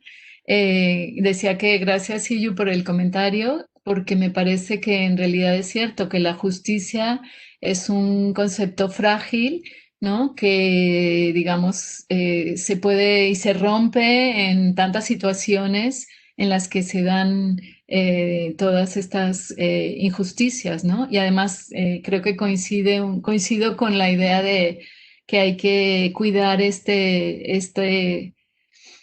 a la justicia, ¿no? Hay que tratar de posicionarnos frente a ella y buscar un mundo mejor, ¿no?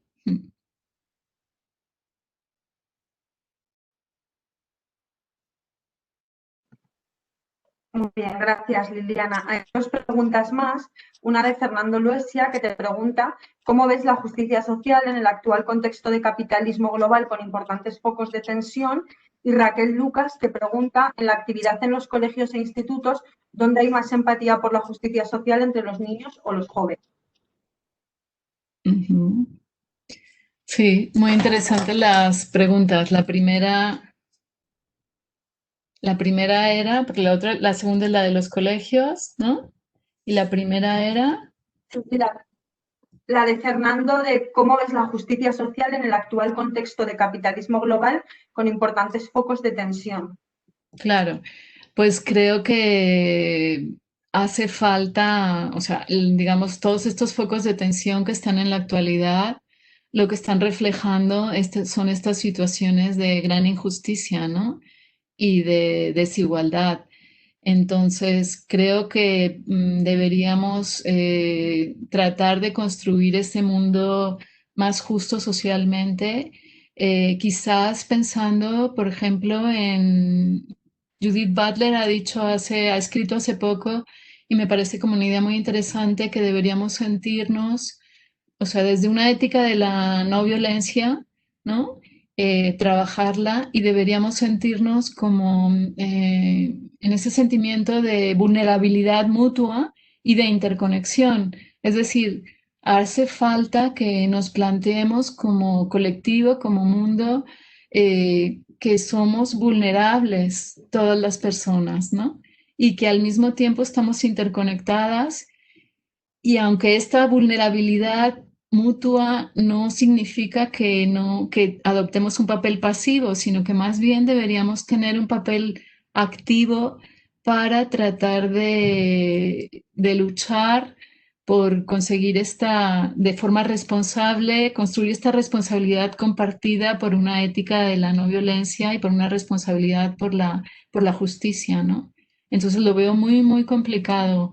Cada vez están como exacerbando más esas situaciones de gran injusticia y desigualdad, ¿no? Y creo que queda mucho por hacer, enlazando con la segunda pregunta, queda mucho por hacer en las escuelas, ¿no? Para promover una mayor conciencia de que tenemos que ver el mundo, de luchar para conseguir una mayor justicia social, ¿no? Si veo a los niños más jóvenes, más empáticos o más proclives a la justicia social a los niños pequeños que a los jóvenes, los resultados de nuestros trabajos lo que muestran es que tanto en primaria como en secundaria y bachillerato hay una, digamos, a diferencia, por ejemplo, de los niños argentinos o de en otros países, se muestran mucho más cercanos a la justicia social, sobre todo en el ámbito de la diversidad, ¿no? O sea, y eso se muestra porque hay estudios que nos están diciendo que los jóvenes españoles, frente a otros jóvenes, por ejemplo, europeos, son mucho más abiertos a temas de diversidad y a temas de, no, digamos, de actitudes positivas hacia la migración, hacia todas estas cosas que en otros países no ocurren, ¿no? Pensemos lo que puede pasar en Hungría o en Polonia, que son países muy distintos, en contextos muy distintos, y los jóvenes seguro que tienen otras ideas muy diferentes. Muchas gracias por las preguntas. Gracias, Natalia. Si tenemos alguna más, Liliana, Juan Manuel Ramón te pregunta, ¿se puede hablar de paz en una sociedad socialmente injusta? Y la respuesta es no, deberíamos de intentar modificar la definición de paz en la sociedad. Sí. María Jesús Luna te plantea muy interesante la idea de las múltiples perspectivas. Siempre se da el mayor peso al sistema educativo en estas cuestiones, pero ¿en qué otros ámbitos consideras que hay que hacer los mayores esfuerzos? Ujú. Muy interesantes las preguntas, ¿no? O sea, si podemos hablar de paz en una sociedad injusta, pues es que yo creo que no, ¿no? O sea, no. Por eso decía que yo no entiendo la paz sin justicia, ¿no? Y en realidad creo que ni siquiera en aquellas sociedades en las que supuestamente se tiene la paz, ¿no? Por ejemplo, ¿no? Estamos, yo creo que en todas las sociedades se caracterizan por estas injusticias y desigualdades, ¿no? Y están presentes en todas las sociedades del mundo. Por tanto, hablar de paz como una manera puede resultar bastante, el uso que se le da depende del posicionamiento en que nos situemos, puede ser un poco peligroso, ¿no? Porque podemos pensar en culturas o en sociedades que están en paz, pero en definitiva, como bien señala, ¿no? En esta pregunta, pues, ¿no? Las sociedades siguen siendo bastante injustas, siguen segregando, discriminando, excluyendo. Entonces, ¿cómo hablar de paz ante estas situaciones? Por eso, desde un punto de vista educativo, yo creo que tenemos que hablar de justicia social, ¿no? Más que de paz, para digamos, crear esa conciencia de todas las situaciones de injusticia y de en dónde se están produciendo, crear esa conciencia de pensar en las condiciones estructurales que están haciendo que no avancemos en ese ámbito, ¿no? Y los otros ámbitos, además del escolar, por supuesto, yo creo que la escuela es uno de ellos, pero puede haber otros ámbitos no formales en los que debemos de trabajar, ¿no? Eh, y ampliar como esta visión a toda la sociedad, ¿no? No sé si contesto a esto. Muchas gracias, Liliana. Yo creo que no hay más preguntas. Te agradecen, por supuesto, la exposición y las aportaciones que has dado, que han sido muy interesantes. Y, por supuesto, te agradecemos mucho que hayas participado en esta primera edición del Congreso Aragón Cultura de Paz. Quiero comentaros que la segunda ponente de esta tarde, Cristina Monge, nos ha dicho que está teniendo dificultades con el enlace. Entonces, si queréis hacerle alguna pregunta o alguna consideración más a Liliana, el tiempo que le damos también a Cristina para que pueda conectarse, porque está teniendo dificultades. Ya lo lamento, son problemas tecnológicos que intentamos solucionar lo más rápido posible, pero en cualquier caso, si quisieseis hacer alguna pregunta más a Liliana, pues en este tiempo lo podemos ampliar porque Cristina se va a conectar, pero está teniendo dificultades. Muchas gracias, Natalia, por la invitación y un placer estar aquí con vosotros, ¿no? Compartiendo estas jornadas. Creo que es muy importante vuestra labor.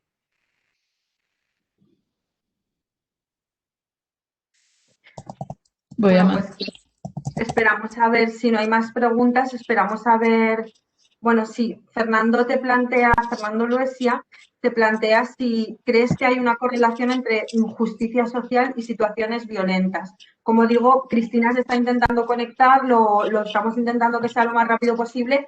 En este tiempo, Liliana puede seguir contestando alguna pregunta, ¿vale? Así que, bueno, Fernando te formula la que te acabo de decir. Uh-huh. No podemos poner sus voces, ¿no? ¿No los puedo escuchar? No. Ok, vale. Bueno, muchas gracias, Fernando, por tus preguntas. Me parecen muy interesantes. Sí hay una relación. Yo creo que hablar de injusticia, digamos que tendríamos que ser más conscientes de estas situaciones de violencia que se producen a todos los niveles, ¿no? Porque solemos pensar que la violencia solo existe en términos de violencia física, pero hay otras violencias que también están ahí presentes y que son generadoras de muchas injusticias. Por ejemplo, estoy pensando en la violencia que se está ejerciendo, por ejemplo, con todas estas personas que están buscando asilo últimamente y que tienen que abandonar sus países, ¿no? Pensando, por ejemplo, en Libia, en Siria, en todos estos, ¿no? En toda esta migración que hay tan tremenda y cómo Europa, por ejemplo, no acoge a estas personas que solicitan asilo y que necesitan, que están siendo, digamos, desplazadas por situaciones de violencia, de guerra. Y la manera para mí de como los estados están, esta falta de reacción ante estas situaciones, por ejemplo, pienso en Europa, es ejercer la violencia contra las personas migrantes, yo creo, ¿no? Y deberíamos de replantearnos, y por supuesto está generando todas estas injusticias, ¿no? Entonces deberíamos replantearnos estas relaciones. Y deberíamos de tratar de posicionarnos de una forma más abierta, ¿no? Por eso decía, por eso mi pregunta de qué mundo queremos construir juntas, creo que es una pregunta que debemos de planteárnosla en serio, ¿no? En serio y de forma colectiva, porque no podemos, tenemos que posicionarnos también desde el punto de vista político.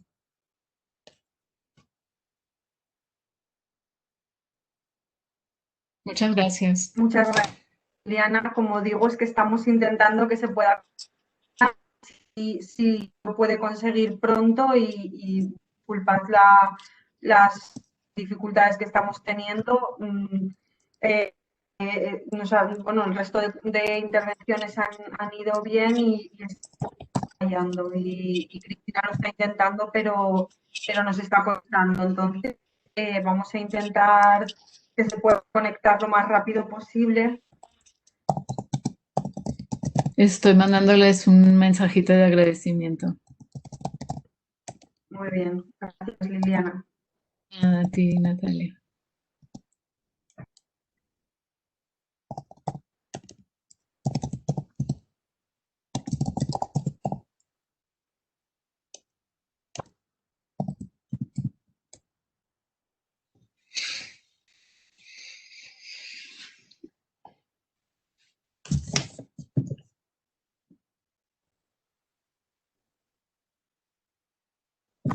Bueno, pues yo me despido si quieres, ¿no? Muchas gracias, Natalia, de nuevo, y muchas gracias a todas por No te preocupes, estar ahí. Liliana, de verdad que ahora es un problema nuestro. Vale. Bueno, no sé si quieres que hagamos algo mientras, pero como tú veas. María Jesús Luna plantea hacer un descanso de 5 minutos. Si queréis, podemos hacer un descanso si necesitáis y nos lo retomamos a las 5:05, las 5, y esperamos para entonces haber podido solucionar la conexión de Cristina, si os parece bien. Y nuevamente, disculpad las molestias. Estamos intentando solucionarlo lo más rápido posible y vamos a intentar que Cristina se pueda conectar eso en 5 o 10 minutos como muy tarde. Y disculpad las molestias y agradecer a Liliana, por supuesto, tu colaboración y también este debate que se ha suscitado estos minutos. Gracias, gracias, Natalia.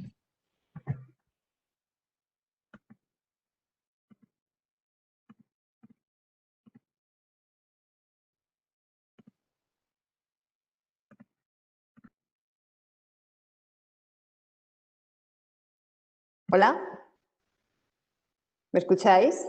Bueno, perfecto, Cristina, pues entonces no hay descanso. Just in time. Bueno, disculpa las molestias, de verdad, Cristina. Nada, A veces ningún problema.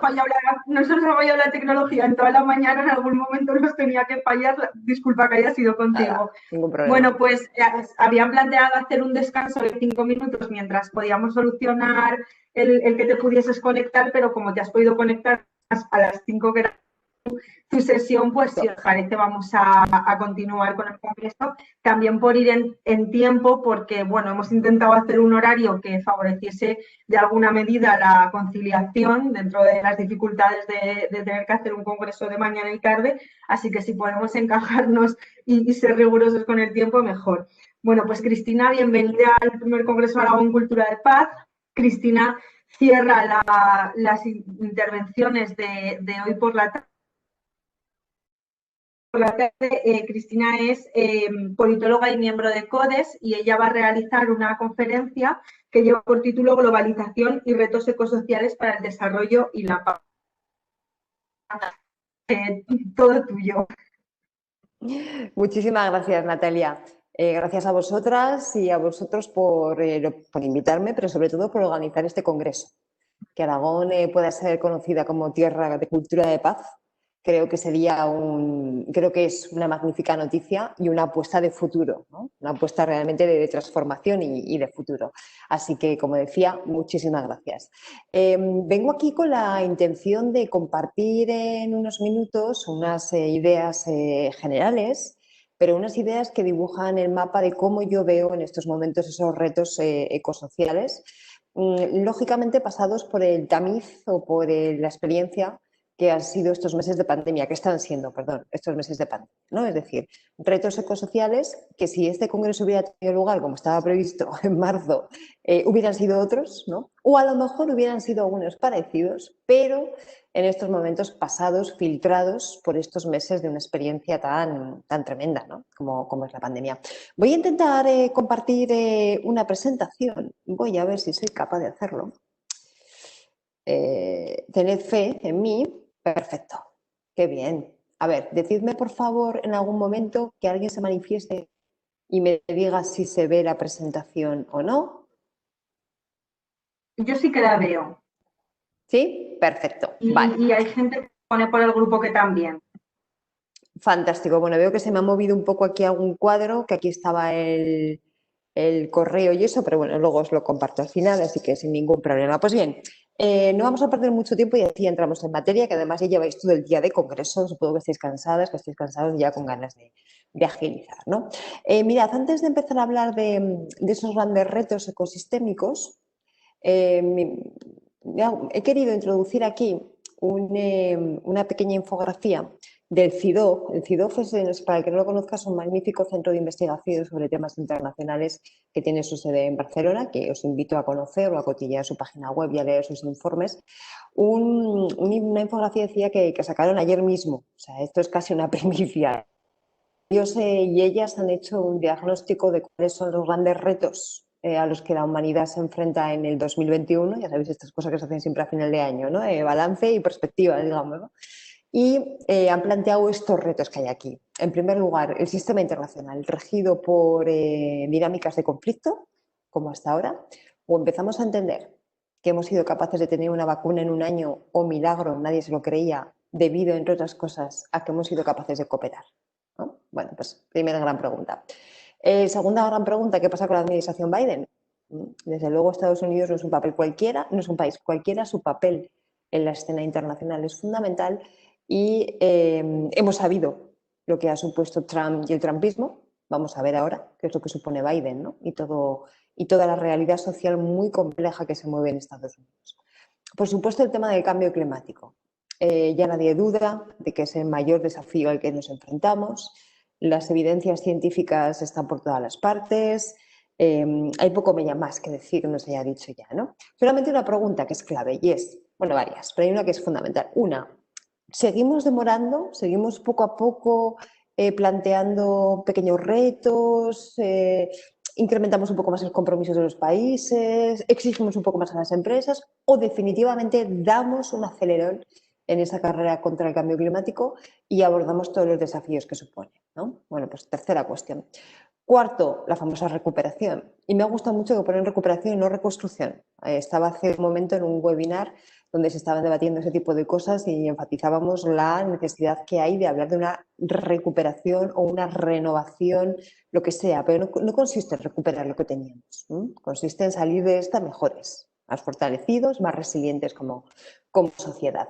Y de ahí que a nivel de modo de vida, y ese es el quinto desafío que plantean, nos planteemos también, ¿vuelta a la normalidad? ¿Vuelta a lo que teníamos? ¿O construimos una nueva normalidad? ¿O construimos una nueva forma? Habrá cosas que nos vendrán dadas prácticamente por obligación. Otras que las hemos ido incorporando durante la pandemia y se quedarán, otras no, ¿no?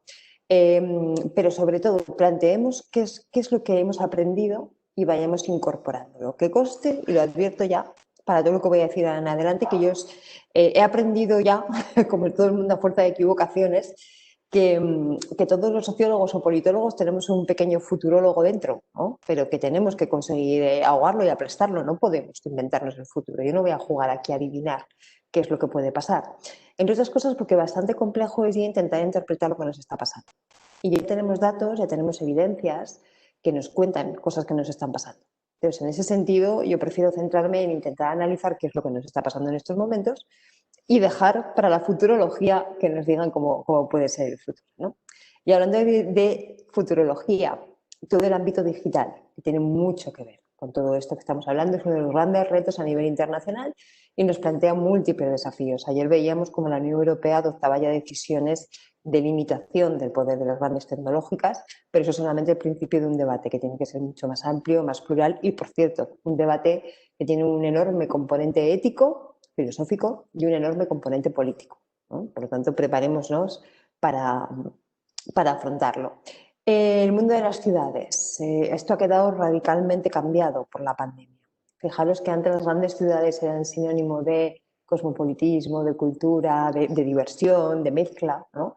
Y ahora están siendo vistas por parte de unos sectores importantes de la población como lugares de peligro, lugares de riesgo, lugares de posible contagio, donde es más fácil contagiarse. Ayer veíamos en España que salían ya las cifras del test de seroprevalencia, ¿no? Esos estudios que nos dicen qué porcentaje de la población se ha contagiado, y veíamos que son Madrid como centro neurálgico y luego Soria y creo que eran Cuenca, si no me equivoco, igual me estoy equivocando, diría que no, que tiene una conexión muy estrecha con Madrid también, ¿no? Hay muchísima población yendo y viniendo y también con dinámicas concretas. Por lo tanto, hay allí un punto que es muy, muy importante reseñar. Toda la cuestión de la migración va a seguir estando como uno de los desafíos del año 2021 y desde todos sus puntos de vista, desde el ámbito de salud pública, desde el ámbito laboral, desde el ámbito económico. Espero que desde el ámbito y el enfoque de derechos humanos, espero, ¿no? Pero va a ser un tema que va a seguir estando allí. De alguna forma, todo esto apela a un sentimiento que puede que sea difuso, que puede que esté por ahí sobrevolando las sociedades, ¿no? Que habla del malestar. Estamos pasando una época de malestar, como es esta pandemia, y tenemos que plantearnos a ver cómo queremos construir ese bienestar o bien vivir, como le hemos llamado últimamente, tanto individual como colectivo. Y para eso va a ser muy importante, ya centrándonos en nosotros, en nuestro día a día, en nuestra realidad, va a ser muy importante el papel que juegue la Unión Europea y el rol que se le consiga dar a esos fondos de recuperación Next Generation en los que estamos poniendo buena parte de nuestras esperanzas, ¿no? Bueno, pues esto de alguna manera como primera panorámica del CIDOB, ¿vale? Antes de contar cómo veo yo esos grandes desafíos. A ver, aquí. En primer lugar, yo decía, si esta conferencia hubiera sido en marzo, hubiéramos hablado de cosas diferentes, bueno, todo el congreso, ¿no? Hubiéramos hablado de cosas distintas. Ahora mismo tenemos que verlo pasado por ese filtro que ha sido la pandemia. ¿Qué ha cambiado realmente? Fijaros, a lo mejor no tantas cosas, dejadme que provoque un poco, ¿no? Para empezar, yo creo que se han acelerado tendencias que ya existían. Por ejemplo, toda la revolución digital. No me diréis que la revolución digital es un asunto que ha traído la pandemia, ni mucho menos. Llevábamos hablando de todo esto hace años, incluso alguna que otra década, ¿no? Sin embargo, ¿qué ha hecho la pandemia? Pues ponérnosla de forma mucho más evidente. Ahora ya vivimos dentro de un nuevo espacio que yo no sé muy bien si definirlo como público o privado, y ahí hay uno de los grandes debates en estos momentos, pero vivimos en un nuevo espacio en el que cada vez pasamos más tiempo. Este congreso ahora mismo se está realizando en la red, en vez de estar en un espacio público del Gobierno de Aragón o de la Universidad de Zaragoza, de quien fuera, ¿no? Cada vez estudiamos más a través de la red, trabajamos más a través de la red, compramos más a través de la red. E incluso nos relacionamos con nuestros amigos. Recordad aquellas primeras semanas de pandemia donde se instauró, así de forma espontánea, que a las 8 de la tarde, después de aplaudir, te tomabas una cervecita con tus amigos mediante una plataforma de estas, ¿no? Por lo tanto, de alguna forma, esto que no es nuevo, que ya existía, acordaros que veníamos hablando ya del teletrabajo, veníamos hablando ya del poder de las tecnológicas, de la lógica de las redes sociales, veníamos hablando ya de todo eso. Pero claro, ahora se ha hiperdimensionado por la enorme potencia que tiene. Veníamos también hablando de la individualización, ¿no? Y decíamos, somos sociedades muy individualistas, perdón. Se están imponiendo paradigmas que se centran mucho en el individuo y muy poco en las dimensiones colectivas o sociales. Curiosamente, esta pandemia nos está encerrando mucho en casa. durante un tiempo totalmente y ahora todavía también en buena medida, ¿no? Y al mismo tiempo que estamos más encerrados, hablamos menos y nos socializamos menos, al mismo tiempo descubrimos que somos seres sociales por naturaleza, ¿no? Ese zoom politicón del que hablaba Aristóteles, esa dimensión social del ser humano como una parte absolutamente central de su ser, de su existencia, la comprobamos ahora. ¿Cuándo? Cuando estamos privados de ella, ¿no? Y entonces nos damos cuenta, en primer lugar, de lo que lo necesitamos y, en segundo lugar, de la cantidad de cosas que dependen de ella, ¿no? Sobre todo en sociedades especialmente dadas al contacto como puede ser la nuestra, ¿no? Por ejemplo, lo que tiene que ver con los movimientos sociales, ¿no? Movimientos sociales que buena parte de su actividad colectiva, su acción colectiva, su actividad colectiva se basa en el contacto, ¿no? En reuniones, en conversaciones públicas, en manifestaciones o concentraciones, en manifestaciones públicas colectivas de algo, ¿no? Entonces, ahora, ¿cómo se articula todo esto? No me vale solamente con apuntarte a una manifestación virtual, no, eso tiene consecuencias, ¿no? Por supuesto, en el mundo de la educación, en el mundo de la enseñanza o en el laboral. Pero fijaros, el otro día, un foro interesantísimo de urbanistas, había quien planteaba: la ciudad es el espacio de encuentro. Si no podemos encontrarnos, podemos seguir hablando de que tenemos ciudad. En otro foro había alguien que decía: la democracia, más allá de ir de vez en cuando y votar, es un sistema de deliberación y de conversación permanente. ¿Y ahora cómo lo hacemos? Porque la red esta que veníamos hablando previamente, efectivamente existe, efectivamente facilita las cosas, pero yo antes decía, nunca sé si llamarle, si es un espacio público o privado. Es más, me temo que cada vez está siendo más privado, porque es una red, pues un espacio que no garantiza la igualdad de acceso del conjunto de la población. Es más, que genera bastantes brechas. Brechas que tienen que ver con la disponibilidad de tecnología, es decir, tener los aparatos, tener la conexión, pero que también tiene que ver con la capacidad de usarlos y de usarlos para algo. Por lo tanto, fijaros la cantidad de repercusiones que estamos viendo con este tema, ¿no? Esta diapositiva igual alguna la conocéis ya porque ha corrido mucho por la red y es otro de esos temas que también venían de atrás, ¿no? Es el de la famosa polarización afectiva. Sabéis que se ha puesto de moda entre sociólogos y politólogos que hablemos de polarización afectiva. ¿Qué es eso? Bueno, pues la polarización afectiva ya sabéis que es el rechazo a establecer relaciones con personas que se sitúan en un polo opuesto al tuyo, generalmente de carácter ideológico. Es decir, es aquella persona que dice: yo no toleraría que mi hija tuviera relaciones afectivas con una chica o con un chico de una familia, de una ideología muy contraria a la mía, por ejemplo, ¿no? Bueno, esto se ha acrecentado durante la pandemia, es cierto, pero fijaros de dónde veníamos. Este gráfico es de principios de año, de mucho antes de que apareciera el virus, ¿no? Y daría mucho para hablar, porque efectivamente, como se suele decir, España aparece en el lugar más alto de polarización, pero fijaros que la diferencia con los países de nuestro entorno tampoco es tanta. Entonces, vivíamos ya en un entorno polarizado que ahora, por mor de la pandemia, de estar más encerrados en nuestras casas, de tener menos capacidad de socializar y de hablar con los diferentes, esa polarización se incrementa, efectivamente. Si encima, además, desde centros de poder se alimenta, pues todavía mucho más, ¿no?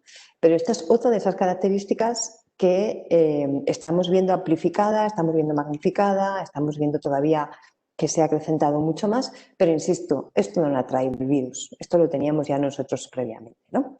Y brechas sociales, brechas que algunas también teníamos y otras son nuevas, ¿no? Hablábamos ya de brecha de género, es obvio. ¿Qué ha pasado con la brecha de género esta vez? Que se ha incrementado. Hablábamos de brechas de conocimiento. ¿Qué ha pasado esta vez? Pues que introducidas además, o sea, mediatizadas además, perdón, por la brecha digital, se han amplificado. Llevamos mucho tiempo hablando de brechas económicas y ¿qué ha ocurrido? Pues ya tenemos los primeros datos, ¿eh? A lo largo de este año, por simplificar, los ricos han conseguido ser mucho más ricos y los pobres mucho más pobres, ¿no? Simplificando, insisto. Pero fijaros qué curioso porque han aparecido nuevas brechas. Y a mí hay una que me llama mucho la atención y que me parece que es uno de los grandes retos de carácter social que tenemos por delante y que a ver cómo lo gestionamos, que es muy difícil. Y es la brecha que ha emergido entre quienes pueden teletrabajar y quienes no pueden hacerlo. Aquellas personas que tienen o que tenemos la suerte de poder teletrabajar, hemos vivido la pandemia de una forma mucho más segura, tenemos menos probabilidad de contagio. Si encima resulta que tienes disponibilidad y tienes acceso a medios tecnológicos, como los que estamos usando ahora, nos situamos en el lado privilegiado. Pero aquellas personas que no tienen posibilidad de teletrabajar, personas que están atendiendo al público, que además muchas de ellas han considerado servicios esenciales durante la pandemia, son aquellas que más están arriesgando su vida, su salud, y en muchos casos que trabajan en peores condiciones, con peores salarios, con empleos más precarios, etcétera, etcétera, ¿no? Entonces, fijaros qué brechas tan curiosas. Cuando ahora abordemos el debate de cuando llegue la vacuna, cómo se va a organizar, qué colectivos tienen que ir primero, esto va a aparecer y va a hacer efecto, ¿no? Y por último, la brecha de carácter político. Mirad, esto es un tema que a mí me tiene muy preocupada, tiene que ver con la satisfacción o la confianza en las instituciones, la satisfacción con la democracia en España. Esta gráfica que está aquí procede de datos del CIS, del Centro de Investigaciones Sociológicas, que mide el nivel de satisfacción con la democracia en España del año 83 al año 2018. Vamos a focalizar lo que nos interesa porque esto daría para mucho. Pero si nos fijamos, el nivel de confianza y satisfacción con la democracia tiene aquí una caída en el año 92. ¿Qué pasó en el año 92? Una crisis económica muy importante. Se recupera, bueno, perdón que no lo he dicho, las barras azules eso es el porcentaje de población que dice que confía mucho, bastante en la democracia. Vale, pues a partir del año 92 se va recuperando. Bueno, vuelve a caer un poquito en el 2002, 2005, acordaros, otro tipo de fenómenos más relacionados con la corrupción, etc. A partir del 2008, de la crisis del 2008, cae en picado, alcanzando un mínimo histórico en el año 2012, para situarnos. La emergencia del 15M es en el 2011, un año antes de esto, ¿vale? Para que nos situemos. Y a partir del 2018 empieza a recuperar. No están todavía actualizados los datos más recientes, pero sabemos que el incremento, o sea, la confianza se estaba recuperando. ¿Qué está pasando en esta pandemia? No hay datos, pero yo creo que las intuiciones no nos avalan nada bueno, ¿verdad? Yo recuerdo que cuando empezó la pandemia en algún debate comentábamos, si los gobiernos ahora acertaran con la respuesta, tendrían una posibilidad de recuperar la credibilidad, de recuperar la confianza, de recuperar la satisfacción tremenda, ¿no? No sé yo lo que está pasando. Vamos a esperar a los datos, pero todos intuimos que pueden ser un poco decepcionantes, ¿no? Bueno, todo esto lo que hace es que seamos sociedades temerosas, somos sociedades con mucho miedo. Esto lo están dando todas las cifras, lo estamos viendo en todos los estudios y lo éramos ya antes de la pandemia, ¿vale? ¿Qué ha ocurrido ahora a raíz de esta pandemia? Pues bueno, que aparecen cosas nuevas. Por ejemplo, esta es la diosa Minerva, diosa del conocimiento. Porque cuando las cosas se han puesto feas y hemos visto que nuestra vida peligraba y nuestra forma de vida, nuestra sociedad, nuestra salud, todo, hemos mirado rápidamente a dos sitios. Hemos hecho así y hemos mirado a lo público, al Estado. Y hemos hecho así y hemos mirado a la ciencia, al conocimiento. Qué curioso. Dos sectores que justo antes de emerger la COVID estaban absolutamente denostados, tanto el ámbito de la política como el ámbito del conocimiento. Sobre todo para aquellos que en una u otra medida se pueden considerar herederos o seguidores de esos discursos que beben del trumpismo, ¿no? Entonces, fijaros qué curioso que cuando han llegado las cosas mal dadas hemos mirado a estos dos sitios, a lo público y al mundo del conocimiento, ¿vale? Probablemente ninguno además nos ha satisfecho como queríamos. ¿Por qué? Porque hemos entrado de lleno, y aquí tenemos al bueno de Sócrates con el solo sé que no es nada, hemos entrado de lleno en eso que ahora mismo estamos llamando la era de la incertidumbre. ¿Incertidumbre ha habido siempre? Sí. El cambio climático nos introdujo ya en una era de mucha incertidumbre. De hecho, los científicos llevaban tiempo diciéndonos, ojo, que no sabemos ya la Tierra cómo va a reaccionar con estos niveles de CO2, con este incremento de temperaturas. Ya no sabemos muy bien la biosfera cómo va a poder reaccionar a todo esto. Y ya era un escenario de mucha incertidumbre. De hecho, nos decían, se están cumpliendo los peores escenarios antes de lo previsto, pero lo peor no es eso. Lo peor es que caminamos ya por terreno desconocido. Bueno, pues si esto era así ya antes, ahora en este momento pandémico que estamos viviendo lo es mucho más. Porque la incertidumbre ya no apela a qué pasará dentro de 3 años, qué pasará en el 2030 con esa Agenda 2030, qué pasará en el 2050. No, es que pasará mañana. Mañana podremos ir a trabajar o estaremos confinados. ¿Se podrán mantener las escuelas abiertas o se cerrarán? Dentro de una semana podremos celebrar una cena con por lo menos una parte de nuestros familiares o allegados, o definitivamente no. Es decir, la incertidumbre ya se ha instalado en nuestras vidas como la forma más normal, ¿no? Entonces, si antes teníamos miedo, ahora tenemos mucho más miedo. Yo creo que ese es el principal reto que tenemos hoy o que nos caracteriza hoy como sociedad, ¿no? Sociedades que tenemos mucho miedo, que no sabemos manejarnos en la incertidumbre, sobre todo, perdón por esto que no le he advertido al principio, sobre todo sociedades occidentales, ¿no? Porque yo creo que hay otras formas de vivir, otras culturas, otras perspectivas en el mundo que son distintas, pero desde el punto de vista de las sociedades occidentales, nuestra historia es la historia de la conjura contra la incertidumbre. Hemos ido toda la historia buscando certezas en la ciencia, en la religión, en lo que fuera, ¿no? Y de repente nos encontramos desnudos ante esta situación. Entonces, esto genera muchísimo, muchísimo miedo. ¿Qué imagen nos está devolviendo la pandemia de nosotros mismos y cuáles son los grandes retos que esto supone como desafío, ¿no? Yo creo que son tres. Primero, esta pandemia nos ha demostrado que somos absolutamente ecodependientes. ¿Que ya lo sabíamos? Sí.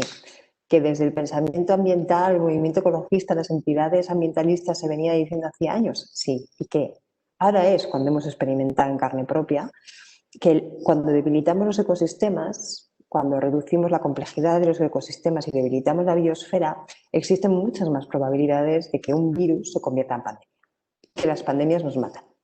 Pues estamos viendo en carne propia hasta qué punto somos ecodependientes totalmente, ¿no? Y ya no como una cosa teórica o como un planteamiento político, no, o sea, lo estamos sufriendo, que es cuando probablemente se aprenden las cosas. En segundo lugar, que es un pequeño homenaje a Morenés, que somos radicalmente interdependientes. Cualquier cosa que pasa en el mundo es susceptible de generar efectos en el conjunto del planeta. Fijaros que este virus, que no es más que una cadena de información invisible, incluso a los ojos, ¿no?, humanos, aparece supuestamente allí por China, ahora veremos a ver si se confirma, y en cuestión de 100 días, 100, o sea, un poquito más de 3 meses, ni 3 meses y medio siquiera, pone en jaque a todo el sistema mundial y a todo el planeta. Entonces, cualquier cosa que pasa en el mundo es susceptible de crear efectos, insisto, en el conjunto del planeta. Y en tercer lugar, que somos mucho más ignorantes de lo que pensábamos. Fijaros que llevamos tiempo diciendo y decimos que vivimos en una sociedad llamada del conocimiento, donde se había empezado a generar incluso una cierta visión idílica y tecnocrática. La ciencia, la tecnología, todo lo puede y lo que no puede hoy lo podrá mañana, ¿no? No solamente eso, sino que empezábamos a rozar de alguna forma la inmortalidad. A mí me gusta mucho recordar y recomendar una serie que es Years and Years, en la que, no voy a hacer spoiler, pues alguien no la ha visto, pero en la que en un momento determinado uno de los personajes decide que va a instalarse dispositivos en su cuerpo, no voy a decir más, para de esa manera aumentar sus capacidades, ¿no? Es decir, estábamos ya hablando del transhumanismo. Y en un momento como ese, donde ya estamos diciendo, bueno, pues si tengo problemas de hígado, que en un laboratorio me pueden fabricar un hígado y ponérmelo, ¿no? Si tengo problemas con la vista o quiero ver mejor, me puedo quitar mi ojo y ponerme un ojo que sea un escáner al mismo tiempo y tener una capacidad tremenda, ¿no? Eso con tantas cosas. Bueno, pues en un momento como ese, claro, llega un virus y nos deja fuera de juego. Entonces es una lección de humildad muy importante la que estamos recibiendo, que lo que hace falta es que sepamos leerla y que sepamos interpretarla, ¿no? Por lo tanto, ¿qué imagen nos ha devuelto el espejo de esta pandemia? Para mí, de momento, esas tres evidencias. Frente al mito desarrollista, nos dice que somos radicalmente codependientes. Frente a las corrientes individualistas que llevábamos ya tiempo asumiendo, nos afirma como seres interdependientes. Y en medio de esta sociedad del conocimiento, nos dice que somos mucho más ignorantes de lo que pensábamos, ¿no? Estos son para mí como las tres grandes lecciones que de momento nos está dejando la pandemia, insisto, pensando en lo que ya conocemos, no pensando en lo que pasará después, sino en lo que ya sabemos, ¿no? También tengo claro que hay cosas que sabemos ya, estas, puede haber otras, y cosas que tardaremos mucho en saber, porque aquí se están moviendo estructuras profundas que todavía nos costará un poquito entender su dimensión y el sentido, ¿no? ¿Qué hacer ante esto? Y lo he hecho al debate para el Congreso. Estamos en un momento en que se está renovando el contrato social. Esto no es una cuestión de querer o no querer, esto está pasando, ¿no? Cuando ahora ves que la Unión Europea va a hacer la mayor movilización de recursos de toda su historia, cuando de repente se ve como el sector de lo público está recuperando un papel que llevaba décadas, que había perdido, cuando menos mal que por fin Europa ha entendido el desastre que supuso la gestión de la crisis del 2008 y ha dado una vuelta de tuerca. Todo esto supone una renovación del contrato social. Y para mí una palabra mágica que tiene que estar en el centro de esa renovación del contrato social, que es la palabra protección. Las sociedades tenemos que sentirnos protegidas en un entorno de incertidumbre, en un entorno donde nos sabemos interdependientes y que por lo tanto todos dependemos de todo, en un entorno de una enorme complejidad en materia ambiental, donde hemos comprobado además que nuestra salud depende de la del planeta de una forma desde el principio hasta el final. En ese entorno necesitamos sentirnos protegidos, pero ojo, protegidos no por un padre protector, ¿no?, sino protegidos por una sociedad que es capaz de generar dispositivos sociales de protección. ¿Qué necesitamos para eso? Pues mirad, mi propuesta es, yo creo que tenemos que repensar el rol de los actores tradicionales. Los actores tradicionales en el contrato social son el Estado, la empresa y yo siempre incorporo ahí a la sociedad civil. No todo el mundo lo hace, pero a mí me parece que es fundamental, ¿no? ¿Qué Estado necesitamos ahora? Pues necesitamos un Estado, y me gusta decir, que sea emprendedor y relacional. Cuando hablo del Estado emprendedor estoy pensando en Mariana Mazzucato y en esa apuesta que hace del Estado como alguien que promueve, ¿no?, que emprende, que promueve, que es activo y que es capaz de decir hacia dónde se quiere ir y avanzar en esa dirección. Pero no emprender como de una forma neoliberal, ¿no?, sino que el rol del Estado hoy en una sociedad relacional es un rol que se ve fortalecido en la medida que consigue liderar y sentar en el mismo espacio actores muy diferentes, de forma que sea capaz de generar espacios de colaboración e innovación donde todas las perspectivas estén aportando. Ojalá en los programas Next Generation de la Unión Europea sean la mecha definitiva para que esto se ponga en marcha. Repensar también el rol de la empresa. Hace tiempo que se viene insistiendo en que la empresa no es un ente al margen de la sociedad, sino que forma parte de la misma. Y creo que ahora mismo se ha visto de forma muy clara, ¿eh? O sea, en la pandemia las empresas han entendido que cuando una sociedad está enferma, ellas están enfermas también. O no se puede trabajar, o hay quiebras, o hay unas pérdidas tremendas, ¿no? Y en una sociedad sana y en un medio ambiente sano, la empresa le va mucho mejor. Bueno, pues no es casualidad que de un tiempo a esta parte se esté empezando a hablar mucho del rol, del rol de la empresa como actor político, es decir, como un actor que tiene capacidad de decir dónde se quiere ir y de poner las condiciones, ¿no? Entonces no perdamos de vista este factor que es fundamental.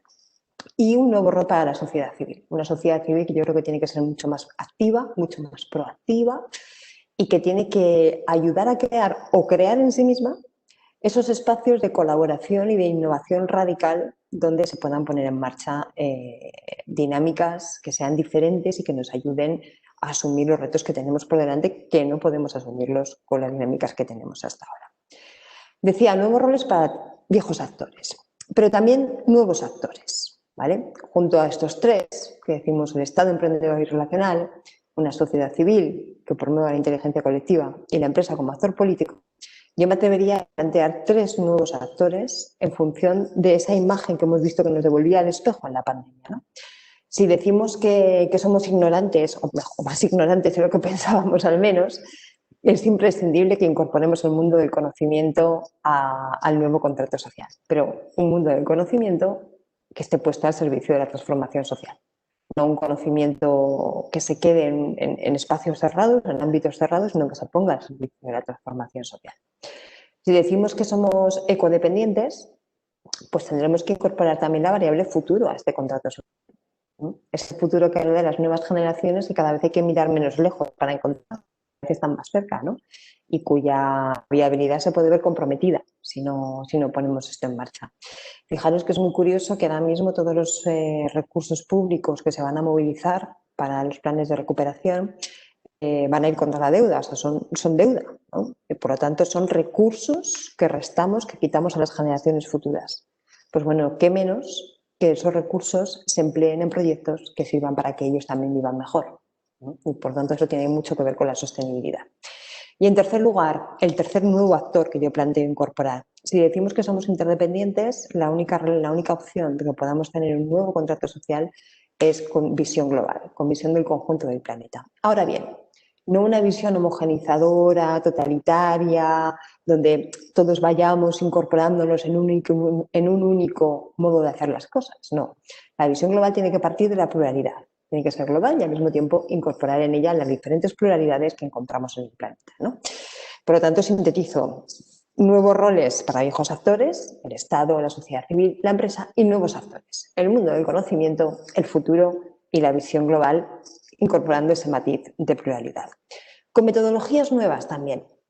Tenemos ante nosotros desafíos tremendos. El cambio climático se dice que es el mayor desafío que tiene la humanidad. Pero esta pandemia está planteando también muchos desafíos de carácter sanitario, de carácter social, de gestión económico, político, etcétera, ¿no?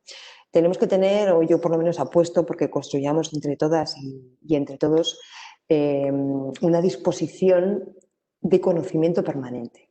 Aquí estamos todos en modo ensayo-error en muchas cosas. Fijaros, hablamos de participación ciudadana, por ejemplo, o hablamos de innovación social, y lo que estamos haciendo continuamente, que por cierto Aragón está cumpliendo un papel muy interesante, son laboratorios, ¿no? Donde estamos testando cosas, probando cosas. Esto funciona, esto no funciona, esto funciona a medias, ¿no? Bueno, pues de alguna manera lo que tenemos que hacer es tener una disposición de aprender de todo esto, por lo tanto, entender. Una vez que entendemos, podremos hacer una cosa que es fundamental ahora mismo, que es generar sociedades resilientes, que hoy pasan por ser sociedades que sepan gestionar la incertidumbre. Esa incertidumbre que nombrábamos al principio y que nos deja muy desprotegidos y que es algo que como seres humanos llevamos muy mal, ¿no? Por lo tanto, conocimiento, y una vez que conocemos y que entendemos, podemos gestionar la incertidumbre. A partir de ahí, cuando esa incertidumbre está gestionada y por lo tanto somos más resilientes, es cuando podemos innovar mediante procesos de inteligencia colectiva, como los que comentábamos hace un momento, ¿no? Procesos en los que intentas establecer nuevas formas para entre todos los actores, los nuevos y los no tan nuevos, dar respuesta a esos desafíos. Y siempre con una apuesta clara por la mejora permanente, es decir, con procesos de evaluación que empiecen desde el principio, con el propio proyecto, con el propio inicio del proyecto hasta el final, ¿no? Esta es mi propuesta de nuevas metodologías a la hora de abordar estos retos. Nunca me canso de poner esto, ya sé que está muy visto, que está muy oído, muy dicho, pero siempre me gusta recordar esa idea de que la crisis en chino se compone de dos ideogramas, una que es la de peligro, alerta, y otra que es la enorme oportunidad, ¿no? Pues esta pandemia nos ha demostrado que vivimos de una forma peligrosa, nos ha puesto delante de nosotros muchísimos riesgos, algunos éramos muy conscientes, otros no tanto, pero al mismo tiempo supone una oportunidad tremenda para intentar aprobar asignaturas que ya antes teníamos pendientes y otras que la propia pandemia ha supuesto, ¿no? Así que muchísimas gracias, yo lo dejo aquí, me he pasado un poquito del tiempo, pero creo que aún tenemos para un poco de debate. Y bueno, ahí tenéis mi usuario de Twitter, o si queréis os paso el correo y a disposición para lo que se necesite. Voy a ver si se deja de compartir. Ya está. Muy bien, muchísimas gracias, Cristina, por tu intervención. Veo que ya está habiendo preguntas, voy a ir formulándose y no, si alguien más quiere sumarse al debate o hacer alguna pregunta, tiene alguna duda, alguna consideración, pues que lo vaya poniendo en el chat. La primera persona que plantea una pregunta es Arturo Arizón, que te pregunta, atendiendo a la situación del sector primario en nuestro país, el cual está cumpliendo la normativa de forma escrupulosa, ¿qué futuro se le presenta si a nivel internacional no tenemos protección ante productos con más bajas exigencias? Y otros como el textil, donde teníamos capacidad de autoabastecimiento y hemos perdido competitividad. Si vamos a... Bueno, no sé si quieres preguntar, no sé si quieres, Cristina, responder de una en una o que te hago varias a... Como tú quieras. Pues entonces Arturo plantea esa que te acabo de leer y plantea otra. Los roles establecidos, Estado, empresa y sociedad, son roles que ya existían, pero a día de hoy el Estado está fallando en la escucha del resto del conjunto. ¿Realmente crees que se está haciendo partícipes a la sociedad en su totalidad? En educación falta el pacto educativo. Empiezas si quieres con esas y luego te leo las siguientes. Fenomenal. Bueno, pues en cuanto a lo del sector primario, efectivamente eso es uno de los grandes retos, ¿no? En Europa yo creo que se lleva tiempo trabajando en esta línea y hay que seguir trabajando. Es un sector estratégico. Fijaros lo que pasaría, ¿no? Si se hubiera afectado. De hecho, por cierto, en esta pandemia han pasado cosas que yo insisto siempre en que las sabíamos, pero lo hemos visto de una forma mucho más clara, ¿no? Por ejemplo, hubo un momento en la pandemia en la que se empezó a plantear, no en foros oficiales, ¿no? Pero sí que se empezó a generar un cierto desasosiego, ¿no? Una cierta inquietud ante preguntas que decían, oye, si nuestras ciudades, Zaragoza, por ejemplo, Madrid, Barcelona, Sevilla, cualquiera, ¿no?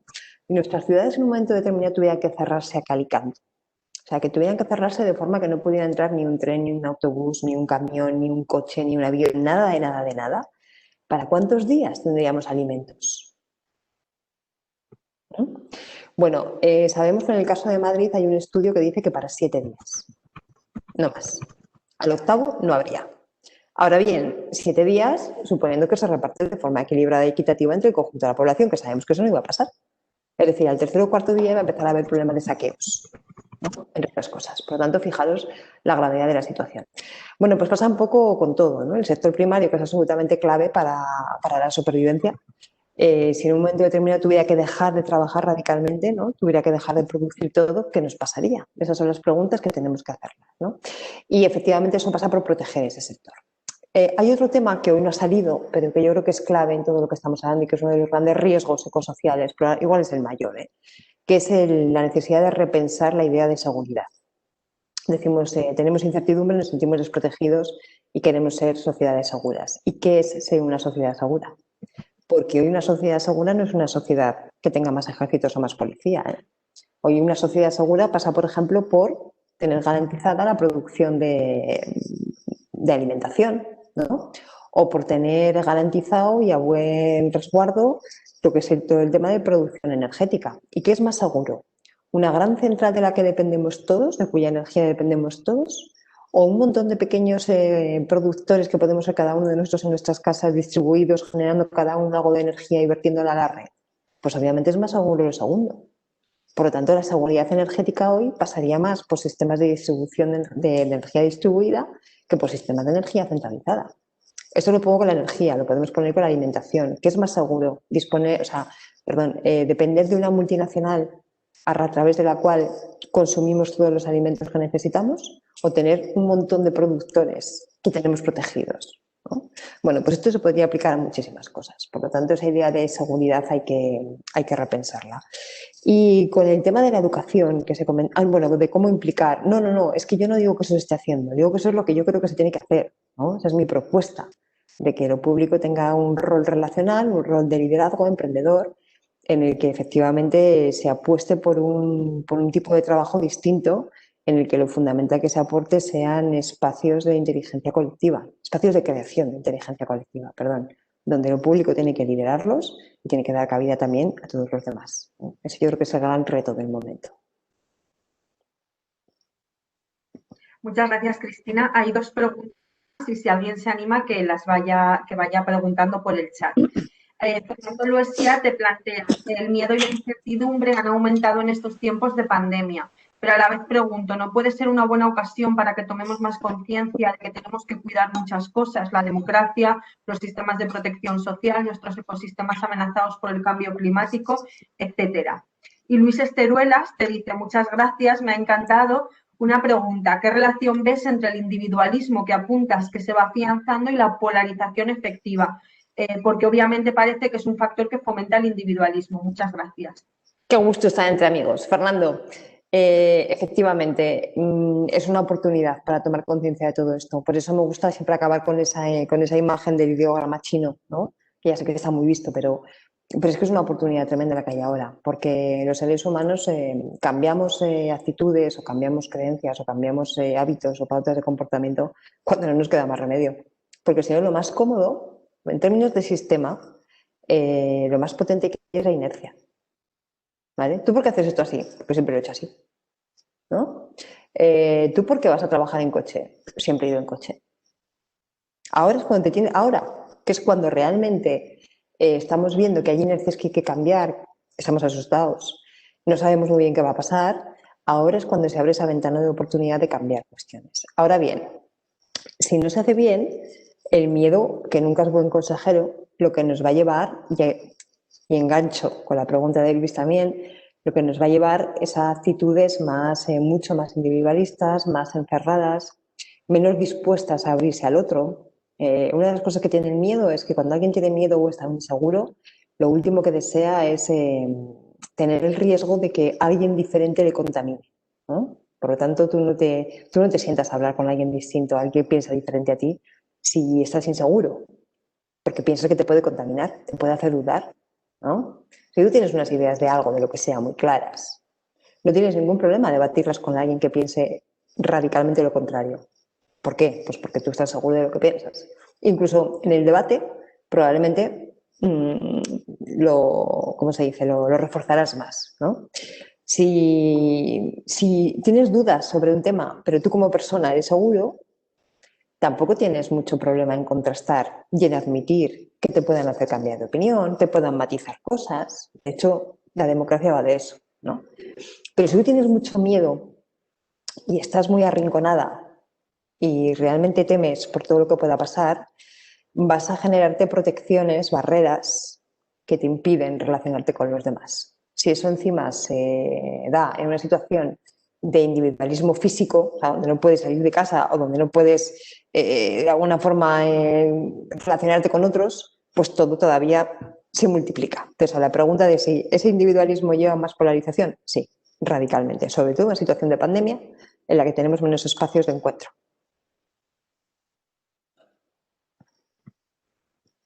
Pues la pregunta que plantea Lucas va muy vinculada bien con la pandemia, como concluía Cristina.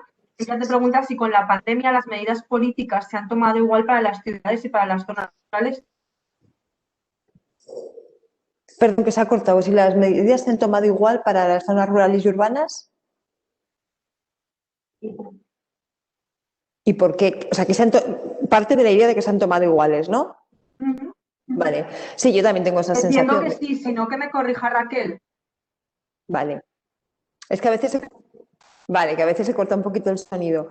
Sí, efectivamente. Yo creo que ahí no se ha sabido. Hay que conjugar dos cosas en todo esto, que creo que siguen sin conjugarse, por cierto. A ver, yo parto de una cosa, antes de empezar, para que nadie me malinterprete. Yo siempre que me toca hablar de esto y de las decisiones públicas digo, uy, qué suerte tenemos todos aquellos que no tenemos que tomar ninguna decisión que tenga que ver con esto, ¿vale? Porque tiene que ser dificilísimo, dificilísimo. Entonces, aquellos que estamos fuera de los ámbitos de decisiones en relación a este tema, de verdad, qué suerte tenemos, ¿no? Y en ese sentido, yo ya adelanto toda mi solidaridad y comprensión a las personas que estáis en cargo de responsabilidad pública y que tenéis que ir tomando decisiones más o menos centradas en la pandemia, pero bueno, que al final ha afectado a todo, ¿no? Está afectando a todo. Partiendo de eso, yo creo que hay varios retos. Uno, el saber dar mensajes claros e inequívocos, que es clave en comunicación de crisis, con dos, atender a la enorme pluralidad y diversidad. Efectivamente, la situación en Teruel, en la ciudad de Teruel, no es igual que en Cadamocha. La situación en Zaragoza no es igual que en Caspe. La situación en Huesca no es la misma que en Monzón, ¿vale? Y esas diferentes realidades hay que incorporarlas. Generando mensajes claros. Claro, el mensaje más claro, ¿cuál es? El café para todos, ¿no? Cerramos a no sé qué hora, cerramos estos servicios, limitamos esta movilidad. Eso sería como lo más fácil, ¿no? Porque es lo más claro. Y efectivamente, insisto, que la claridad es un criterio a tener muy en cuenta en situaciones de pandemia. Ahora bien, la realidad es muy diferente en el ámbito urbano y en el ámbito rural. No solamente eso, sino la realidad incluso dentro de las ciudades. Pues tampoco es lo mismo Zaragoza que Cádiz que Madrid, por ejemplo. Y en el ámbito del mundo rural pasará parecido. Yo lo conozco menos, pero bueno, seguro que pasa parecido. Entonces, claro, hay que conjugar allí la comunicación clara, las ideas bien transmitidas, con al mismo tiempo ser capaz de albergar toda esa pluralidad. Bueno, muchas gracias, Cristina. Yo creo que no hay ya más preguntas, o por lo menos a mí no me aparecen más preguntas. Si queréis, lo podemos dejar por hoy, que además llevamos todo el día de congreso y bueno, pues sabemos que ha sido muy interesante, pero también pues al final son muchas horas, así que yo creo que ha sido muy interesante cerrar el día de hoy con Cristina. Y bueno, pues agradecerte a ti, Cristina, que hayas participado y que nos hayas acompañado. Nuevamente disculparnos por los problemas tecnológicos. Nada. Y por supuesto estamos a tu disposición para todo lo que necesites, la dirección general y yo en primera persona, así que a tu disposición. Y al resto, pues agradeceros también mucho que llevéis todo el día acompañándonos y nos vemos mañana a partir de las 10 de la mañana, retomando el congreso, que bueno, se extenderá a lo largo de la mañana y ya concluirá a la hora al mediodía. Así que bueno, pues muchísimas gracias y que espero que terminéis bien el día y cuidaros mucho. Y gracias, Cristina, un abrazo. Gracias, cuidaros. Chao.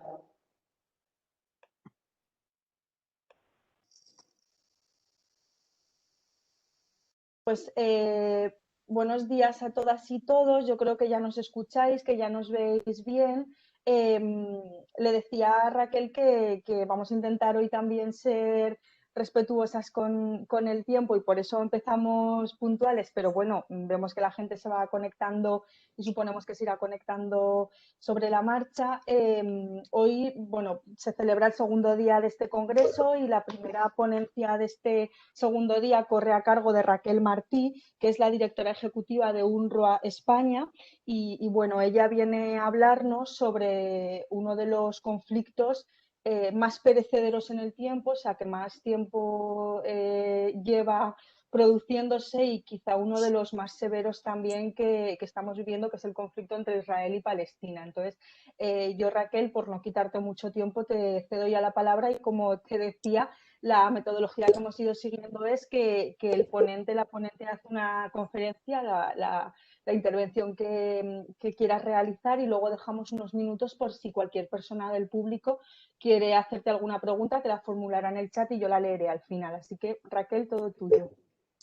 Pues muchísimas gracias, Natalia, te quiero agradecer la invitación y poder estar hoy aquí con todos vosotros para hablar sobre la situación de Palestina, el conflicto palestino-israelí.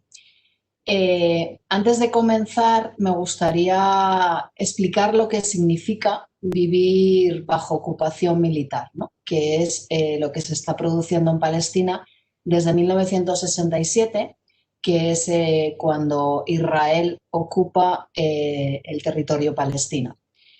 La ocupación que se ejerce desde 1967 tiene muchos componentes, pero es importante resaltar que impide la libre circulación de personas y mercancías dentro del territorio palestino. Hay determinadas políticas que aplican a la ocupación por parte de Israel y, por ejemplo, uno de los ítems más importantes es este problema que tiene la población palestina para poder ser libremente por su territorio. Se encuentran a lo largo de sus desplazamientos con muchísimos obstáculos. Uno de ellos, el más importante, es el muro que Israel ha construido, que en la actualidad no está terminado, pero está ya prácticamente terminado en muchas zonas a lo largo de la línea verde, que es la línea del armisticio entre Palestina e Israel. Y este muro tiene una longitud de 721 kilómetros. ¿Por qué resalto el tema de la longitud? Porque la línea verde, la frontera de facto entre Israel y Palestina, mide solo aproximadamente unos 300 kilómetros. Y sin embargo el muro tiene 721 kilómetros. Esto es debido a que el muro no recorre lo que es la línea verde, la frontera de facto entre Israel y Palestina. Solo un 11% de su trazado lo hace por el muro. Lo que hace este muro principalmente es recorrer o entrar dentro del territorio palestino, de Cisjordania. Tiene una forma zigzagueante, con lo cual va recorriendo esta frontera de facto, pero va entrando en el territorio palestino y va anexionándose zonas del territorio palestino, rodeando los asentamientos de colonos israelíes y anexionándose tierras. Este muro no es simplemente un muro.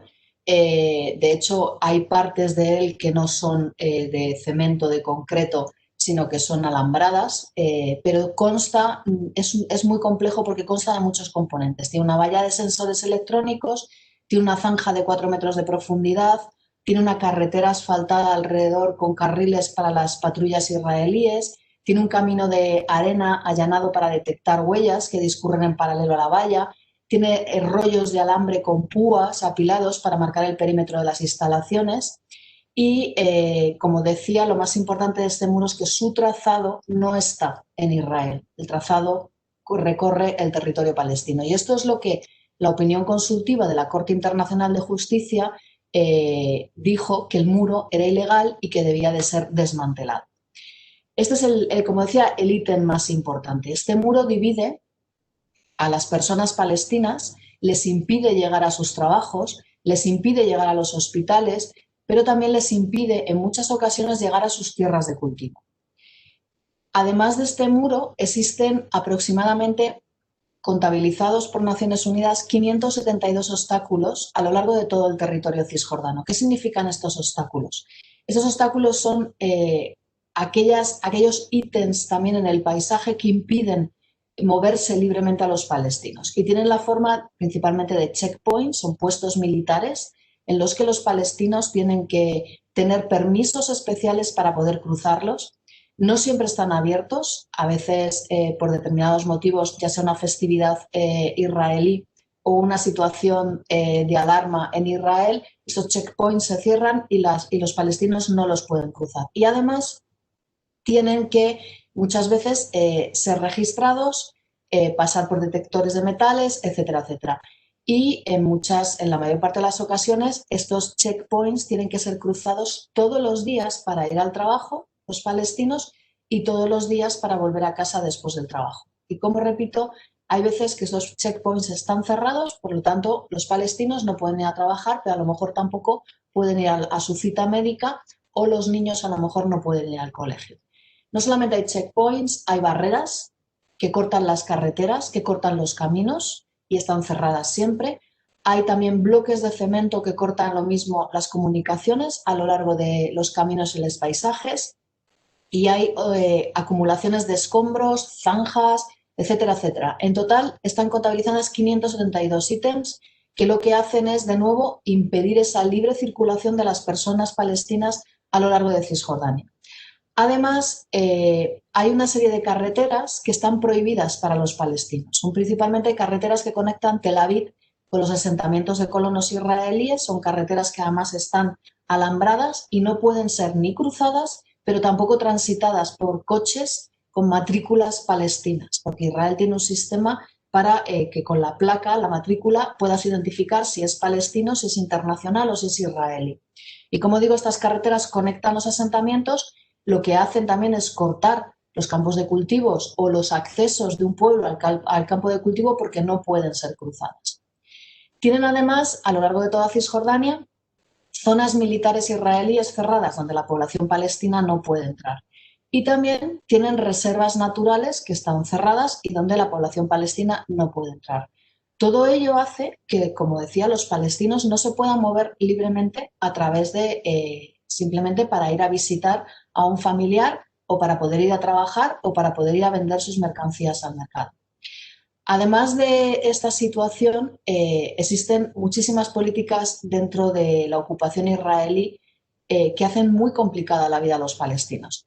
Por ejemplo, Israel revoca los permisos de residencia en Jerusalén Este, porque aunque la comunidad internacional, para la comunidad internacional Jerusalén Este es territorio palestino, Israel se lo anexionó y considera que es parte de Israel.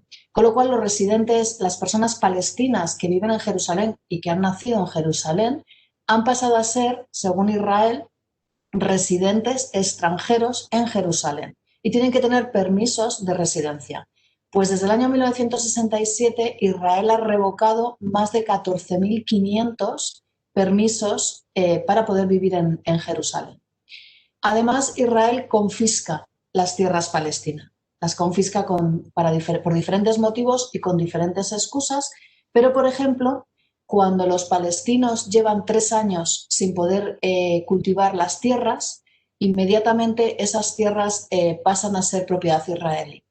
¿Por qué dejan de ser cultivadas estas tierras? Porque a veces estas tierras están al otro lado del muro y los campesinos necesitan determinados permisos para poder cruzar el muro y para poder ir a cultivar sus tierras. Pero estos permisos son muy difíciles de conseguir, porque a veces lo que te piden es demostrar el título de propiedad de las tierras. Y muchas veces los palestinos no tienen estos títulos de propiedad, no tienen esta documentación, con lo cual no consiguen los permisos y al cabo de 3 años sin haber cultivado estas tierras pasan a formar parte del Estado de Israel. Con lo cual los campesinos están perdiendo todos sus ingresos porque no pueden cultivar. Además de esta situación están los asentamientos de los colonos israelíes. Hay más de 200 asentamientos en territorio cisjordano en los que viven 620.000 colonos. Esto, de cara al derecho internacional, por las convenciones de Ginebra que aplican en los conflictos y en los territorios ocupados, estas convenciones dicen que no se puede transferir población de la potencia ocupante a el territorio ocupado. Pues, sin embargo, Israel ha transferido 620.000 colonos al territorio cisjordano. Como sabrán, hace relativamente pocos meses, Israel, tras el anuncio del plan de paz de Trump, Israel anunció que se iba a anexionar Cisjordania. Hubo una fuerte contestación de la comunidad internacional que se oponía a esa anexión, con lo cual Israel tuvo que paralizar sus intenciones de anexionarse el territorio. Sin embargo, desde que comunicó que paralizaba la anexión, Israel ha continuado anexionándose territorio palestino y ha continuado construyendo nuevas infraestructuras, nuevas viviendas en los asentamientos de colonos israelíes. De hecho, el plan que tiene actualmente es de construir 4.000 nuevas viviendas en estas zonas de asentamientos de colonos. Para ello, además, para poder construir estos asentamientos, Israel lleva a cabo demoliciones de viviendas de palestinos e infraestructuras de palestinos. En la actualidad, lo que llevamos de año, se han producido 700 demoliciones de infraestructuras palestinas que han producido el desplazamiento de 900 personas. Cuando comenzó la pandemia, en el mes de marzo, Israel se comprometió con la comunidad internacional, con Naciones Unidas, a no demoler más viviendas durante la pandemia, a paralizar las demoliciones durante la pandemia. Sin embargo, hemos podido constatar que desde marzo hasta la fecha se han demolido más viviendas que en el mismo periodo del año pasado. De hecho, este año llevamos más demoliciones de viviendas, con lo cual no solamente no ha cumplido, sino que en momentos en los que había confinamiento decretado por Israel para la población israelí, pero también la autoridad palestina había decretado el confinamiento, Israel continuaba demoliendo viviendas de palestinos y poniendo a estas personas en la calle sin ningún sitio donde poder resguardarse y evitar así el poder contagiarse con el coronavirus. Como digo, a la par de la construcción de asentamientos, o sea, la construcción de asentamientos va a la par que la demolición de viviendas. En la actualidad, la zona donde más concentración de demoliciones se están produciendo es entre la carretera de Jerusalén Este y Jericó, que es donde viven aproximadamente unos 10.000 beduinos, que son considerados por Naciones Unidas refugiados, puesto que fueron expulsados del desierto del Negev y se tuvieron que asentar en esta zona. Pues esta zona en la que están los beduinos está rodeada de asentamientos de colonos, y para poder conectar estos asentamientos de colonos con la ciudad de Jerusalén Este y así físicamente aislar a Jerusalén de Cisjordania, para llevar a cabo este proyecto es necesario demoler todas las viviendas de los beduinos que están en esta zona y transferir forzosamente a los beduinos a otro lugar. En las últimas semanas hemos podido ver en una única aldea palestina, por ejemplo, demoler hasta 72 infraestructuras de estos beduinos.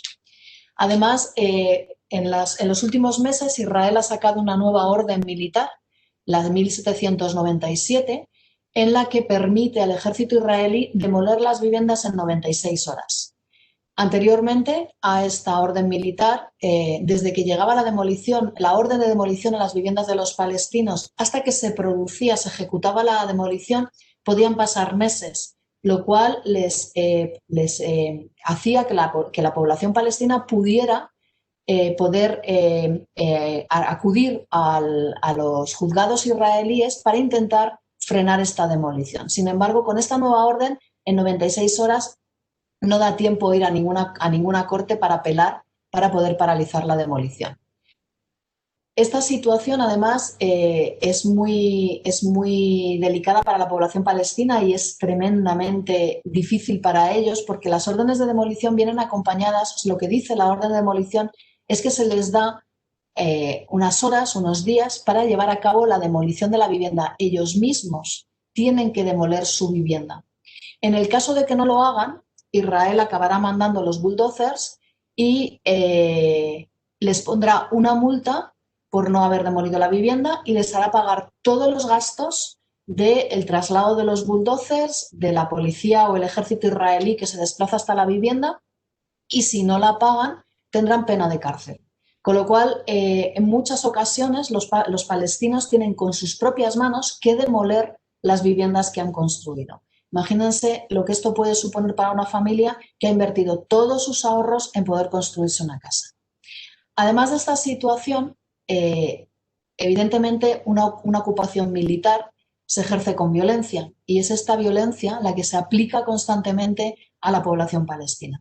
Tenemos contabilizados, Naciones Unidas, que en Palestina, en Cisjordania, se producen una media de entre 3.000 y 4.000 incursiones militares en los campos de refugiados para que Israel lo explica como operaciones de búsqueda y captura y que en la mayor parte de los casos se realizan en medio de la noche, cuando las familias están dormidas. Entra el ejército en los campos de refugiados, derriba las puertas de las casas, entra a las casas por la fuerza, creando caos en los registros, separando a los hombres de las mujeres dentro de las viviendas y llevándose detenidos a los hombres, pero en muchas ocasiones también se llevan detenidos a niños, a menores de edad.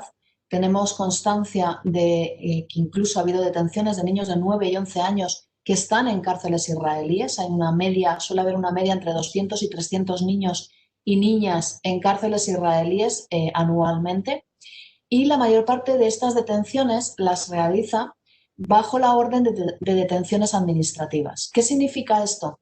Significa que Israel puede detener a un palestino sin que este palestino sepa de lo que le están acusando.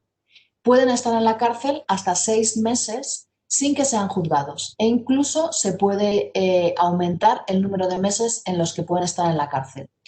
Además, bajo esas administraciones administrativas no tienen contacto con abogados ni con su familia. Esto incluso ocurre con los niños, que son detenidos y que durante meses están encarcelados y no tienen ningún contacto ni con ningún tutor, ni con ningún abogado, ni con sus padres. Y es en el momento del juicio, el día del juicio, que se les asigna un abogado de oficio y es en ese momento en el que el abogado es informado de lo que se le está acusando al palestino, a la persona palestina, y es ahí en ese momento que tiene que prepararse la defensa.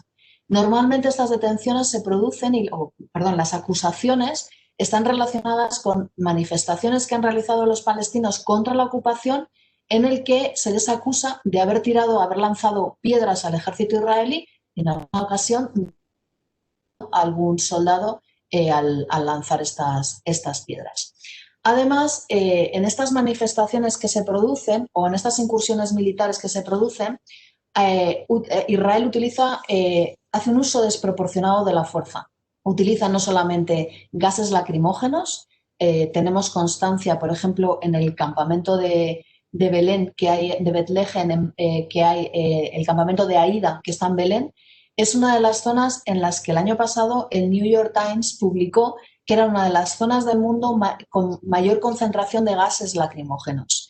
Israel, cuando llega a estos campos, los rodea y comienza a gasear a la población.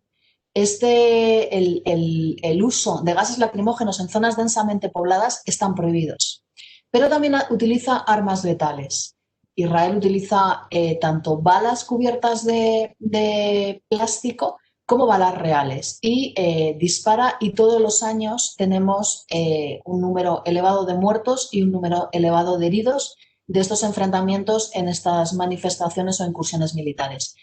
Hasta la fecha, por ejemplo, en este año hay 21 muertos, entre ellos hay niños, y hay más de 2.000 heridos y aproximadamente hay unos 200, 300 niños heridos en estas situaciones. Esta es un poco la situación de la ocupación en Cisjordania. Si nos vamos a Gaza, la situación es completamente diferente. En Gaza no está físicamente el ejército israelí, sino lo que hace Israel es una ocupación periférica de la Franja de Gaza. Realiza un control efectivo del territorio y de la población, controlando el espacio aéreo, el espacio terrestre y el espacio marítimo. Y aunque Israel no reconoce la ocupación de Gaza, puesto que en el año 2005 retiraron el ejército israelí de dentro del territorio, Naciones Unidas y la comunidad internacional dice que no es necesario tener un ejército para controlar un territorio. Simplemente con el control efectivo que hace del territorio, controlando el espacio aéreo, terrestre y marítimo, Naciones Unidas dice que esto es una ocupación periférica y por tanto se ejerce un control del territorio y de la población y es un territorio ocupado. Esto es importante porque lo que esto implica es que las convenciones de Ginebra se tienen que seguir aplicando a Gaza y por tanto Israel es responsable del bienestar de la población dentro de la Franja de Gaza.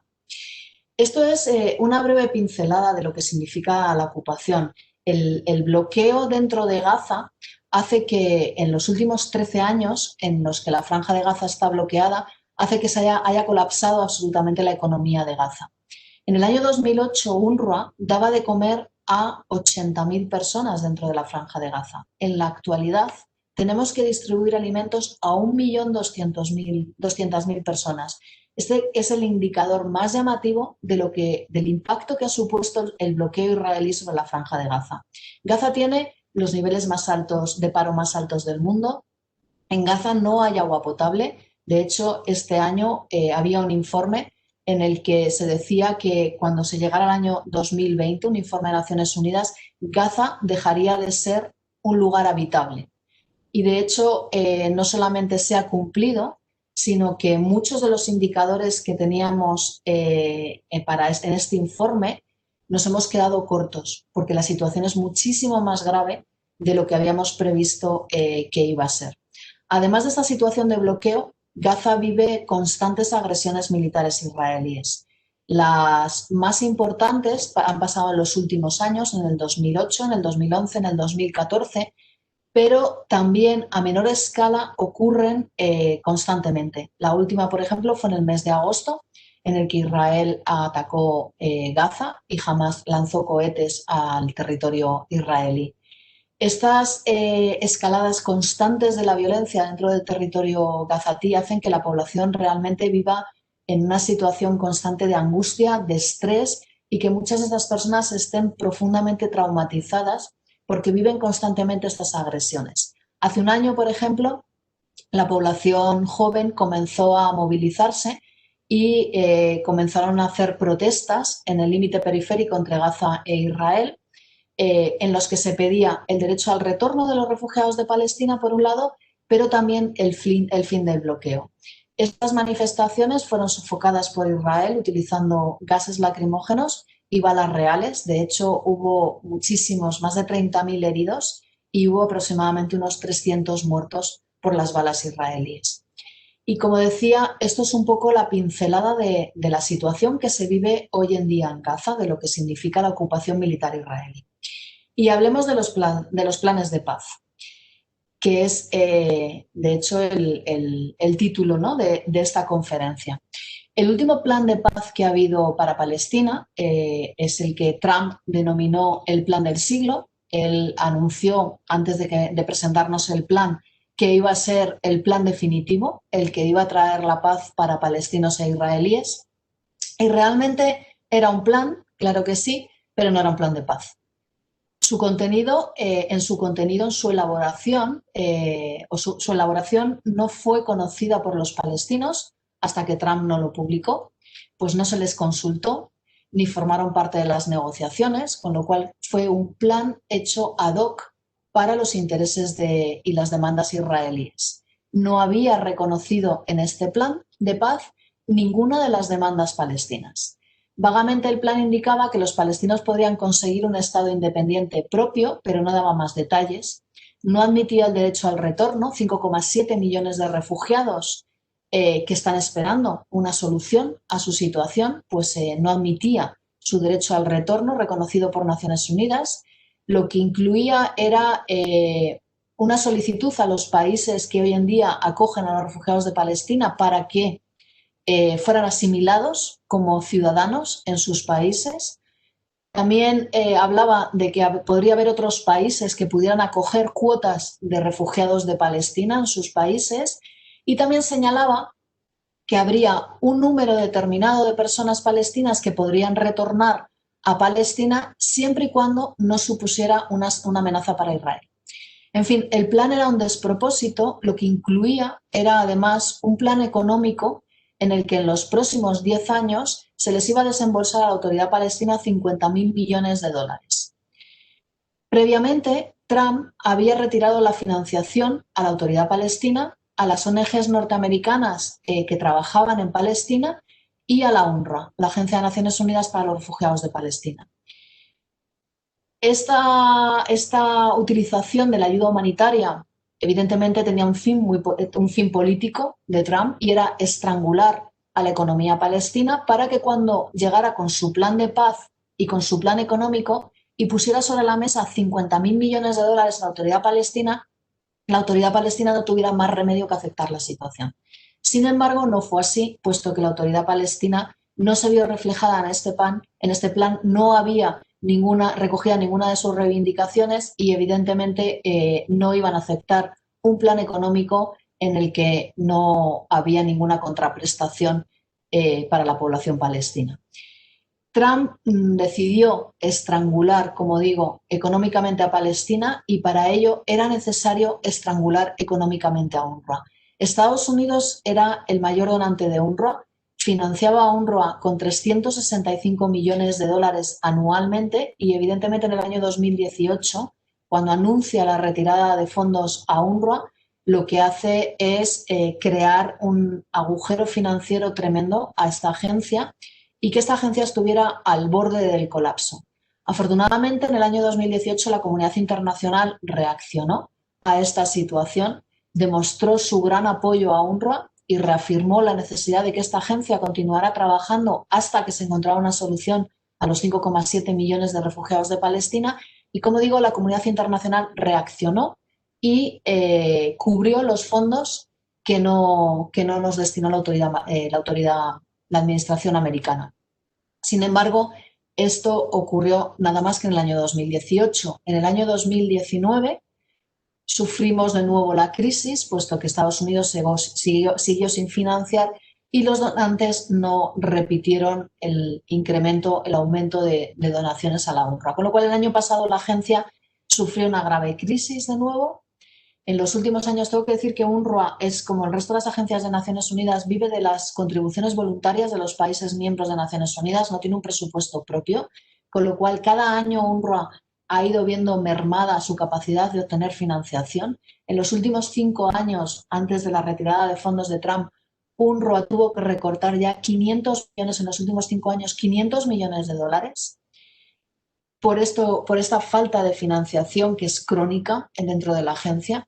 Y, como digo, cuando esto además se incrementa con la retirada de fondos de Trump, la situación de UNRWA es evidentemente de clara debilidad ahora mismo, y con una situación muy preocupante.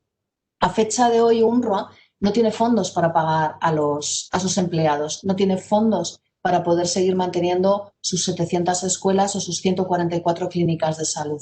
No tiene fondos para hacer frente al COVID, no tiene fondos para poder seguir distribuyendo alimentos a Gaza. Y esto es el resultado de un plan político para poner a la agencia en esta situación. Y no es algo que comienza con Trump, es algo que lleva ya tiempo fraguándose, porque evidentemente uno de los mayores problemas para cualquier plan de paz entre Israel y Palestina son los refugiados de Palestina. Naciones Unidas reconoce su derecho al retorno. Son 5,7 millones de refugiados de Palestina. Sin embargo, Israel no reconoce este derecho al retorno y impide que ningún refugiado de Palestina pueda regresar a sus hogares en lo que es hoy el actual Estado de Israel. Es además una grave amenaza para Israel. Israel tiene 5 millones de población judía. Ya dentro del territorio israelí hay 1,5 millones de árabes israelíes, árabes palestinos que en la guerra del 48 continuaron viviendo en Israel y que hoy en día conforman un grupo de población de 1,5 millones de personas. Si a este 1,5 millones de personas les sumamos los 5,7 millones de refugiados de Palestina, evidentemente habría un total de 7 millones de árabes en un país con 5 millones de judíos. Y esto sería una grave amenaza para Israel, teniendo en cuenta que Israel aspira a ser un Estado judío y no un Estado donde la mayoría de la población es musulmana. Por ello, Israel no va a aceptar nunca este derecho al retorno de la población palestina. ¿Y cómo solventar este problema? Pues desprestigiando a UNRWA, intentando acabar con UNRWA, que es el único organismo que trabaja con mandato para trabajar con los refugiados de Palestina, y además es el único organismo que hoy en día continúa recordándole a la comunidad internacional que siguen teniendo uno de los problemas más graves y más antiguos del mundo, que es la situación de 5,7 millones de refugiados de Palestina. Y para ello, desde hace años, se lleva produciendo una campaña de desprestigio contra UNRWA. En primer lugar, se dice que los refugiados de Palestina son los únicos que heredan la condición de refugiado generación tras generación. Esto no es verdad. Los refugiados de cualquier conflicto, los refugiados de larga duración, los refugiados que se cronifican como los palestinos, pero también tenemos ejemplos de refugiados afganos o incluso de refugiados saharauis que llevan más de 40 años siendo refugiados. Los palestinos no son los únicos, como digo, que heredan la condición de refugiado generación tras generación. Esto es algo reconocido en la Convención de los Derechos de los Refugiados, en la que dice que por el principio de unidad familiar, hasta que no se encuentre una solución a los refugiados heredan la condición. Ahora estamos viendo, por ejemplo, los refugiados sirios que hay en Grecia, los niños que están naciendo en los campos de refugiados que hay en Grecia, son automáticamente reconocidos por ACNUR como refugiados, cuando han sido sus padres los que han sufrido el desplazamiento, pero los niños nacen en campos y son automáticamente reconocidos como refugiados, igual que los palestinos. También esta campaña de desprestigio hacia UNRWA alega que UNRWA no ha conseguido en 71 años de mandato reasentar a un solo refugiado. Pues bien, UNRWA no tiene mandato para reasentar a los refugiados. UNRWA únicamente tiene mandato para proteger y asistir y distribuir ayuda a los refugiados de Palestina. Los únicos que tienen mandato para reasentar, para retornar o para reasentar a los refugiados en otros países es ACNUR, que consta dentro de su mandato buscar una solución a los refugiados, pero a UNRWA no se le dio ese mandato por parte de la comunidad internacional. Además, también alegan que en nuestras escuelas infundimos el odio hacia Israel. Sin embargo, nuestros libros de texto y nuestro sistema educativo es el mismo que el que tenemos en los países de acogida. Es decir, las escuelas de UNRWA en Líbano utilizan la currícula escolar libanesa porque como solamente tenemos educación primaria y después los niños pasan al sistema educativo, educación secundaria del país en el que están acogidos, nosotros no podemos utilizar una currícula distinta, con lo cual utilizamos la jordana, la libanesa, la siria y también la de la Autoridad Palestina. Nuestros libros han sido revisados por el Banco Mundial, han sido revisados por la Administración Americana, están en la actualidad siendo revisados por la Unión Europea y tenemos constancia de que hay algunas mejoras que hacer en estas currículas. Evidentemente hay un tema, por ejemplo, de género en los libros en los que estamos trabajando para poder que haya una lectura más equitativa dentro de los libros. Sabemos que hay algunos problemas en los ejemplos que se ponen, pero porque no están bien adaptados a las edades desde nuestro punto de vista, pero realmente no ha habido en ninguna de estas evaluaciones que se ha hecho a estos libros ningún indicio de que estemos inculcando ningún odio ni adversión a la población israelí. De hecho, lo que hacemos es enriquecer la currícula escolar y tenemos una asignatura en la que educamos en valores, educamos en resolución pacífica de conflictos, en los que hablamos de los grandes problemas que ha habido a lo largo de la historia, incluyendo el Holocausto, e intentamos explicar a los niños que hay que resolver siempre pacíficamente los conflictos. Además, somos la única agencia de Naciones Unidas que está siendo, es la más atacada y la única en la que se ha politizado de una manera absolutamente desproporcionada. Y UNRWA intenta en este conflicto tan polarizado siempre mantener la neutralidad e intentar ser lo más transparentes posibles y cumplir nuestro mandato, que es el de, como digo, proteger y salvar a la población refugiada de Palestina. Y llegados hasta aquí, en esta situación tan sumamente compleja y tan sumamente polarizada, ¿cómo se podría conseguir un cambio? ¿Cómo se podría conseguir revertir la situación? Me gustaría traer aquí el mensaje de los refugiados de Palestina que han estado lanzando recientemente en las redes con motivo del Día Internacional de Solidaridad con el Pueblo Palestino, el pasado 29 de noviembre. Y decían así los palestinos, los refugiados de Palestina: queremos una solución radical a nuestro sufrimiento. No queremos permanecer como refugiados indefinidamente. La población refugiada de Palestina lleva 72 años como refugiados. Son refugiados de por vida. Nacen hoy en día como refugiados y mueren como refugiados.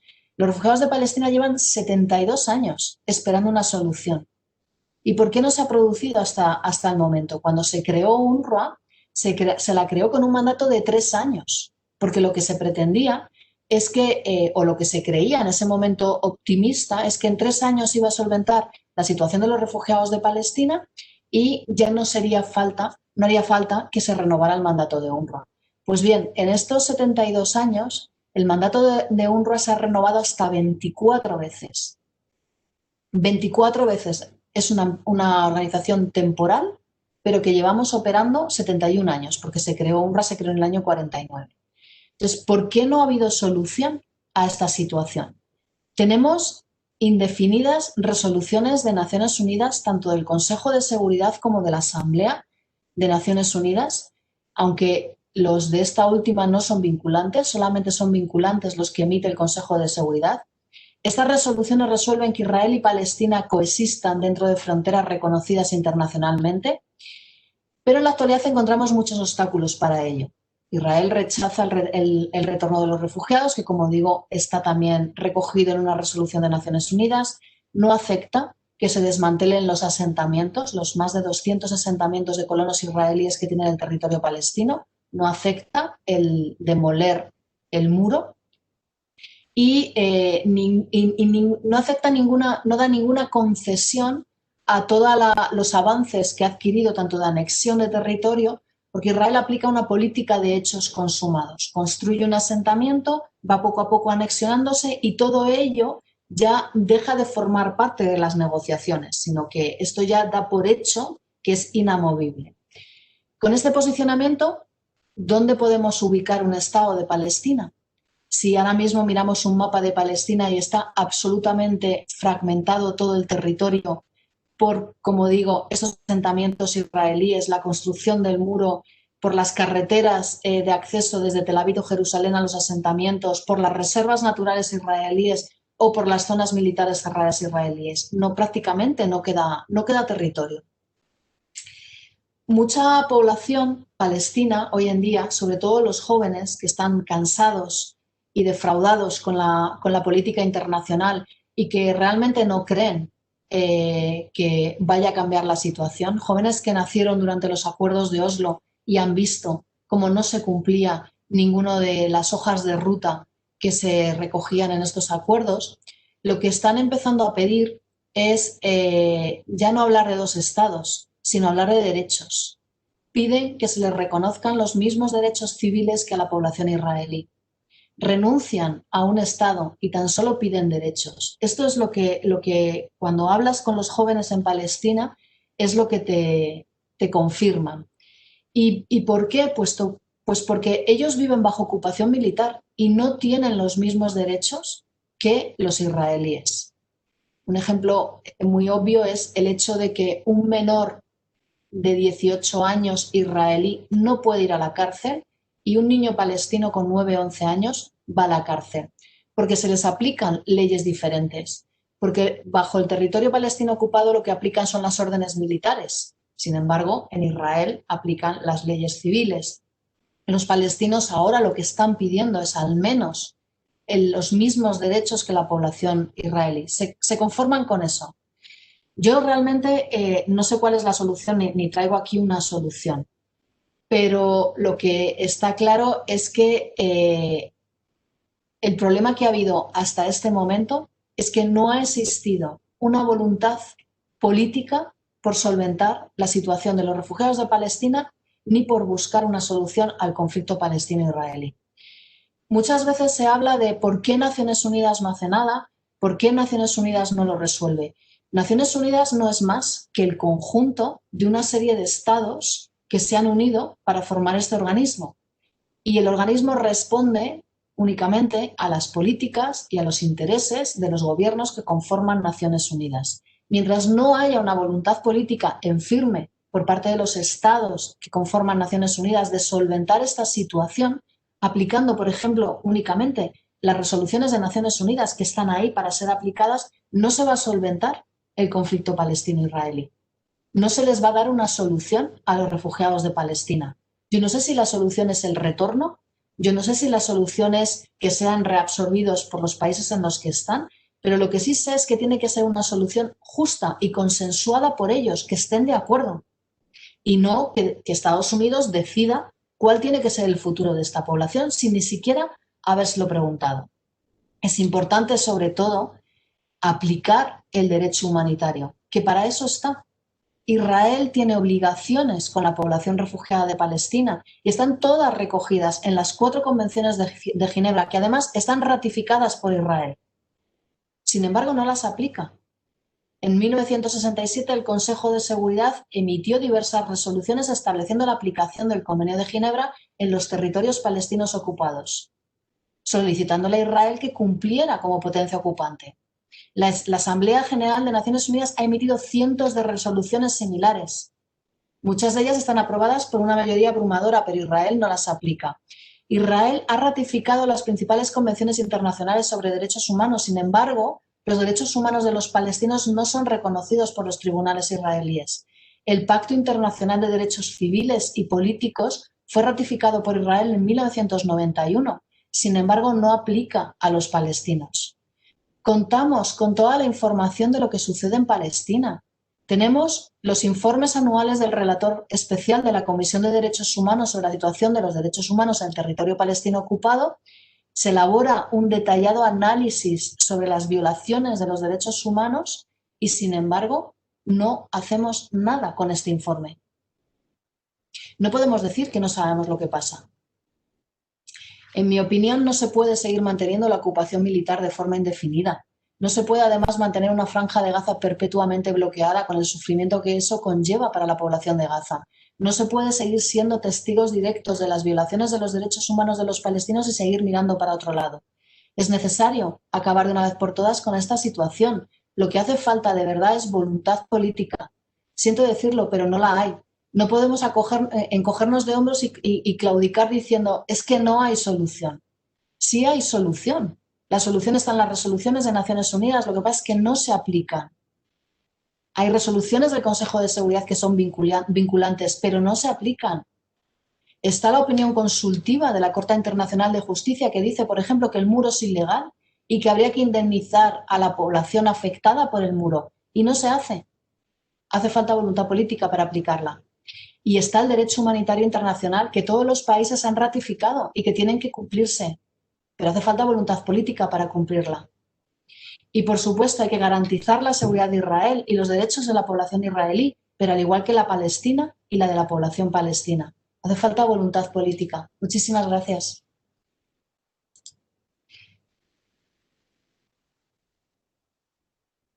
Muchísimas gracias, Raquel, por tu exposición. Veo que hay alguna reflexión por el chat, pero no he visto preguntas concretas. Todavía tenemos aproximadamente 15 minutos, con lo que si alguien quiere hacer alguna pregunta, pues lo puede ir haciendo. Sí que Aisha, bueno, pues plantea un poco pues que la situación es bastante vergonzosa, sobre todo en lo que al compromiso de la comunidad internacional se refiere, y ella plantea que, bueno, que algo similar a lo que sucede con Palestina está sucediendo también con el Sáhara Occidental, que además en este momento también es un tema que está, bueno, pues muy candente y muy de actualidad. No sé si al respecto, Raquel, y así damos tiempo para que otras personas se animen y pregunten algo. Bueno, la verdad es que, como comenta lo del Sáhara, que también es otro de los conflictos más polarizados que hay junto con el palestino, yo creo, la verdad es que Trump ha tenido que aprovechar hasta el último minuto para seguir bueno, creando, en definitiva, dejando problemas a la comunidad internacional. El hecho de que ahora mismo estén muchos de los países árabes reconociendo al Estado de Israel, lo que está conllevando también es que estos países retiren la financiación a UNRWA. De hecho, por ejemplo, este año Emiratos Árabes ha dejado de financiar a la agencia cuando el año pasado dio 50 millones de dólares a la agencia. Kuwait no ha financiado tampoco a la agencia. Arabia Saudí ha dado únicamente la mitad de lo que dio el año pasado, 25 millones, y esto es consecuencia de las políticas de Trump. El hacer que otros, arrastrar a otros países a hacer lo mismo que ha estado haciendo él con la utilización de la ayuda humanitaria con fines políticos. Y realmente, pues lo que comentaba Isa, estoy totalmente de acuerdo, es vergonzoso lo que pasa en Palestina. Pero lo peor de todo es que es lo que yo digo, es lo que decía, es que no sepamos lo que está pasando. Es que lo sabemos. Hay informes suficientes de Naciones Unidas, pero también de las ONGs que trabajan en Naciones Unidas. Se hacen muchísimas visitas de parlamentarios del Parlamento Europeo y de parlamentos también de distintos países que visitan el territorio y que con sus propios ojos ven lo que está pasando, pero después no se hace nada. Realmente es que para mí no tiene otra explicación que es la falta de voluntad política. Sí, lo veo que es una violación de los derechos humanos, pero no podemos hacer nada o no queremos hacer nada.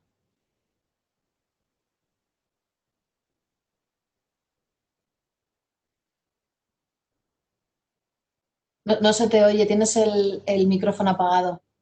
Perdona, sí, me pasa varias veces que como me lo muteo mientras habláis, digo que sí, que mientras respondías a Isa, ha entrado una pregunta de Raquel Lucas, que ya te dice, si con la pandemia que nos toca vivir tenemos sentimientos confrontados, ¿cómo es su día a día? Tienen que estar muy agobiados.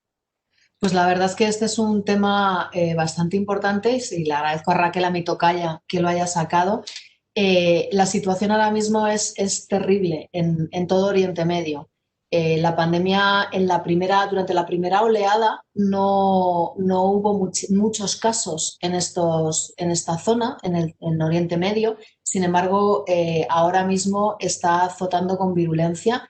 Tenemos, por ejemplo, en Líbano más de 100.000 casos y tras la explosión de agosto la propagación del virus se ha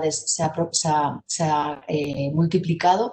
En Siria no tenemos muchos datos porque no se están haciendo muchos tests, pero evidentemente los indicadores como el número de fallecidos o la ocupación en los hospitales, en los que prácticamente no hay hospitales ya en Siria que funcionen, pues nos indica también que en Siria está afectando bastante la pandemia.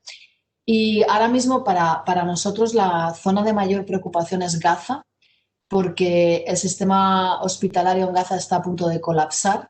La mayor parte de las camas están ocupadas. Ayer leía un informe que decía que había 56 respiradores y que tenían 220 pacientes que necesitaban respiradores. Y solo tenían 56 para los 200. No hay suficientes camas de UCIs, no hay suficientes test. Hace poco se acabaron los test para poder seguir detectando a los contagiados.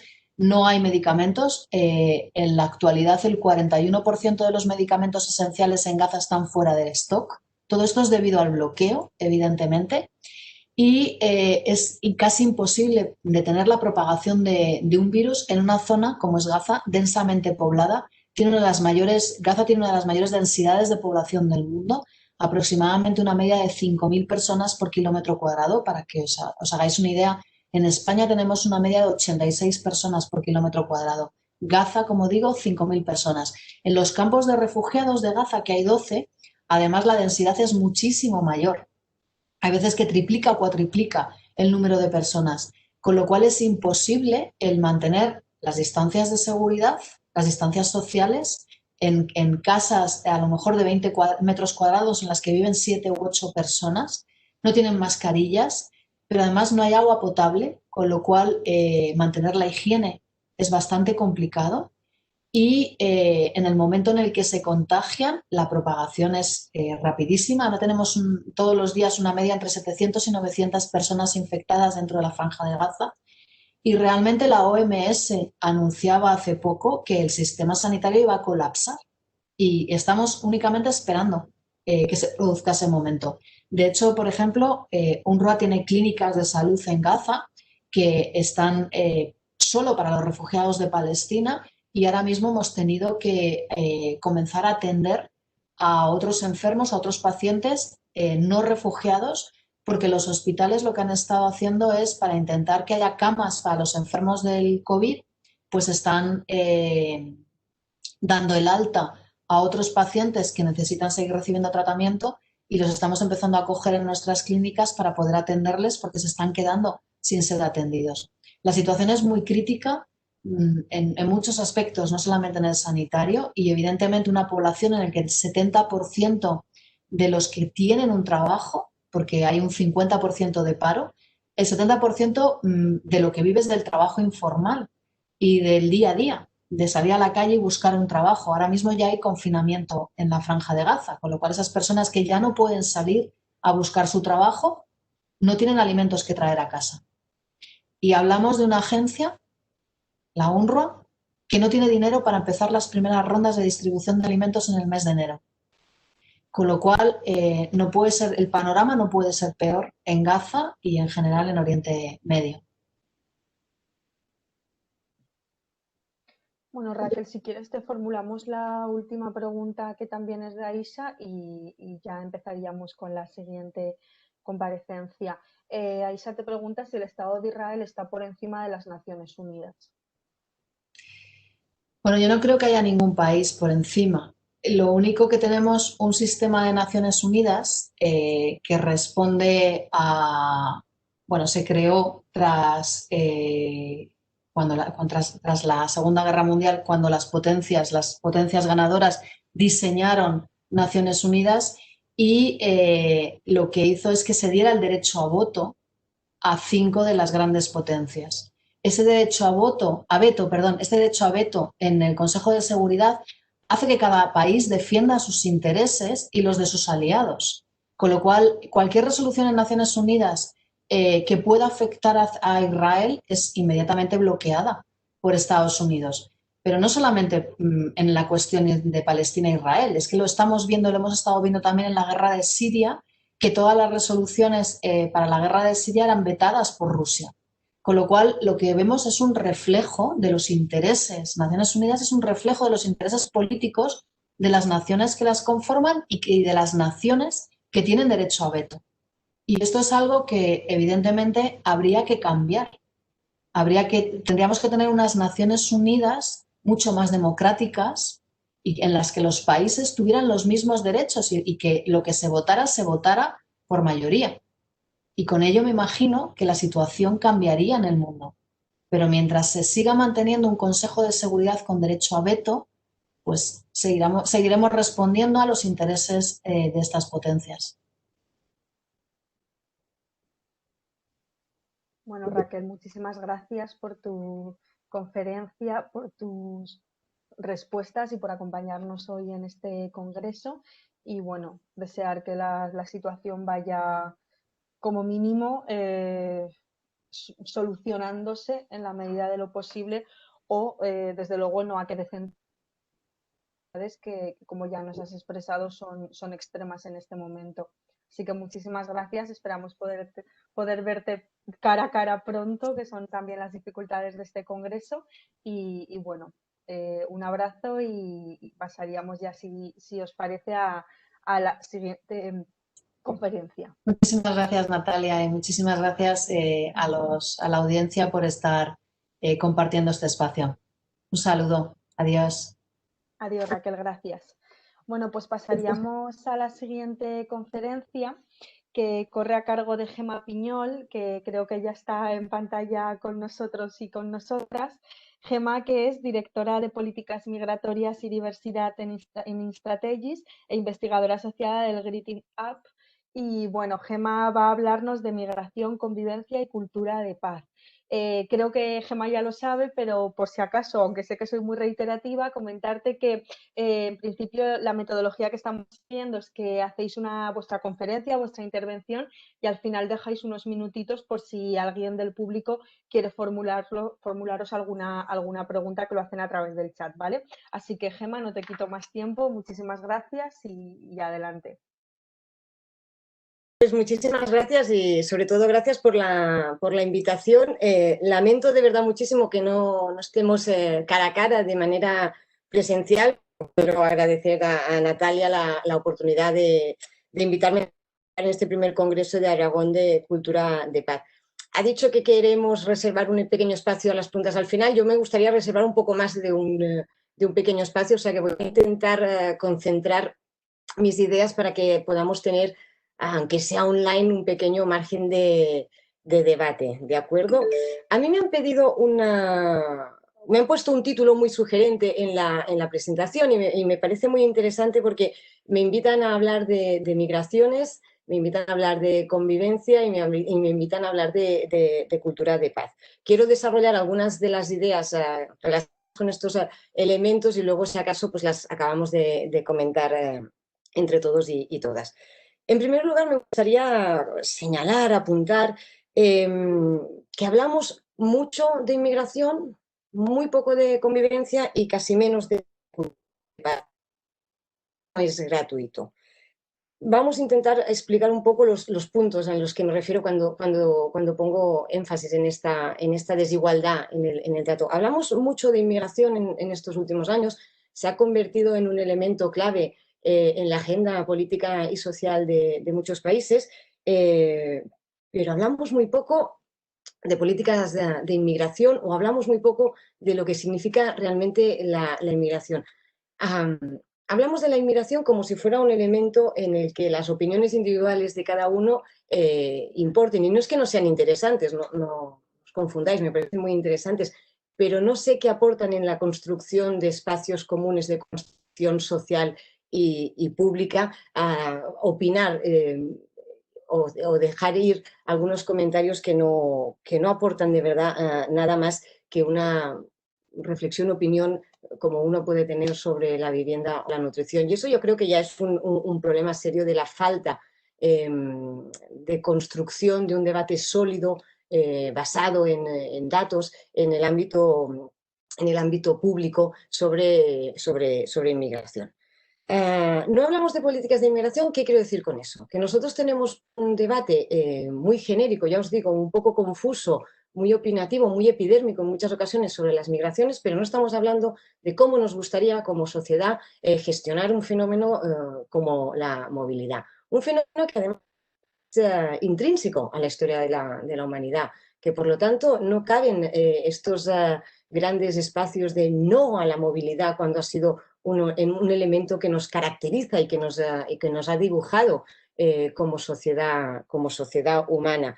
Pero además hablamos de las migraciones sin atender ni entender que estamos hablando de un volumen de población relativamente pequeño en términos generales, es decir, las personas migrantes internacionales que han cruzado fronteras internacionalmente reconocidas son alrededor de un 4% de la población mundial, y estas migraciones pasan básicamente en espacios intrarregionales, es decir, las personas se mueven básicamente en sus regiones naturales con una movilidad elevada, digamos, entre países, pero las migraciones transcontinentales, para entendernos, no son uno de los grandes movimientos de flujos, y aún así tenemos esta tendencia a hablar con cierto dramatismo de los movimientos migratorios. Pero decía que hablamos de estos y no hablamos de cómo queremos gestionarlos. Y esto en las sociedades democráticas es un debate que yo encuentro, que echo de menos,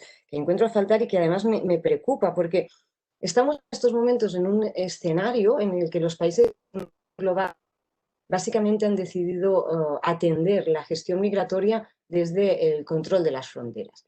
Y eso genera una distorsión tanto para lo que es una política de inmigración sensata, que promueva la migración ordenada, regular y segura, como en su momento comentó, se aprobó en el marco de Naciones Unidas con el Global Compact de Migración, pero es que además lo hacemos naturalizando, y aquí me preocupa especialmente esta naturalización de la vulneración de derechos en nuestras fronteras. En los estados democráticos la protección de derechos es una cosa que afecta a todos los espacios de intervención del Estado democrático, por lo tanto las fronteras también son un espacio en el que deben garantizarse y protegerse los derechos humanos. Pero de esto no hablamos.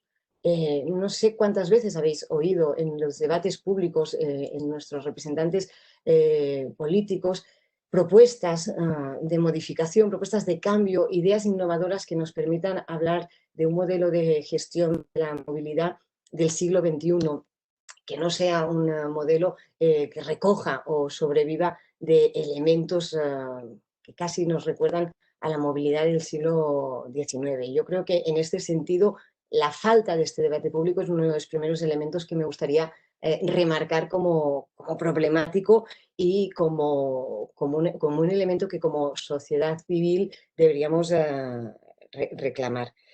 Hay otro problema a la hora de hablar de inmigración, que normalmente tendemos y generalizamos la inmigración en contextos de crisis. Hablamos de inmigración como si fuera un fenómeno relacionado con las crisis.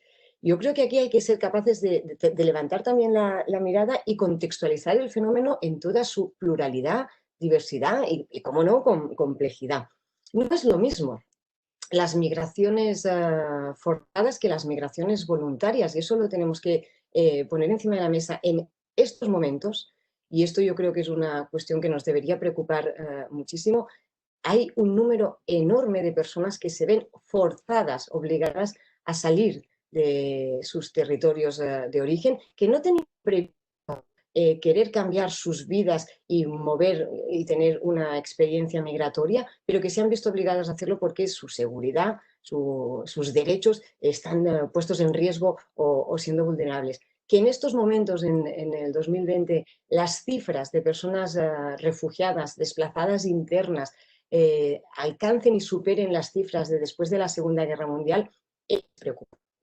Es una situación que estresa y que pone en debate qué espacio de construcción de paz estamos haciendo a nivel global. Esto es efectivamente una situación crítica que podríamos llamar crisis humanitaria, pero no porque existan las personas refugiadas, sino porque ellas son las víctimas involuntarias de lo que sería la crisis real, que es la crisis de las situaciones de paz en muchos países. Por lo tanto, aquí hay un elemento que acostumbramos a distorsionar en tanto objeto de estudio y al que no acabamos de solucionar, porque entendedme, la solución no es solo, evidentemente mientras haya personas refugiadas, atender, acogerlas y garantizar sus derechos y su posibilidad de tener una vida más digna, sino trabajar de manera muy seria para intentar acabar con aquellos conflictos, con aquellas situaciones de violencia estructural que obligan a las personas a marchar. Por lo tanto, yo creo que aquí hay una falta de énfasis en el debate público sobre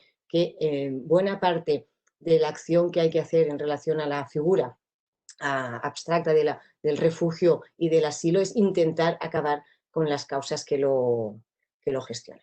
Y luego lo que hacemos también es generar un discurso, una narrativa de crisis en relación a la movilidad no forzada, es decir, a esa movilidad en que las personas deciden, por razones diversas, por razones múltiples, por razones mucho más complejas de lo que a veces intentamos simplificar, emprender viajes migratorios. Si vosotros pensáis y tenéis en cabeza las últimas imágenes que podéis haber visto relacionadas con la cuestión migratoria, lo primero que nos viene a la cabeza seguramente son las situaciones dramáticas que existen en las fronteras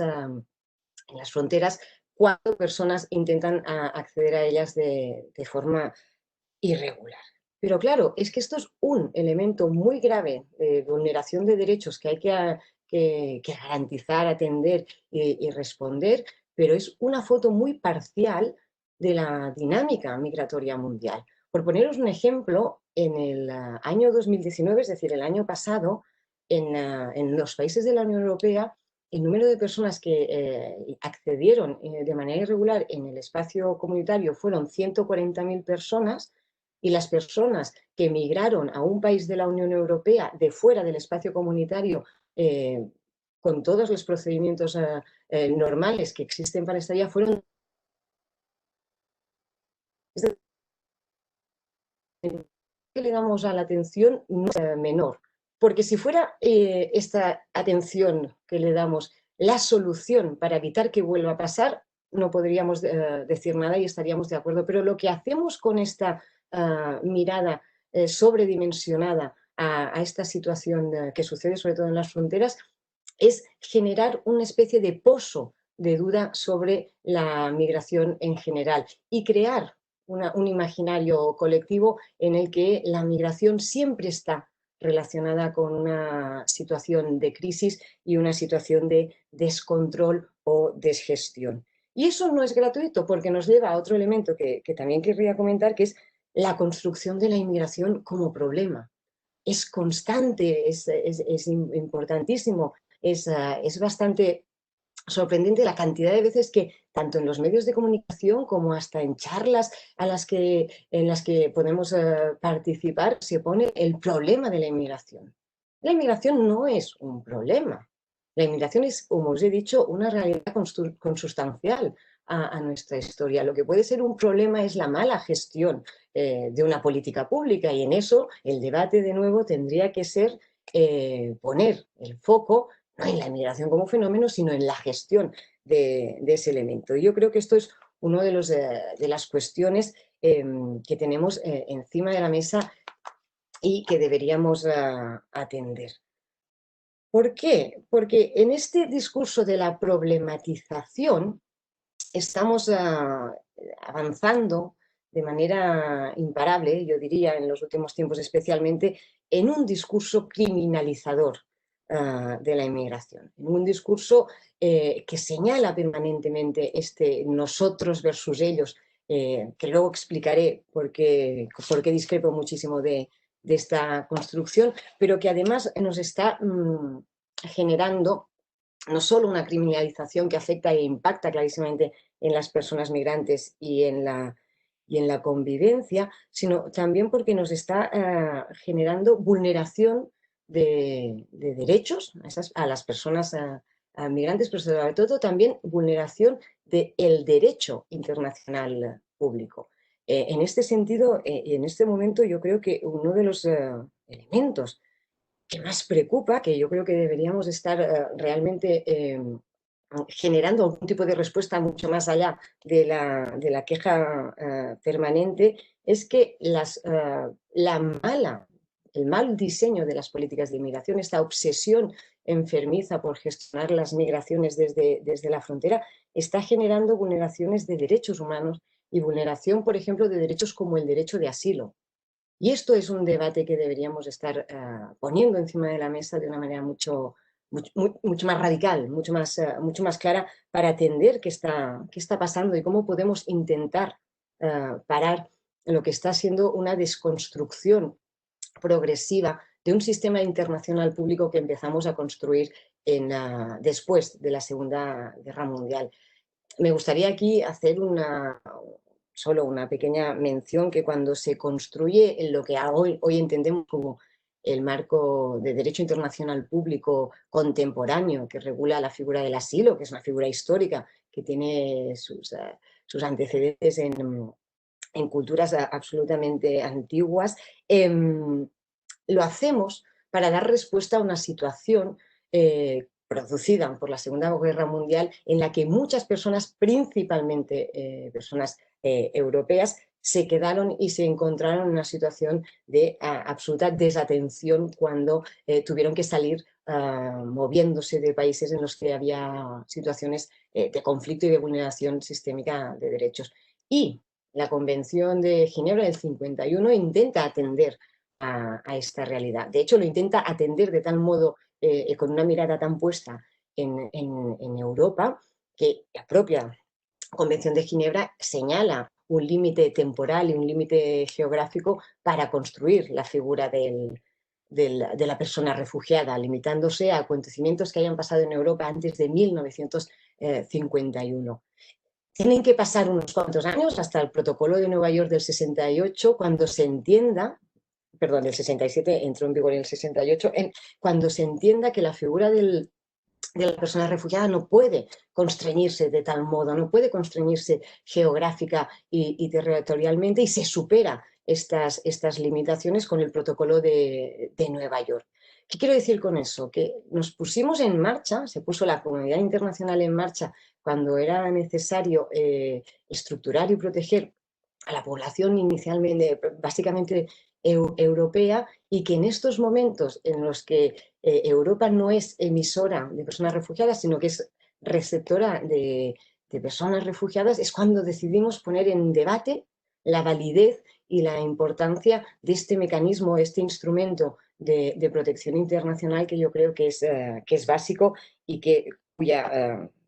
cuya vulneración está en la laminación progresiva que vamos viviendo en los últimos años, no deja de generar muchísima preocupación. Por lo tanto, estamos hablando, para ir bajando un poco a las cosas que me gustaría ir comentando, de un fenómeno absolutamente natural, que está claramente mal gestionado, entre otras cosas porque lo hemos problematizado y no estamos atendiendo la solución evidente de las políticas de migración. Es decir, es una deriva securitaria que es preocupante y que encima pone en riesgo derechos fundamentales claros. Pero, y aquí bajo un momento el elemento, esto también afecta a nuestros espacios de convivencia. La creación de toda esta narrativa problematizadora, criminalizadora, muy basada en una perspectiva securitaria, en un elemento de protección de nuestras fronteras en contra de aquellas personas que pueden intentar romper nuestro espacio, nuestro territorio de protección, impacta claramente en la convivencia en el día a día. Y esto me parece importante que lo tengamos siempre presente. Las migraciones son un fenómeno complejo, que no siempre, complejo no quiere decir complicado, problemático, pero es un fenómeno complejo porque es un fenómeno de características globales, de gestión estatal y de impacto local. Con lo cual, esta definición de glocal que algunos dicen sobre las migraciones genera unas dinámicas y unas complejidades que no siempre están bien resueltas, porque no siempre todos los espacios de intervención o los actores implicados pueden participar. Entonces, una de las cuestiones que nos pasa es que en este escenario que estamos construyendo, cuando todo esto lo aterrizamos al territorio, ponemos la convivencia del día a día en nuestros espacios de normalización, de vida cotidiana, en riesgo, y en un riesgo mayor del que parece. Fíjate, no es nada nuevo, y esto, si os vais a buscar, por ejemplo, lo que decía el Partido Nativista de Estados Unidos por allí, finales del siglo XIX, Partido Nativista de Estados Unidos, como, aunque el título pueda llevar a engaño, el Partido Nativista se reconoce como nativo en tanto que lo conformaron las personas que crearon o que fueron parte de las 14 primeras colonias que configuran Estados Unidos. Es decir, es ya un partido que claramente nace olvidando todo un histórico poblacional existente en el territorio. Pero es igual, la cosa que me gustaría recordar de este partido es que cuando hubo una crisis económica en 1893, creo recordar, empezó a dar un discurso absolutamente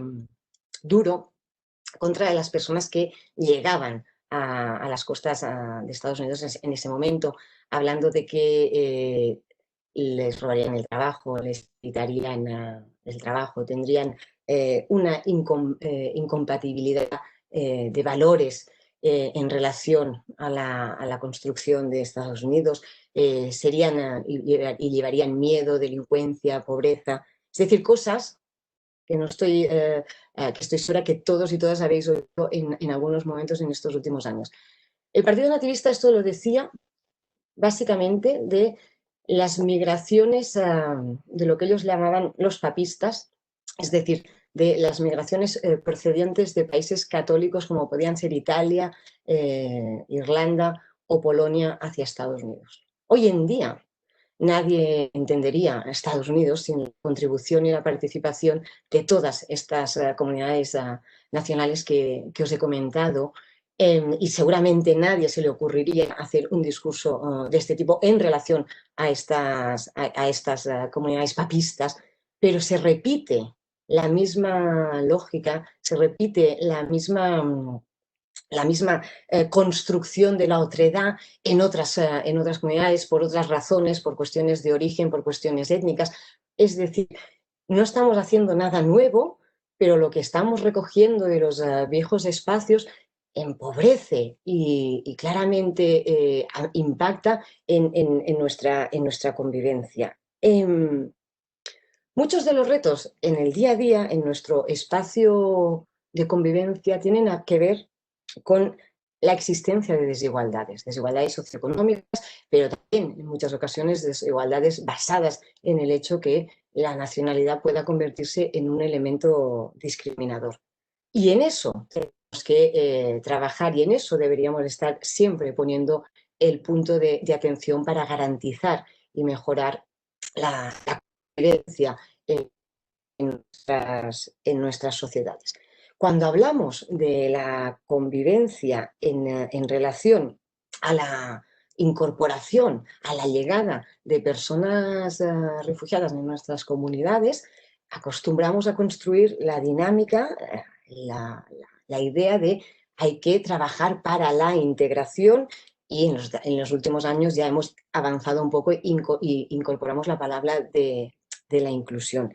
Y aquí es un tema que me parece interesante porque una de las cuestiones teóricas que se habla sobre la integración, que además recoge en todos sus documentos la Unión Europea, por ejemplo, y por lo tanto impregna a los estados de la Unión Europea en este sentido, es que la integración es un proceso bidireccional. Es decir, que la integración es una cuestión que afecta a las personas que llegan a un territorio, pero también afecta a la comunidad, a las personas que ya residen en el mismo.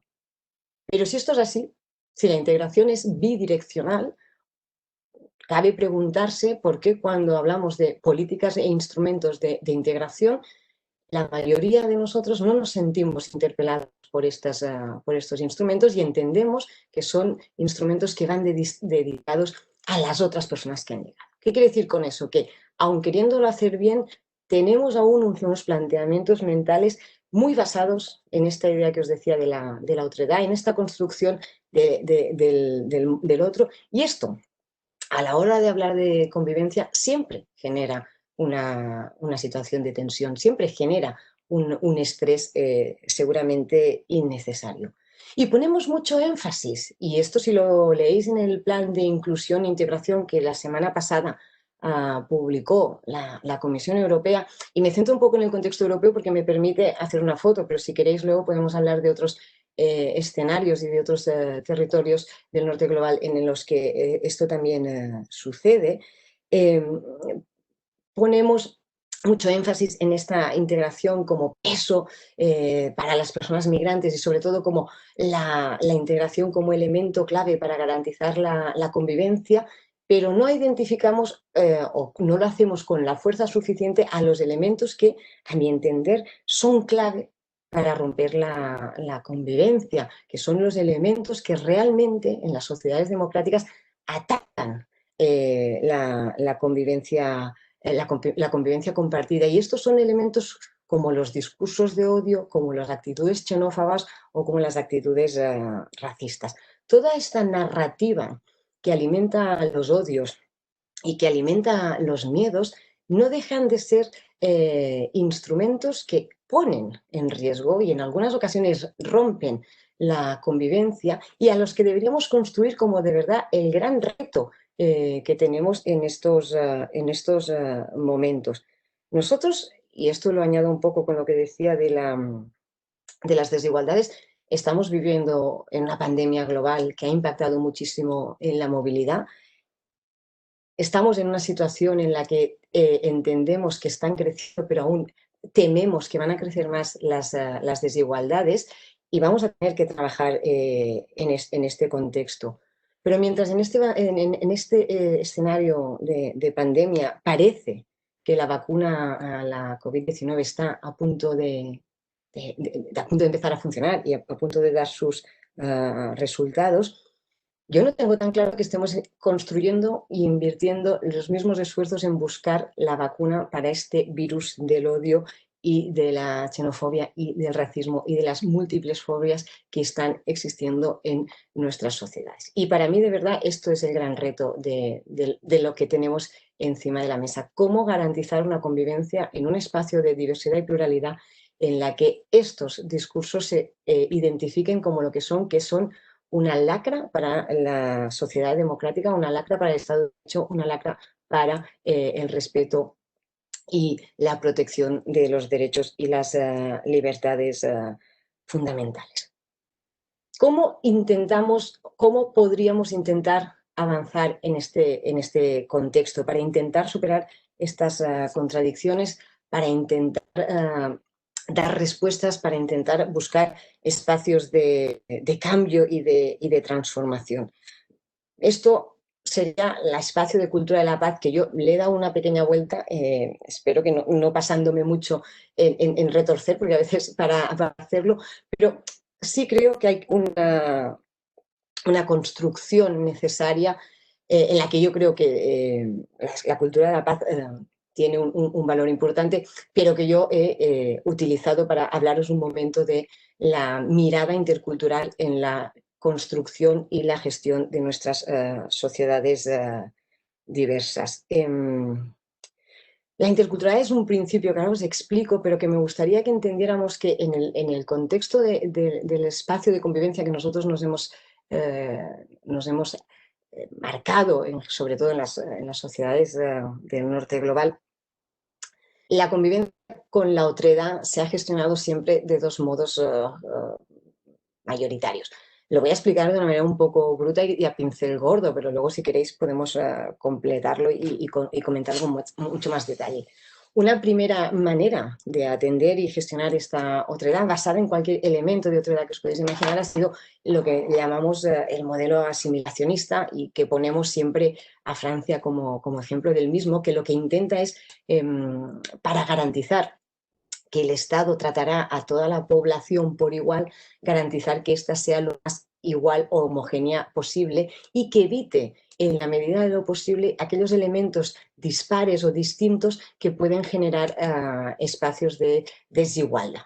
Este modelo, como todos los modelos, estamos hablando de la construcción teórica que no siempre encaja en la realidad práctica, pero en cualquier caso este modelo intenta decir a aquellas personas que no forman parte del mainstream, del grupo mayoritario, que vayan perdiendo poco a poco esos elementos propios que le caracterizan para formar parte de esta corriente mayoritaria en la que recibirá un trato igualitario. Claro, el asimilacionismo en realidad nace con una idea muy positiva de lo que serían los principios de igualdad, fraternidad y libertad de la Revolución Francesa, pero se olvida que en la práctica hay algunas cuestiones, algunos elementos que no son tan fáciles de suprimir. Ya no digo que sí sea correcto hacerlo, pero digo que es que hay algunas cosas que aunque quisieras no podrías, como el sexo, como el color de la piel, como el acento en que hablas una lengua. Todos estos elementos generan, sin quererlo en este espacio asimilacionista, desigualdades y discriminaciones que se van generando. Y por otro lado tenemos otro modelo que es el modelo multiculturalista, básicamente aplicado al modelo anglosajón. Y perdonadme la nota repelente, pero no confundamos, como tienen tendencia a hacer nuestros medios de comunicación y algunos políticos, multiculturalismo con multiculturalidad. La segunda es un adjetivo, la primera es un modelo de gestión concreta que básicamente lo que pone y busca es diferenciar y precisamente reivindicar estos elementos diferenciadores que el asimilacionismo no permite. Es decir, reconocer y visibilizar las religiones, las expresiones culturales, las características inherentes a la personalidad, enfatizándolas y poniéndolas en fuerza para reconocer y reforzar esta idea. ¿Qué le ha pasado al multiculturalismo como modelo de gestión en los últimos años? Que ha puesto tanto énfasis en las diferencias que ha fragmentado las sociedades en las que se aplica. A nosotros nos puede parecer graciosos como turistas poder pasear por el Chinatown de Nueva York, pero en realidad eso es un gueto creado en el que las posibilidades de interaccionar y salir fuera de eso son muy limitadas y eso genera también situaciones de desigualdad y de vulnerabilidad.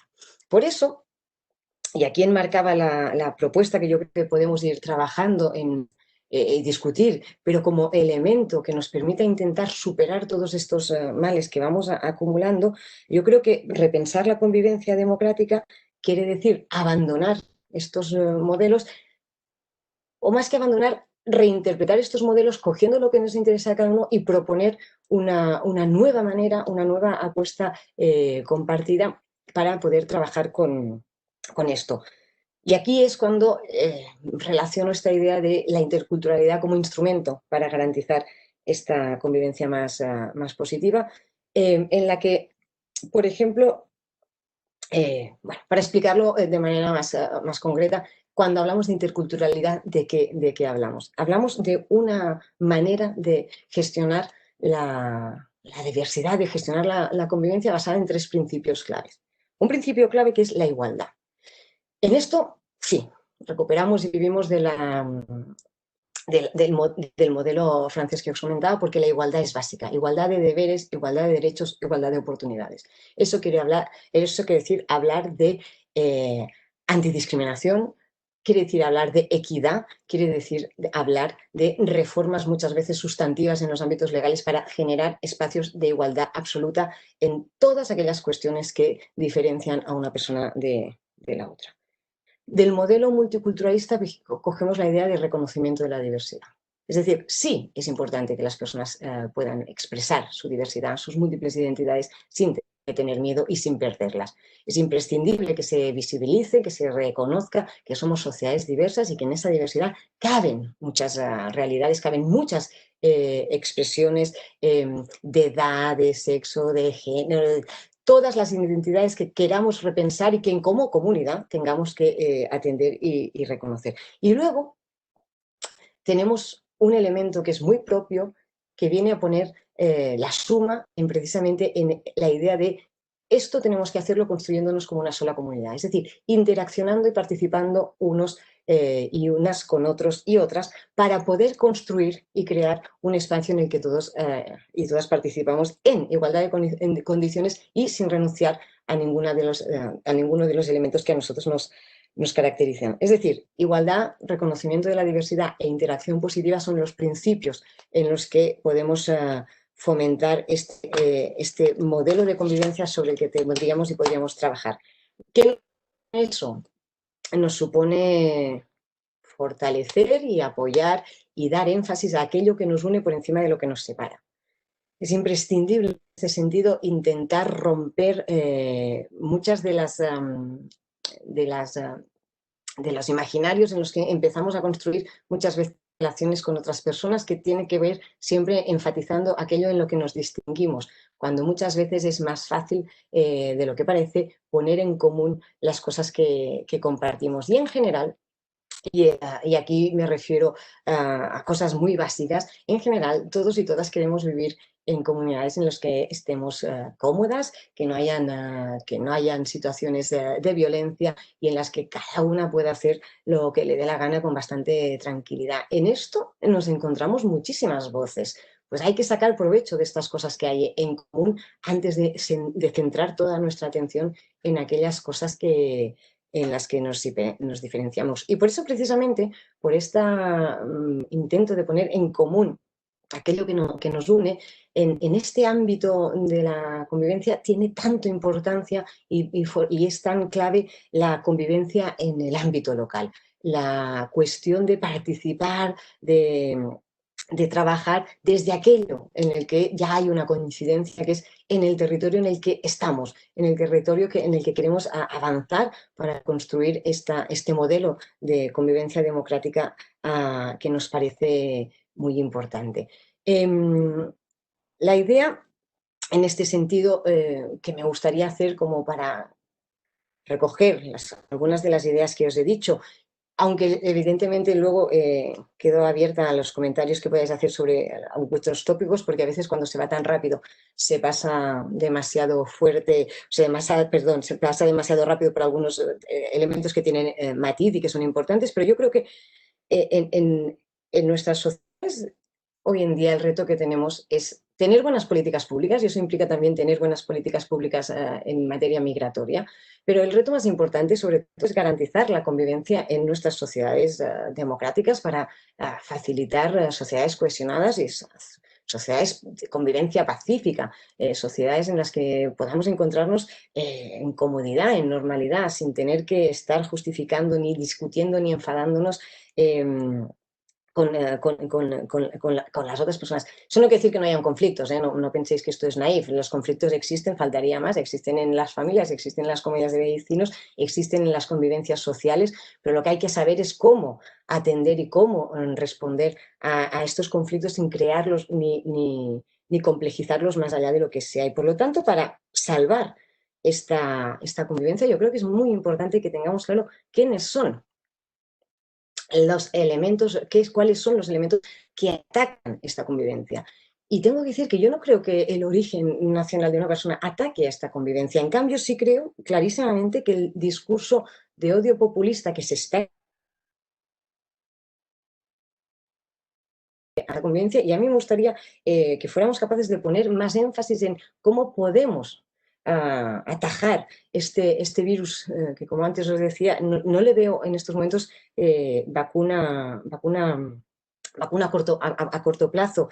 De hecho, uno de los problemas que tenemos es que no podemos o no encontramos espacios suficientes para poder discutir con algunas personas que, sin quererlo, repiten o refuerzan estos discursos de odio porque tienen miedo. Atender el miedo tener miedo primero es absolutamente humano, atender el miedo siempre es una responsabilidad pública y social, pero desactivar este miedo se convierta en un elemento distorsionador de la convivencia también es un deber que nos corresponde. Y yo creo que en este sentido hay que repensar algunas cosas. Yo os propongo un modelo como es el plan intercultural que nos sirve para avanzar en estos espacios, pero es un modelo en el que necesitamos sumar las voces de todos y todas, las maneras de mirar y sobre todo las maneras de atendernos para de verdad avanzar en la construcción de esta, que yo creo que es el reto y la preocupación que todos tenemos, de estas sociedades democráticas cohesionadas, diversas, plurales,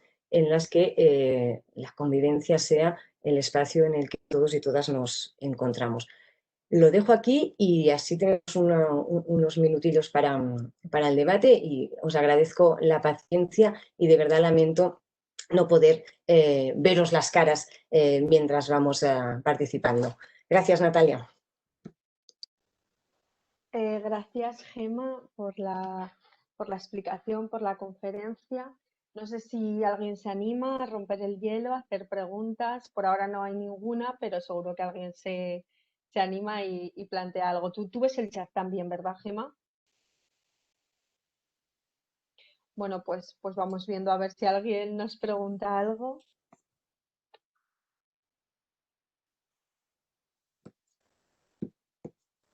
Cuando hay preguntas uno no sabe si no ha acertado bien en explicar, a nadie le interesa o ha quedado todo muy claro, y eso genera muchas dudas individuales.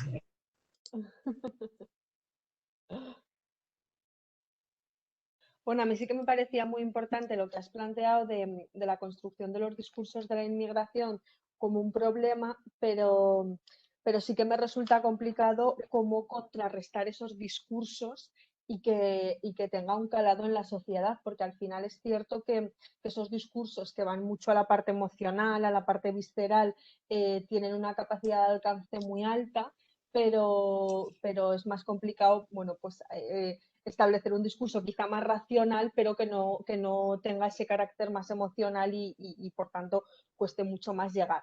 Pero bueno, ya veo que se empiezan a animar. Isabel Fernández te pregunta cómo cambiar ese discurso populista del odio, que bueno, vamos un poco en la línea de lo que comentábamos. Es un poco lo que decías y es un poco el reto que tenemos porque tenemos que repensar algunas de las cosas que dábamos por hechas. Nosotros siempre explicamos y nos gusta poner énfasis en la idea de crear pensamiento crítico, es decir, ayudar a las personas a entender y ser capaces de hacer un momento de atención antes de repetir las cosas sin más. Pero no nos engañemos, en el mundo de hoy en día, en el mundo en el que Twitter tiene esta sobrepresencia, y cuando digo Twitter me refiero a las redes sociales, a esta capacidad de ser analítico y explicar las cosas de manera muy, muy, muy resumida, nos ganan. ¿Y por qué digo que nos ganan? Porque yo siempre explico que un bulo, una mentira, una falsedad es un tweet. En 144 caracteres lo puedes soltar. Para que yo te tenga que explicar por qué es mentira eso, a veces tengo que hacer casi una tesis doctoral. Y eso es un problema. ¿Por qué? Porque lo quiero hacer dándote datos, quiero ofrecerte la perspectiva de que me entiendas, quiero compartir contigo que lo que yo te estoy diciendo no es que te esté vendiendo una moto, es que tiene un proceso de reflexión compartida. Todo esto, cuando lo estoy explicando yo misma ya me he aburrido. Quiero decir que en el mundo de hoy en día reconstruir y repensar discursos alternativos es muchas veces muy, muy complicado, especialmente cuando hay mucha más fuerza, digamos, en los discursos del odio. Es decir, la extrema derecha ha hecho un esfuerzo absolutamente brillante en los últimos años para coger y modificar sus discursos simples, muy epidémicos, por lo tanto la gente los entiende. A veces muchas de las cosas que tenemos que explicar son contraintuitivas. A la gente no le gusta lo contraintuitivo, entiende que lo que le parece racional pues es así y a veces no lo... Es un proceso complicado. Yo creo que en este espacio lo único que podemos hacer es estar trabajando todas y todas con esfuerzo, siempre, yo lo digo, sin enfadarse con el otro, con la otra voz, porque es verdad que hay líneas rojas, pero también se puede ser educado en la discrepancia y de esta manera como mínimo no caemos en el barro en el que parece que algunos quieren llevarnos. No te oigo, no se te oye. Puedo hacer tropecientos webinarios que siempre me va a pasar lo mismo, que como me muteo mientras habla otra persona, luego me pongo a hablar y no me acuerdo. Te digo que ya se anima la gente. Fede Avizanda te pregunta sobre las políticas de gestión de la diversidad, cómo encajar los diferentes niveles de gobierno que hay en España, estatal, autonómico, ayuntamientos, comarcas. María Jesús Luna te dice que es un gusto escucharte de nuevo. Juan Manuel Ramón te pregunta, comenta diferenciación entre diferentes culturas y diferentes religiones. Tengo la sensación que con las culturas no hay tanto rechazo como con las religiones. ¿Cómo separar estos debates? Y finalmente, la última pregunta que ha entrado, que es de David Rodríguez, que te pregunta, quisiera preguntar qué papel pueden tener las iniciativas de fact-checking en este camino para combatir los bulos y las mentiras sobre la inmigración. Bueno, vale, y María Jesús Luna también bueno, pero si quieres responde a esta y luego te hago la de María Jesús Luna. Como quieras, lo que te iba a decir justo, porque no las veo todas, que si me despierto en alguna me las recuerdas. Vale, bueno, pues han entrado dos últimas que si quieres te las leo y te respondes todas de B. María Jesús Luna te dice esa interacción positiva que propones, ¿en qué contextos debería hacerse posible? ¿Cómo se puede favorecer? E Isabel Fernández, ¿crees que se están dando pasos en mejorar la gestión pública respecto a la movilidad? Y por ahora serían todas esas. Yo también las voy a recapitular para que no nos dejemos ninguna de responder. Perfecto. Sobre la primera que comentaba, bueno, primero quiero saludar a la gente a la que no estoy viendo, pero que está por aquí y conozco. Eso es una cosa de las que más rabia me da, y ya os lo avanzo, que es no poder saludaros personalmente. Pero en fin, daos, y a los que no conozco también, pero decir que es como, me da como un poco más rabia con las personas a las que pues hace tiempo que no coincido y no veo. Yo, en el ámbito de la pregunta que hace Fede, es que hay que trabajar en la coordinación. Ya sé que es una especie de frase vacía, pero no puede ser que en el Estado español, que es uno de los estados más descentralizados que existe, los mecanismos de coordinación en general sean tan deficitarios y en el caso, por ejemplo, de la integración y de la inclusión, aún lo sean más. Es decir, tenemos mecanismos de coordinación básicamente relacionados con la gestión de fondos que llegan desde la Unión Europea al gobierno central y que se distribuyen en comunidades autónomas y luego pueden llegar a los municipios, pero no hay una mirada estructurada, integral de cómo podemos abordar estos temas. No compartimos muchas veces ni el mismo marco discursivo, no compartimos ni muchas veces, cuando hablamos, por ejemplo, de integración, cada comunidad autónoma, que sabéis que es una competencia de las comunidades autónomas, lo ha entendido como le ha dado un poco la gana, con cariño, ha cogido los márgenes que ha querido, ha establecido las relaciones que le ha parecido bien los ayuntamientos o no. Es decir, nosotros en este ámbito de política pública, de gestión de la integración y la inclusión, vivimos en un cierto espacio de confusión y lío. Y eso, que se replica, además en todos los territorios, también tiene su impacto a nivel estatal. Claro, poner orden a todas estas cosas quiere decir ser capaces de crear espacios de interacción y cooperación interadministrativa, porque estamos hablando, como os he dicho, de un fenómeno multinivel, por lo tanto hay que saber y ser capaces de gestionarlo en esta perspectiva. Una de las cosas que muchas veces me da la sensación que no entienden las personas que creen que las migraciones se gestionan en las fronteras es hasta qué punto la integración tiene que ver mucho en cómo has pensado una política de inmigración. Yo siempre pongo el mismo ejemplo. Si tú tienes un modelo como el que tenemos en la mayoría de los países de la Unión Europea, en el que la migración familiar es a través de la reagrupación familiar, es decir, no hay una migración familiar como sucede, por ejemplo, en Canadá, pues no es lo mismo cómo llega un niño o una niña a la escuela cuando ha hecho un proceso migratorio con sus progenitores, que cuando un niño o una niña llega a un país después de estar viviendo 5 años sin estar con sus progenitores y empieza entonces un proceso de escolarización. Es que se ve claramente que el reto al que se le está pidiendo a este menor es muy distinto. Pues eso tiene que ver con la mirada integral que falla. Si no se tiene esta mirada integral, tampoco se tienen los instrumentos de coordinación que son necesarios.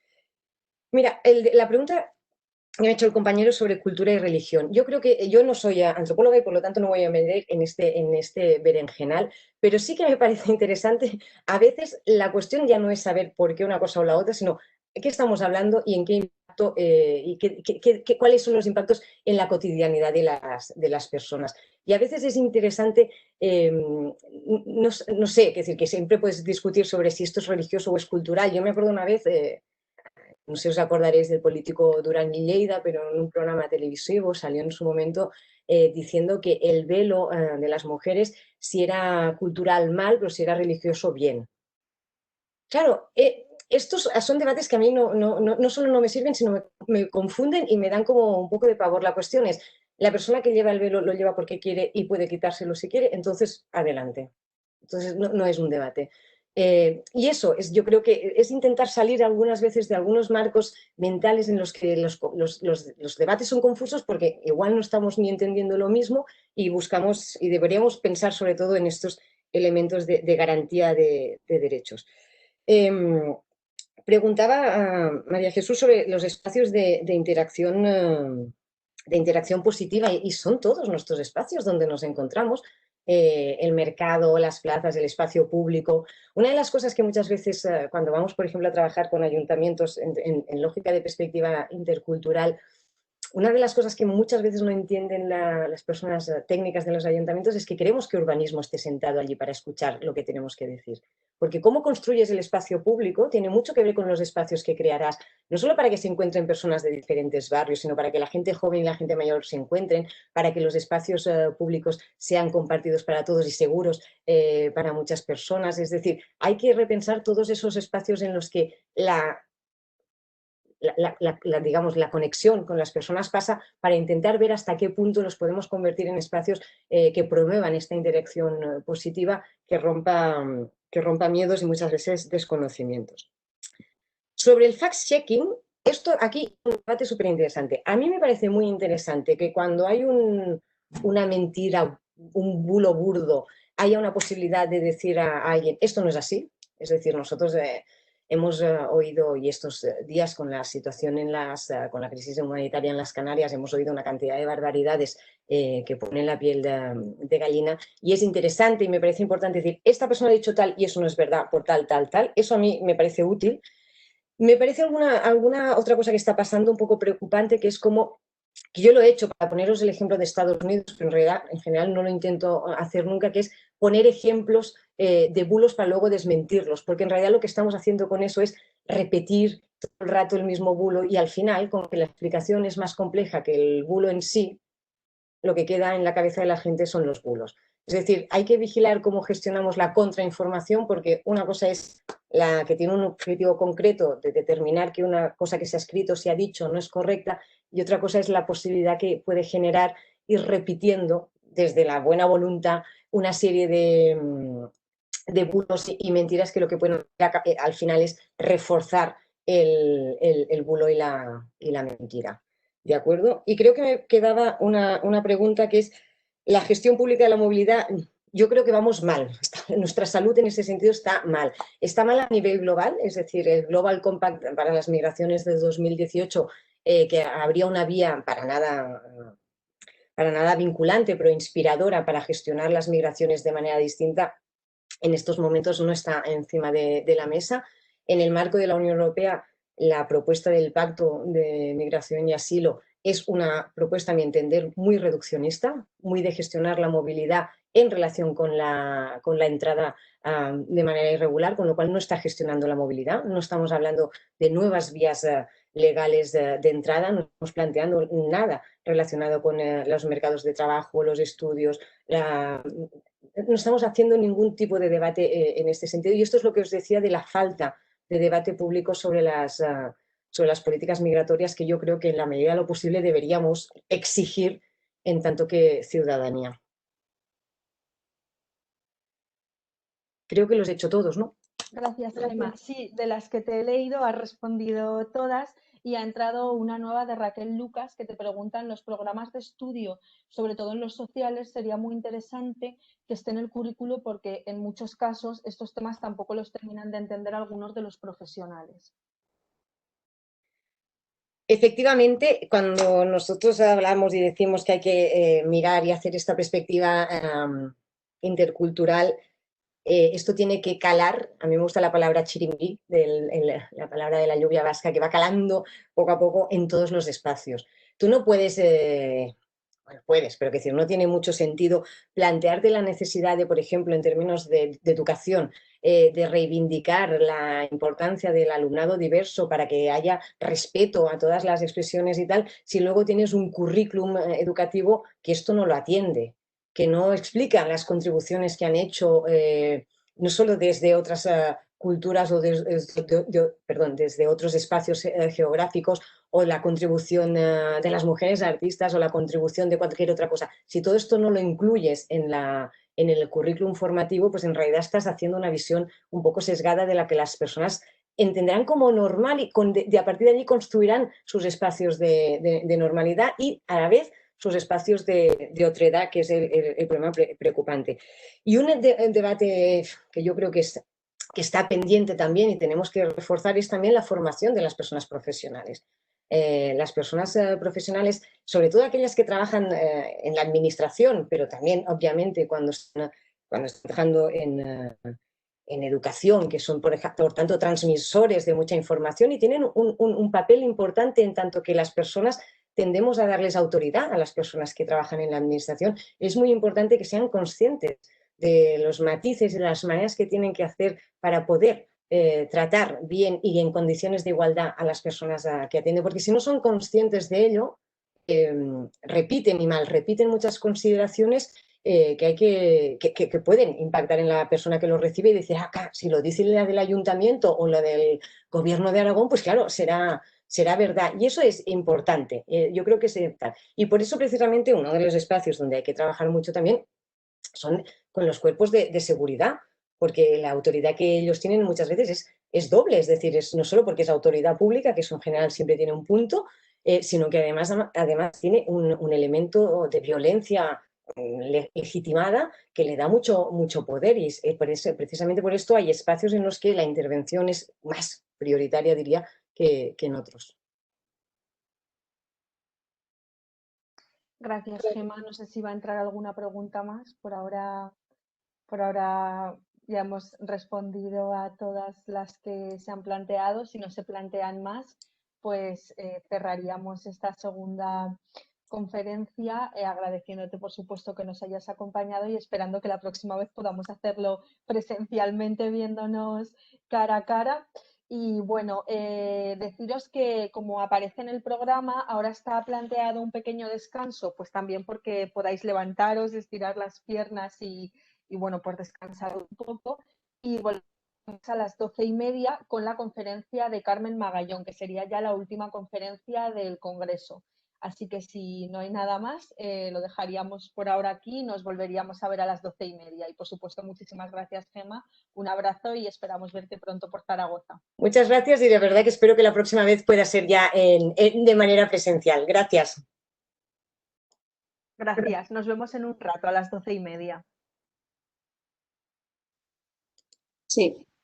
Vale. Bueno, pues reanudamos el Congreso ahora que son las 12:30 con la última conferencia, con la conferencia de clausura de esta primera edición, que corre a cargo de Carmen Magallón, que es directora de la Fundación Seminario de Investigación para la Paz y además es presidenta de honor de WILF España. Y ella va a cerrar este congreso con una conferencia que lleva por título Mujeres, Paz y Seguridad, 20 aniversario de la resolución 1325 del Consejo de Seguridad, un hito que defiende incorporar a las mujeres en los procesos de paz. Así que yo, Carmen, te cedo ya la palabra y bueno, como hemos ido haciendo con el resto de conferencias, haces la conferencia, haces tu conferencia y al final, si hay preguntas en el chat, yo te las leo para que puedas responderlas, ¿vale? Muy bien. Buenos días. Lo primero que tengo que decir es agradecer a la Dirección General de Cooperación e Integración del Gobierno de Aragón, y en particular y en especial a Natalia Salvo, que me haya invitado para intervenir en este congreso y para hacerlo desde una perspectiva que tiene en cuenta el papel de las mujeres en los procesos de paz. Pensé que siendo este año el que celebra los 20 de la resolución 1325, podía ser importante, interesante y además incluso bonito, pues hablar un poco de esta resolución y plantearnos si la filosofía de fondo que la alienta puede ser relevante en algunos de sus aspectos para las políticas de inmigración. Esa es la idea de la presentación. Bien, lo que me propongo es, yo no sé si se ve bien ¿se ve bien el PowerPoint? Yo sí que lo veo bien, Carmen, y bueno, si alguien no lo ve que lo ponga por el chat, pero yo lo veo bien. Sí, y ponen que por el chat que también. De acuerdo. Bueno, pues voy a dividir la presentación en dos partes. En la primera parte hablaré de la resolución 1325 y pido que pensemos en los aspectos que se van diciendo de construcción de paz, si pueden ser aplicables y en qué medida, aunque yo no lo diga, a las políticas de inmigración. Veremos cómo se ha desarrollado algunos momentos puntuales y también los antecedentes, lo que dice, y terminaré esta parte con un debate actual sobre el extremismo violento y su relevancia, yo creo que para ambas políticas, las de paz y las de inmigración. Al final me gustaría terminar pues, con unas pequeñas lecturas, escritos un poco más literarios, pues escenas de la migración en Aragón. Bien.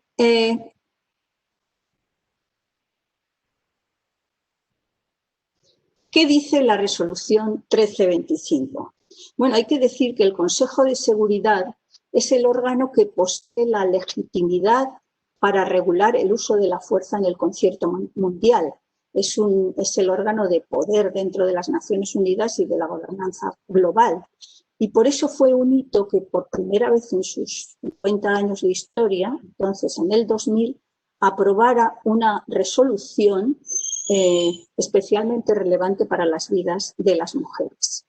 En ella se reconocía la agencia de las mujeres y la necesidad de tenerlas en cuenta en los procesos de construcción de paz y de reconstrucción post-conflicto. Podríamos resumir los puntos de esta resolución en 4 puntos que luego veremos si podemos desarrollar. 1, aumentar la participación de las mujeres en los procesos de paz. 2, incluir la perspectiva de género en el entrenamiento para las operaciones de mantenimiento de paz. Hay que decir que esto, pues, nuestro país lo lleva a cabo y hemos podido participar desde la Fundación Seminario de Investigación para la Paz, pues en algunos cursos dirigidos a las fuerzas que van a las misiones de paz.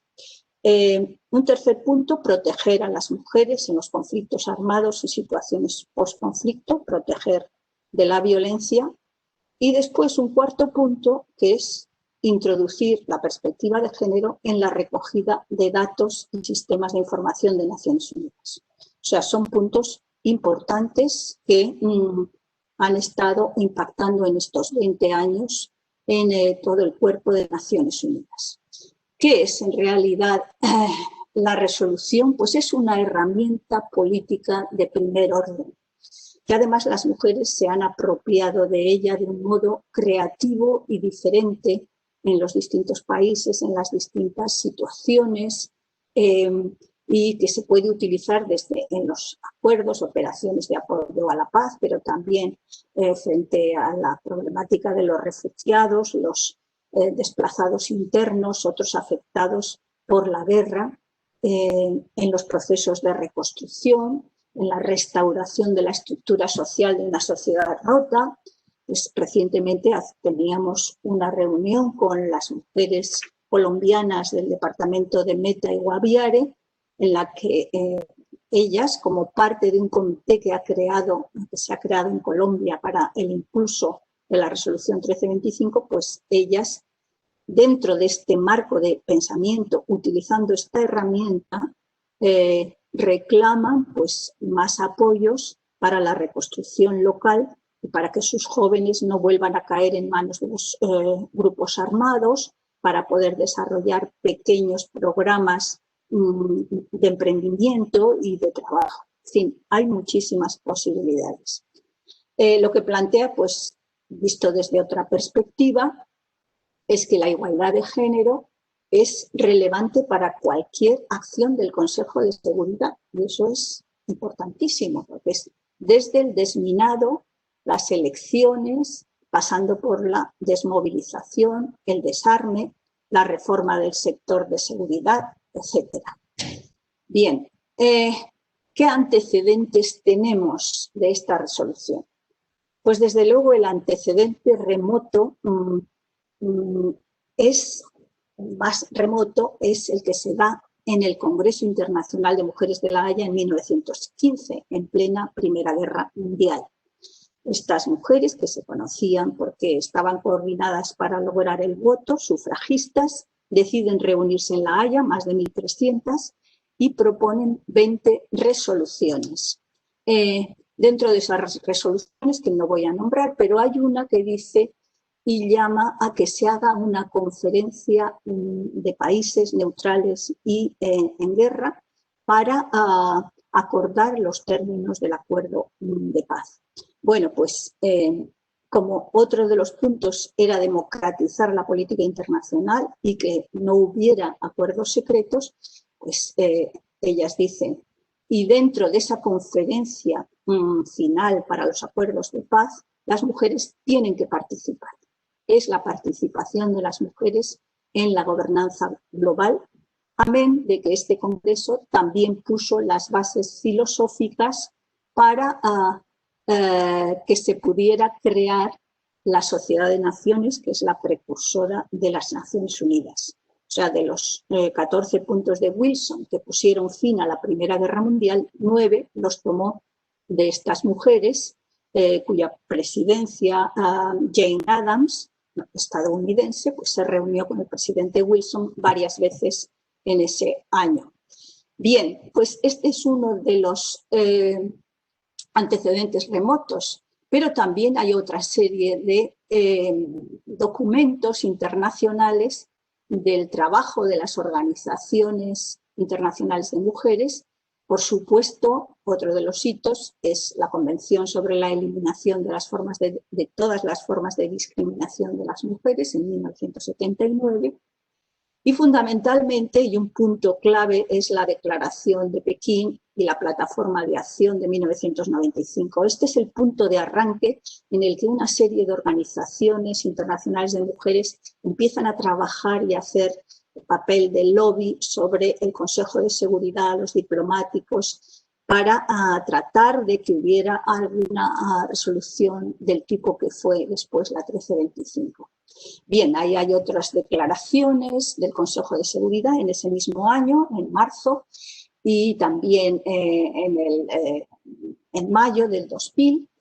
Y de este modo, pues, se llega a la 1325. Los actores que van o que tienen relevancia en esta resolución, pues son el Consejo de Seguridad, por supuesto, pero también el secretario general, los Estados miembros, las agencias humanitarias, las Fuerzas Armadas, investigadores e investigadoras también. Partes de la resolución.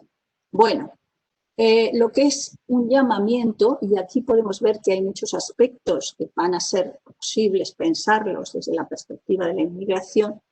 Del 1 al 4 son 18 parágrafos. Plantea la representación y participación de las mujeres en la toma de decisiones, eso ya lo estamos repitiendo. El 6 y 7 abordan el entrenamiento sobre el tema, materiales y guías sobre, por ejemplo, el SIDA, que haya financiación para el entrenamiento de todo el personal empleado en las misiones de paz. También del 8 al 12 trata de la protección de los derechos humanos de las mujeres, el derecho a la reparación. El 13 afronta el desarme, la integración, las necesidades humanitarias y asuntos de protección.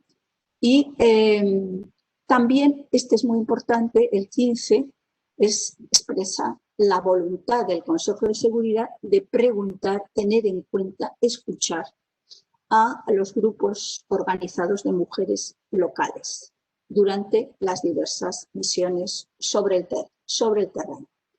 Y por último, los últimos pues tratan de la transversalización del género en la recogida de información de Naciones Unidas. Todo esto lo tenemos ya muy incorporado porque son 20 años, no olvidemos, son 20 años. Pero esta sería, digamos, un resumen de los compromisos que asume ese cuerpo de seguridad, ese consejo. Hay que resumir, podríamos resumir, que todo este trabajo pues, da lugar a lo que se llama la Agenda de Mujeres, Paz y Seguridad, y para tener una regla mnemotécnica pues son 3 P's: prevención, protección, participación. Bien, uno de los éxitos en estos 20 años más claros ha sido la aplicación de cómo han usado las mujeres colombianas la resolución 1325 y cómo lograron los apoyos de países, los países nórdicos, pero también España y otros, Canadá, para que en el proceso de paz de La Habana se incluyeran las organizaciones de mujeres. Más de 300 estaban en una plataforma. Aquí esta fotografía pues es en el año 16, en la segunda Cumbre Nacional de Mujeres y Paz, y vemos a los diplomáticos también ahí respaldando todo lo que las mujeres habían logrado en el año último en su incorporación a los acuerdos de paz, básicamente que se tuviera en cuenta cómo afectaban todos los puntos a las mujeres y los hombres y también la perspectiva de género. Bien, Estas son otras fotos de esa misma cumbre y quiero señalar, por ejemplo, cómo esta Miriam Coronel Ferrer es la única mujer hasta ahora que, hasta entonces, que era el 16, signataria, o sea, que había firmado en representación de un gobierno, el gobierno de Filipinas, el acuerdo de paz con el Frente de Liberación Islámico Moro en 2014. Bien, fue muy impresionante y este es uno de los logros que ahora las mujeres colombianas están intentando defender para la aplicación de los acuerdos. Bien, volvamos a nuestro país y todos son como flashes porque en este tiempo pues es un poco para celebrar y para dar a conocer, ¿no? Pues en nuestro país, por ejemplo, en el SIP, nosotros conocimos la resolución 1325 a través de la pertenencia de la Fundación SIP en el Departamento de Información Pública de las Naciones Unidas, pues cuando nos incorporamos en el 2004, y realmente puedo decir que fue una emoción saber este compromiso y lo trajimos al SIP, donde fue la primera vez que se hizo un seminario sobre esta resolución con investigadoras de todos los centros de investigación españoles. Y en España, en Aragón, han venido haciéndose eventos en torno a esto. Publicación de artículos, capítulos de libros, seminarios, encuentros. También España tiene un plan nacional de aplicación de la resolución 1325.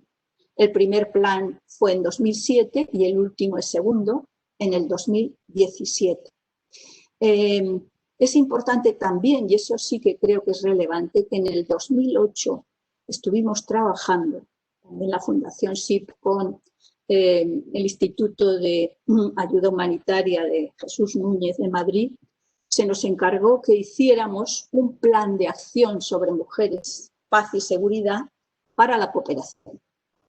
Y el resultado está aquí, es un plan de cooperación sobre cómo aplicar la resolución 1325 y toda la agenda a las políticas de cooperación que se publicó en 2009.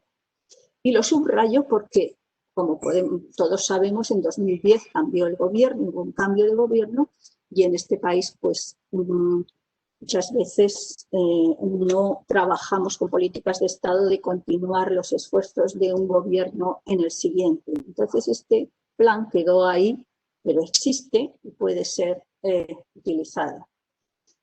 También hemos tenido desde la Fundación SIP pues apoyo, por ejemplo, a este taller regional de formación sobre género y seguridad que tuvo lugar en El Salvador, donde asistieron todos los países centroamericanos y, en fin, ha habido muchos eventos de apoyo porque es una herramienta particularmente útil en manos de las mujeres y como para reclamar también a los gobiernos que cumplan. Y yo me pregunto de ahora esto, en las políticas de inmigración es posible tener en cuenta, seguro que se está teniendo en cuenta la resolución, la parte que es recogida de datos con perspectiva de género. Pero también puede tenerse en cuenta la participación en las políticas de inmigración de los grupos de mujeres que están más o menos organizadas en nuestras ciudades.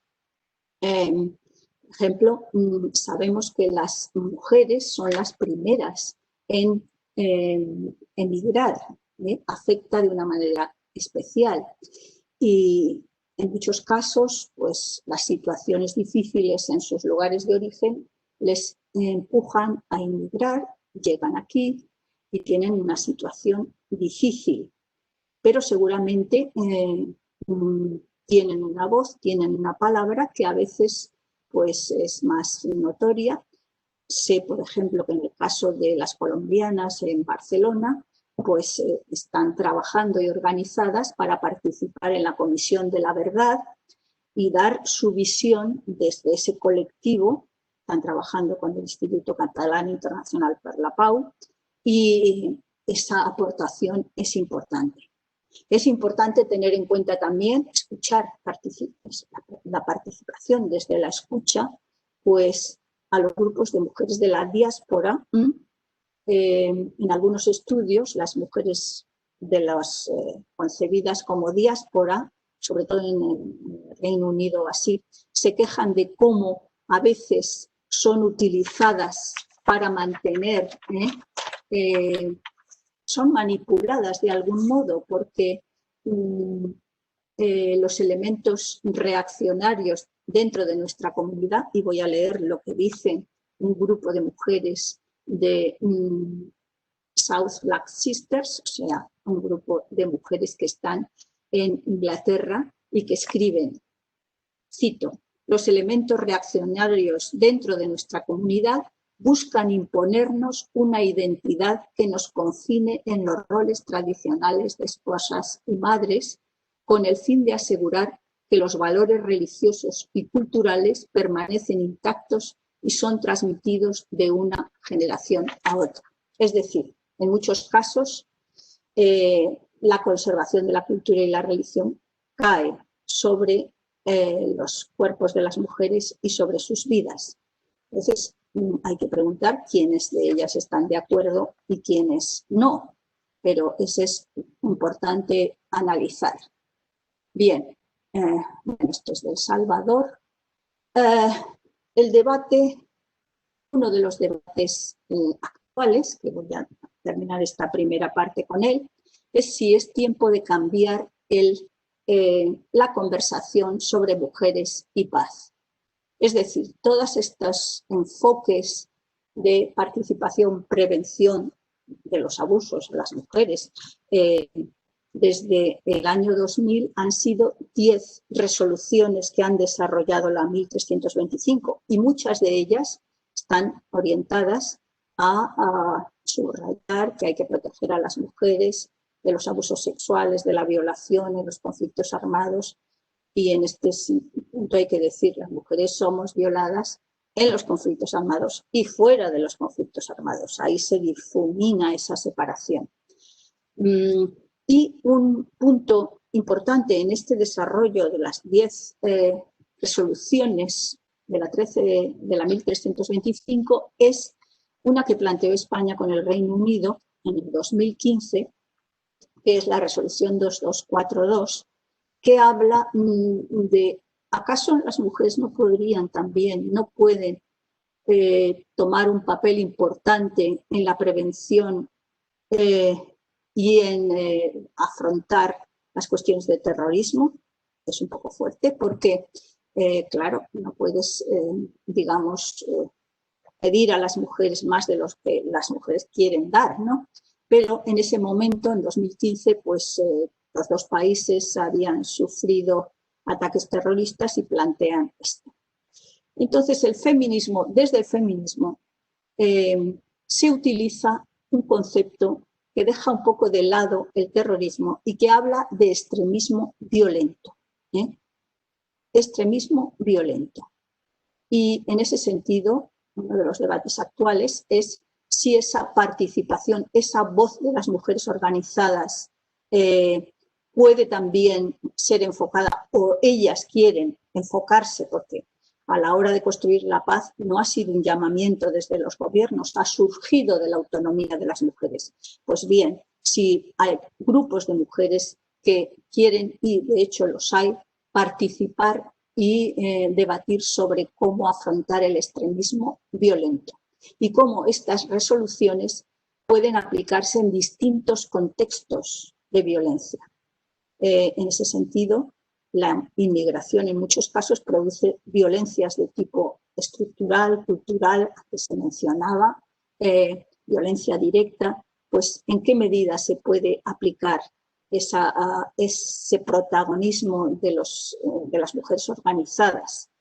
Bien, esto es muy interesante y en ese sentido pues hay estudios y los hemos seguido de cómo el papel que tienen en la prevención del extremismo violento, pero también en la promoción y en algunos casos la participación, o sea, las mujeres participan en algunas actividades de carácter violento porque digamos que el terrorismo estaría incluido en el extremismo violento, pero no es solo. Por ejemplo, De las 434 bombas suicidas, 244 fueron mujeres en ese periodo de tiempo del 2011 a 2017.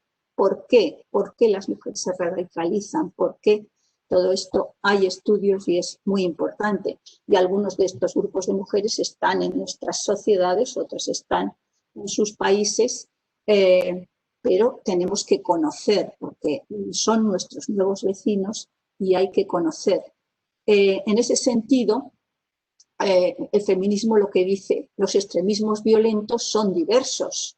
No solo son los terroristas de carácter yihadista, es extremismo violento el supremacismo blanco, los tiroteos en las escuelas, es el feminicidio, son los racismos, son los abusos gubernamentales, por ejemplo en Bielorrusia, y cómo este extremismo está ligado a identidades en sociedades plurales que están hiperconectadas.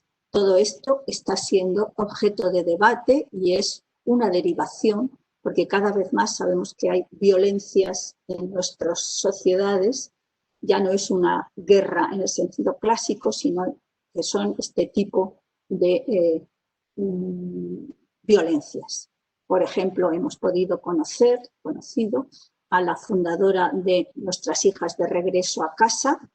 En 9 meses en México 704 feminicidios. ¿Acaso esto no es, un extremismo violento del mismo carácter que pueda ser un atentado? Bien, estos son los tiroteos en Estados Unidos y hay una red internacional que plantea como una estrategia que habla de paz, resiliencia, igualdad y pluralidad. Estos son unas claves importantísimas, o sea, la estrategia para afrontar el extremismo violento. O sea, en vez de la securitización, es decir, recurrir solo a lo que puede ser las fuerzas armadas o la policía o la securitización en el sentido de fuerza, que seguramente también será necesaria, pero una estrategia más profunda. Por ejemplo, habla de resiliencia. Cuando dice resiliencia, lo que está diciendo es hay que educar a los jóvenes que están en nuestras sociedades y que pertenecen a otras culturas, a otras religiones, etcétera, dentro de unas visiones que les permita ser resilientes, y en eso hay una responsabilidad. Resilientes quiere decir resistir a lo que puede ser la radicalización. Pero para eso hay una responsabilidad del Estado correspondiente, es decir, que en los currículums tiene que haber una presencia de la historia de estos jóvenes, de la historia de sus países de origen, que tiene que haber un respeto por sus costumbres, que tiene que haber una integración. Todas estas políticas de inmigración que ya se están dando, pues son los que conforman una capacidad de resistir, de resiliencia. También dar visiones moderadas de la religión en vez de visiones extremistas. Tiene que haber igualdad, por supuesto, y reconocimiento de la pluralidad. Bien, pues todos estos son puntos que se pueden plantear de cara a las políticas de inmigración. Esta es la red internacional, que es la alianza de las mujeres que lideran desde sus localidades, o sea, organizaciones locales lideradas por mujeres, en muchos casos son mixtas, y es la red WOS, que significa conectar en árabe, urdu y persa. Esta mujer, Sanam Naraghi Anderlini, fue una de las que impulsó la resolución 1325 y ahora trabaja en esta red de acción internacional de la sociedad civil. Es importante porque son nuevos problemas, son nuevos enfoques y tenemos que trabajar con las mujeres locales y con las comunidades que viven con nosotros, que son nuestros vecinos. Nosotros desde la Fundación SIP y con la Universidad Oberta de Cataluña hicimos un proyecto de investigación sobre el impacto del hashtag Bring Back Our Girls en Nigeria, o sea, estas mujeres que fueron secuestradas, que por cierto ahora se repite. En fin, hay muchos aspectos que se pueden afrontar. Yo lo dejaría aquí porque tengo el tiempo justo y voy a acabar con lo que he dicho de unas escenas. A ver si puedo dejar de compartir.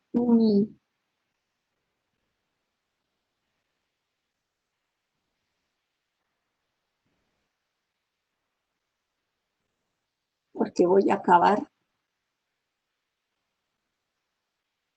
No sé si es posible. Tienes que dejar de compartir, Carmen, porque Sí, ahora ya. sale como una captura de pantalla. Ah, dejar de compartir.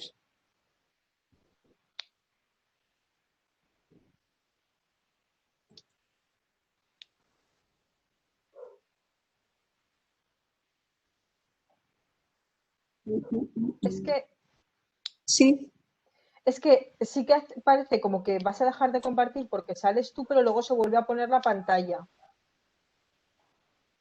Compartir aplicación, compartir mi ventana de evento. A ver, aquí. Es que ha vuelto a pasar lo mismo. Sí que parece que vas a salir tú, pero a mí me vuelve a salir la pantalla, como tu pantalla de ordenador. Ya. Pues me vais a tener que oír y no verme. O sea que... porque... Bien, pues vamos a dejarlo así. En el debate sigue. ¿Y se me escucha? Escucharte sí, lo que se ve, ya te digo, es tu pantalla de ordenador. Vale. No obstante, si quieres probar, mientras tanto, si alguien quiere plantearte alguna pregunta. Exactamente, si alguien quiere plantear alguna...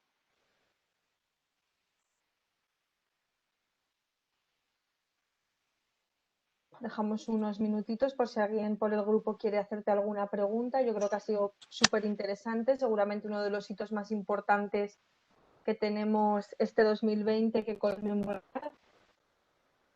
Sí, realmente esta es una agenda muy potente y que tiene muchas posibilidades y en ese sentido, pues seguramente para las políticas de inmigración también.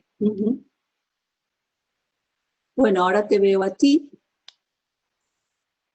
Es que lo que yo creo que está, bueno, no sé si es esto, pero yo lo que te estoy viendo es tu fondo de pantalla. Por eso te decía lo de dejar de compartir, porque realmente lo que estamos viendo ahora es lo que tú ves en tu ordenador. Ya. Bueno, de todos modos, no sé si hay preguntas, si alguien quiere hacer algún comentario, alguna duda, alguna cuestión.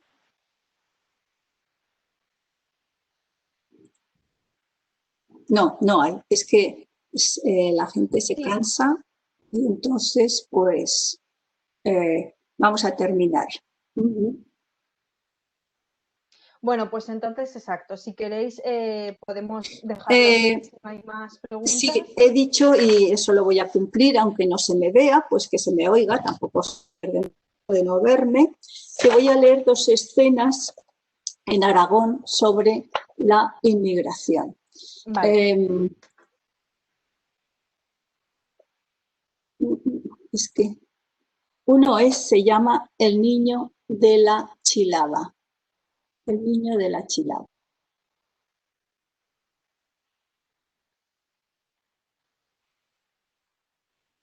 Septiembre de 2006. Las fiestas de un pueblo del Bajo Aragón. Un desfile de carrozas. Él tiene unos 4 años y le han puesto una chilabita blanca con una raya dorada. Salta de entusiasmo al paso de las carrozas. Su padre le acompaña vestido con un chándal, pero él va de fiesta y se siente feliz. Recoge caramelos, sonríe, se agarra a la chilaba para saltar más alto. Para algunos de nosotros mirar su felicidad es lo mejor de este desfile, una fiesta para el corazón. Y el segundo es un texto que leí el otro día ante la FAS, que se llama La Mama. A menudo viajo en el autobús de la mañana con madres que llevan un niño. La mayoría son inmigrantes. Trato de adivinar su historia. Pienso en cómo se sienten, qué les alegra y qué les entristece. Los niños juegan siempre a mirar a los demás a lo más hondo. Sonríen cuando les acompañas en el juego. Están ajenos a las historias que les rodean, ajenos a la fragilidad de su mamá, la fragilidad. Sube una oleada de ternura al intuir cómo toda mamá es una referencia total para un niño, aunque ella esté desmoronada o sufra o no sepa qué hacer con su vida.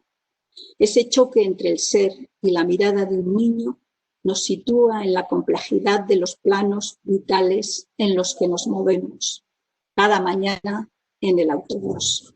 Muchas gracias y bueno, pues espero que este congreso pues deje su huella. Bueno, Carmen, muchísimas gracias. Yo creo que ha sido un colofón precioso los dos textos que nos has leído y bueno, agradecerte también tu participación en este congreso para hablarnos, como decía, quizá uno de los hitos más importantes que vamos a conmemorar en este 2020. Y bueno, pues nos vamos a ir despidiendo ya. No sin antes agradecer pues, a todos los ponentes y las ponentes que han estado en esta primera edición del Congreso, a todas las personas que nos habéis estado viendo desde vuestras casas o desde vuestros ordenadores, por acompañarnos durante todo este tiempo y también en esta primera edición del Congreso. Esperamos que lo hayáis disfrutado. Estamos abiertas a que nos hagáis las recomendaciones que consideréis para sucesivas ediciones. Y antes de despedirme, sí que me gustaría agradecer al Servicio de Inmigración del Gobierno de Aragón por el trabajo que realizan, porque sin todas las profesionales y los profesionales que trabajan en él sería imposible sacar adelante este congreso y todos los proyectos que tenemos entre las manos. A mi compañera Marta, que ha sido imprescindible para que este congreso no solo se organizase, sino que haya podido transcurrir bien. Y también a José Luis, compañero de AST, que es quien nos ha dado toda la infraestructura para poder desarrollar este congreso. Así que, sin más, agradecer a todas ellas y a todos ellos, que sería imposible hacer nada sin el trabajo y el compromiso que tienen. Y por mi parte nada más, el congreso lo hemos grabado, así que intentaremos ponerlo en plataformas digitales para que quien no haya podido verlo pueda verlo. Y nos despedimos, estamos a vuestra entera disposición y bueno, que en estos días que se avecinan, felices fiestas dentro de la complejidad que estamos viviendo y muchas gracias.